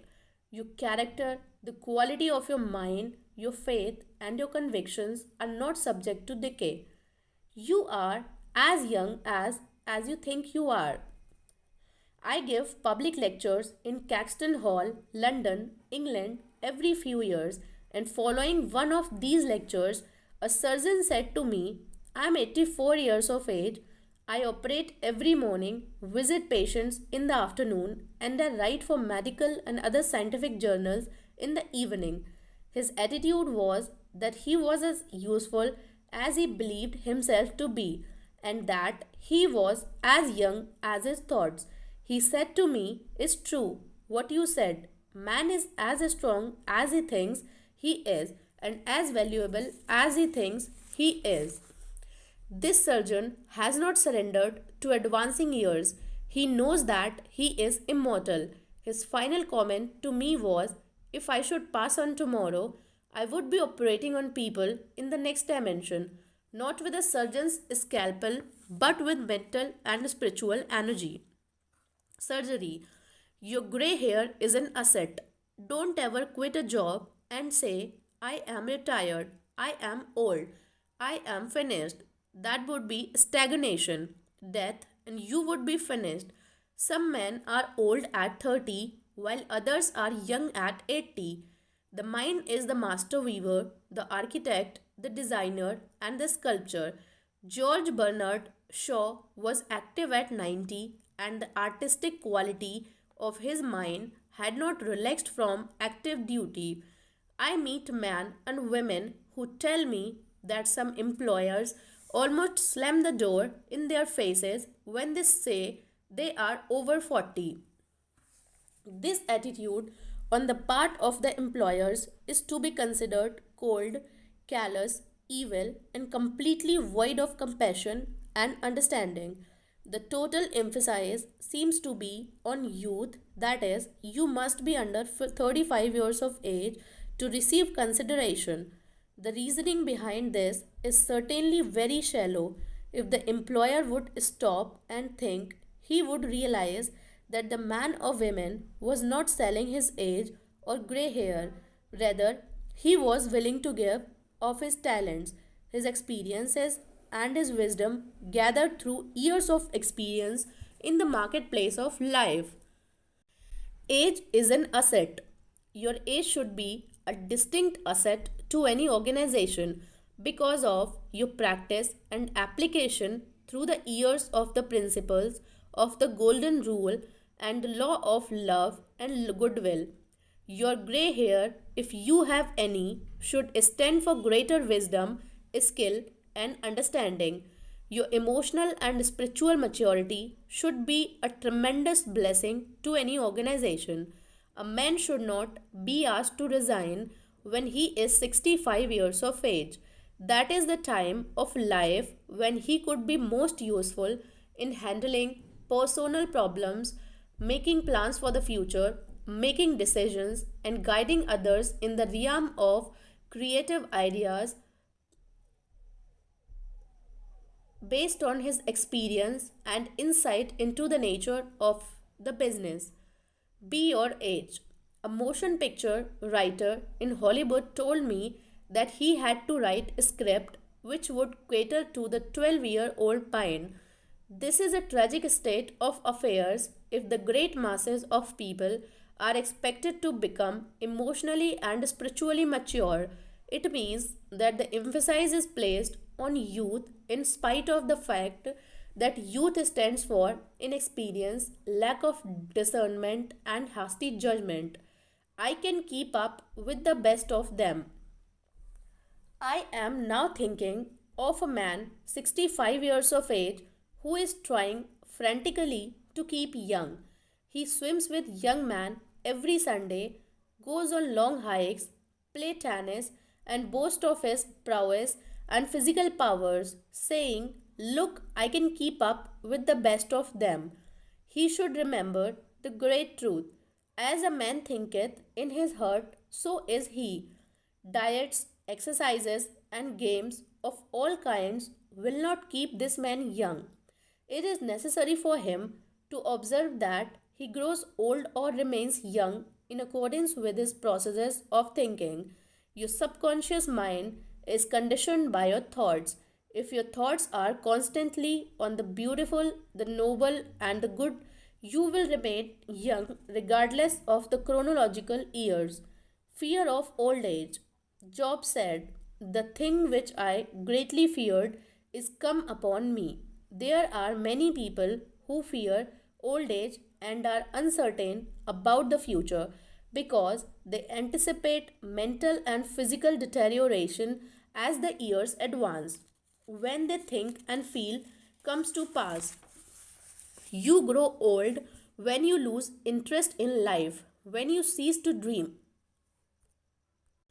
to hunger after new truths, and to search for new words to conquer. When your mind is open to new ideas, new interest, and when you raise the curtain and let in the sunshine and inspiration of new truths of life and the universe, you will be young and vital. You have much to give. If you are 65 or 95 years of age, realize you have much to give. You can help stabilize, advise, and direct the younger generation. You can give the benefit of your knowledge, your experience, and your wisdom. You can always look ahead, for at all times you are gazing into infinite life. You will find that you can never cease to unveil the glories and wonders of life.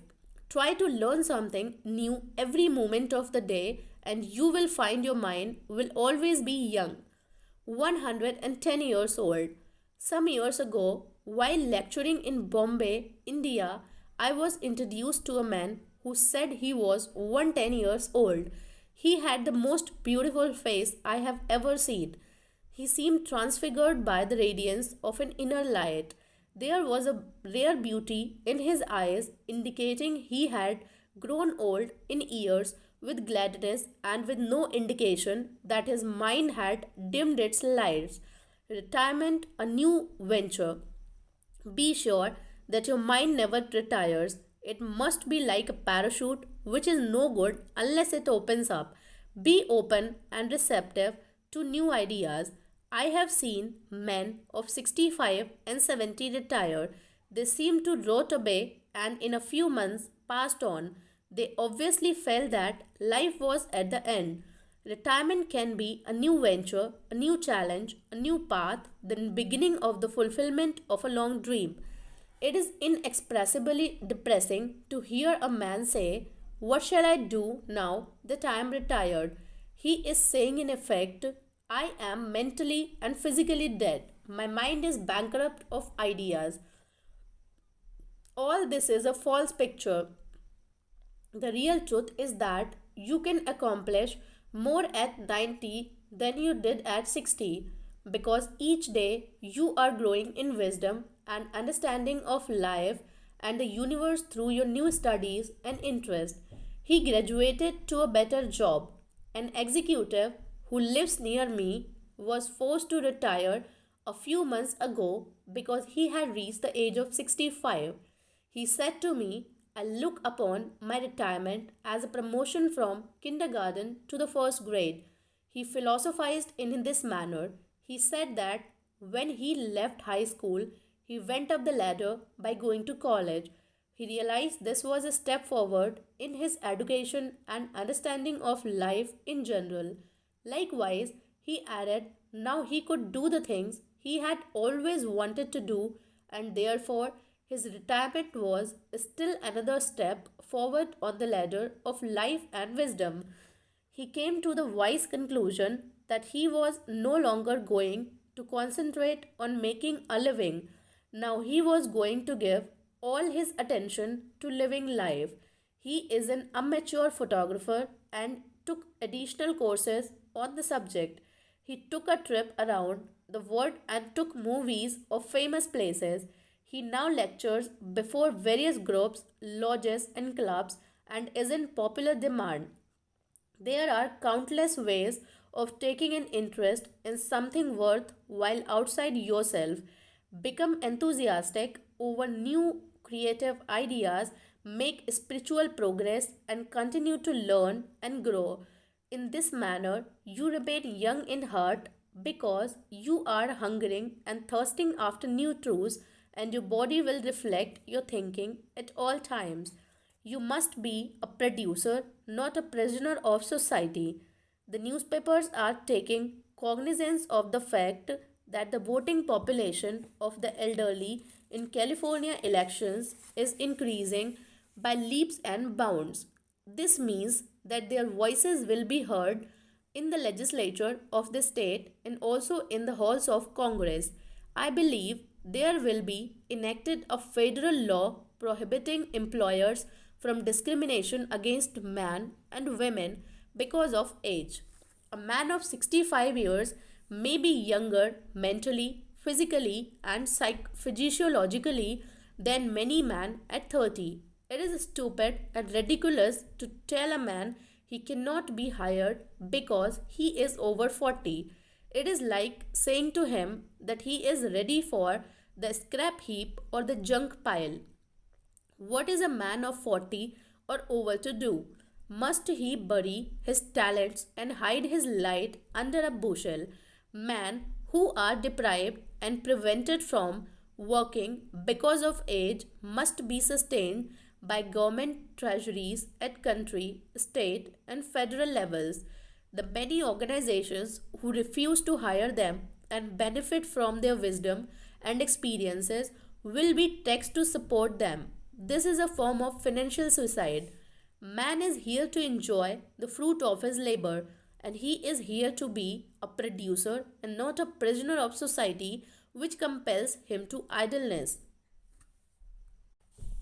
Man's body slows down gradually as he advances through the years, but his conscious mind can be made much more active, alert, alive, and quickened by the inspiration from his subconscious mind. His mind, in reality, never grows old.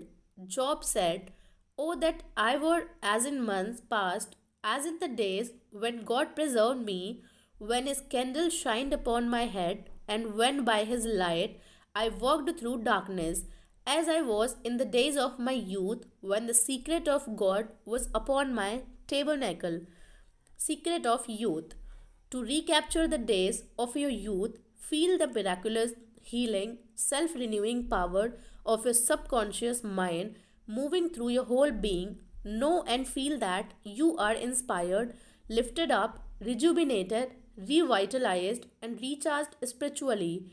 You can bubble over with enthusiasm and joy as in the days of your youth for the simple reason that you can always mentally and emotionally recapture the joyous state.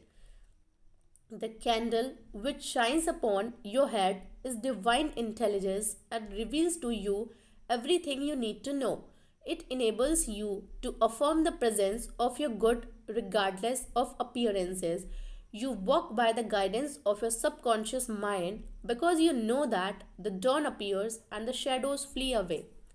Get a vision. Instead of saying, "I am old," say, "I am wise in the way of the divine life." Don't let the corporation, newspapers, or statistics hold a picture before you of old age, declining years, decrepitude, senility, and uselessness. Reject it, for it is a lie. Refuse to be hypnotized by such propaganda. Affirm life, not death.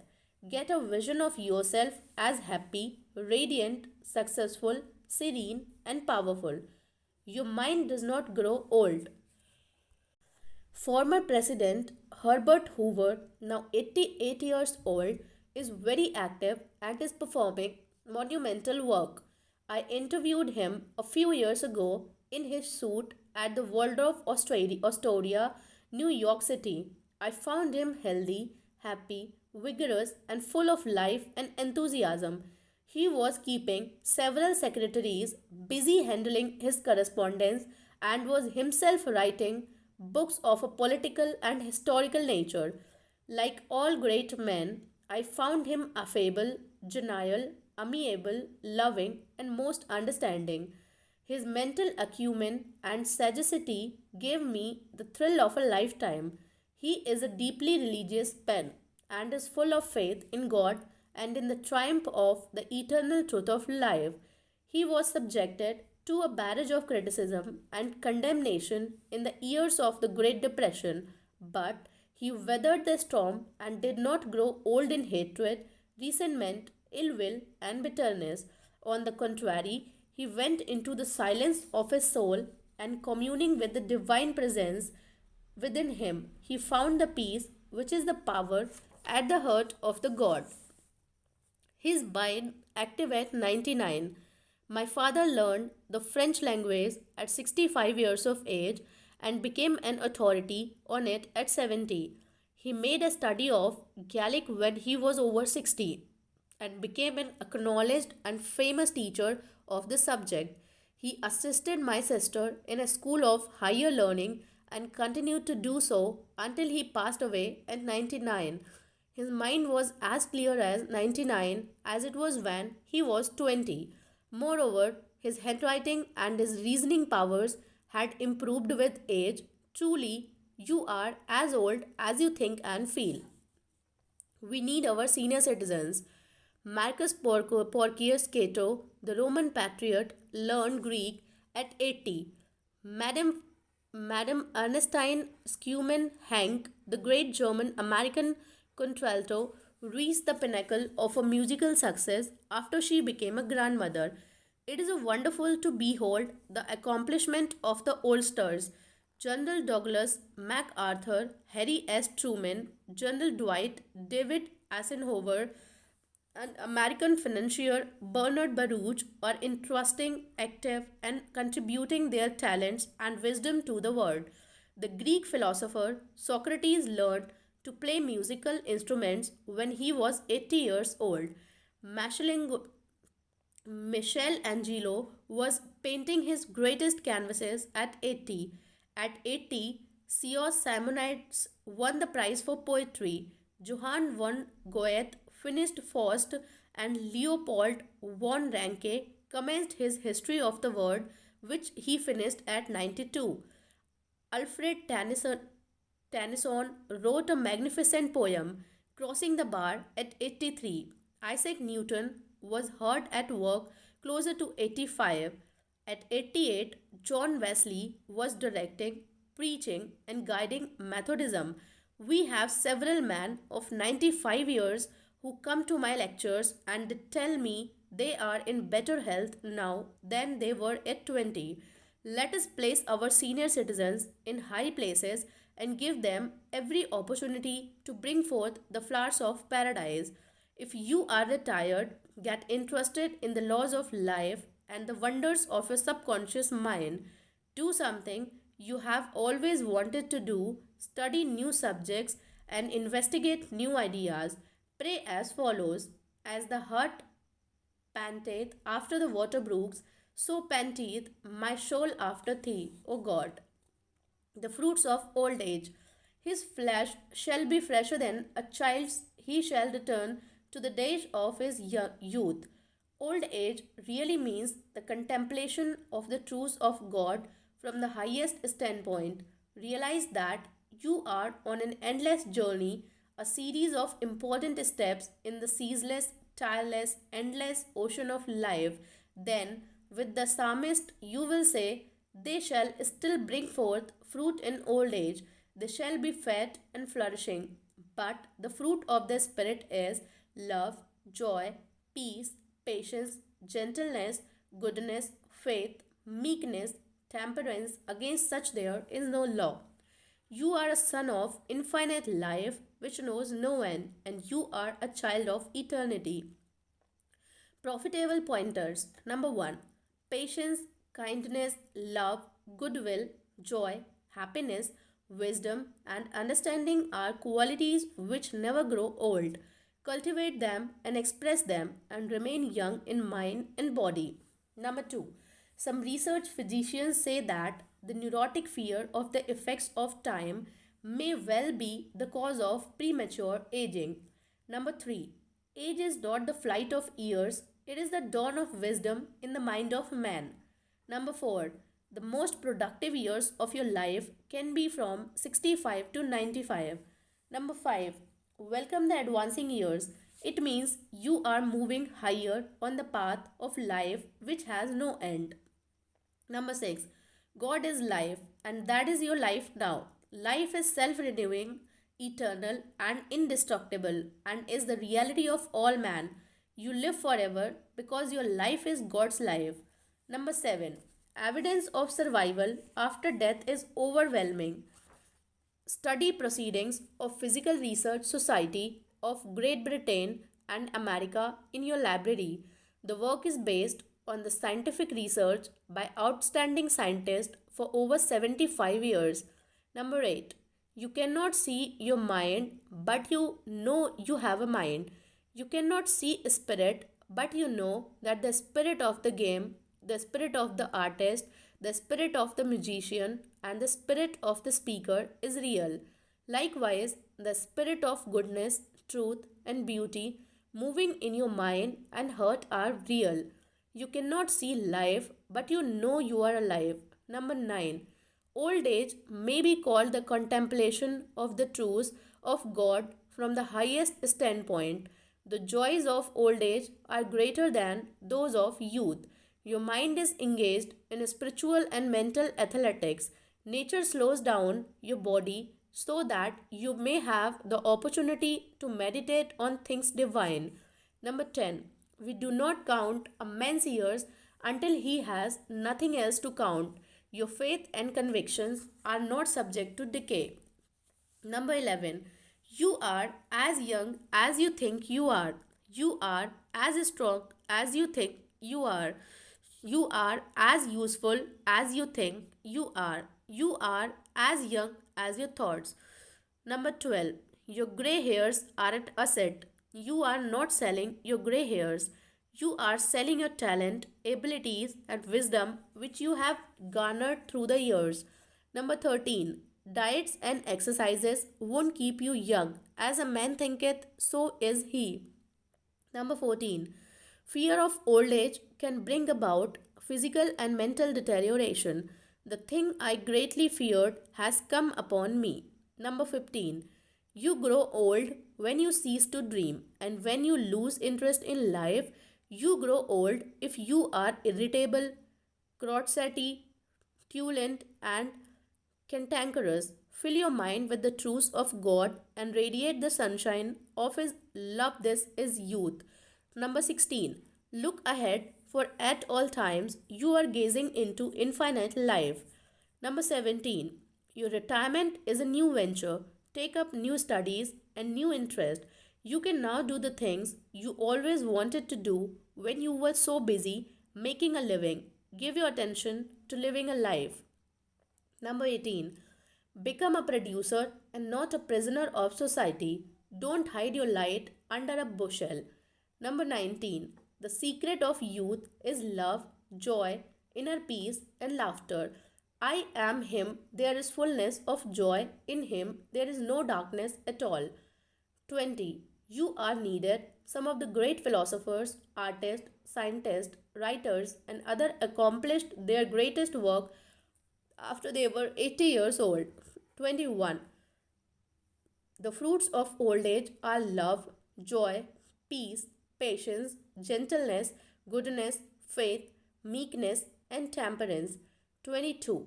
You are a son of infinite life which knows no end. You are a child of eternity. You are wonderful.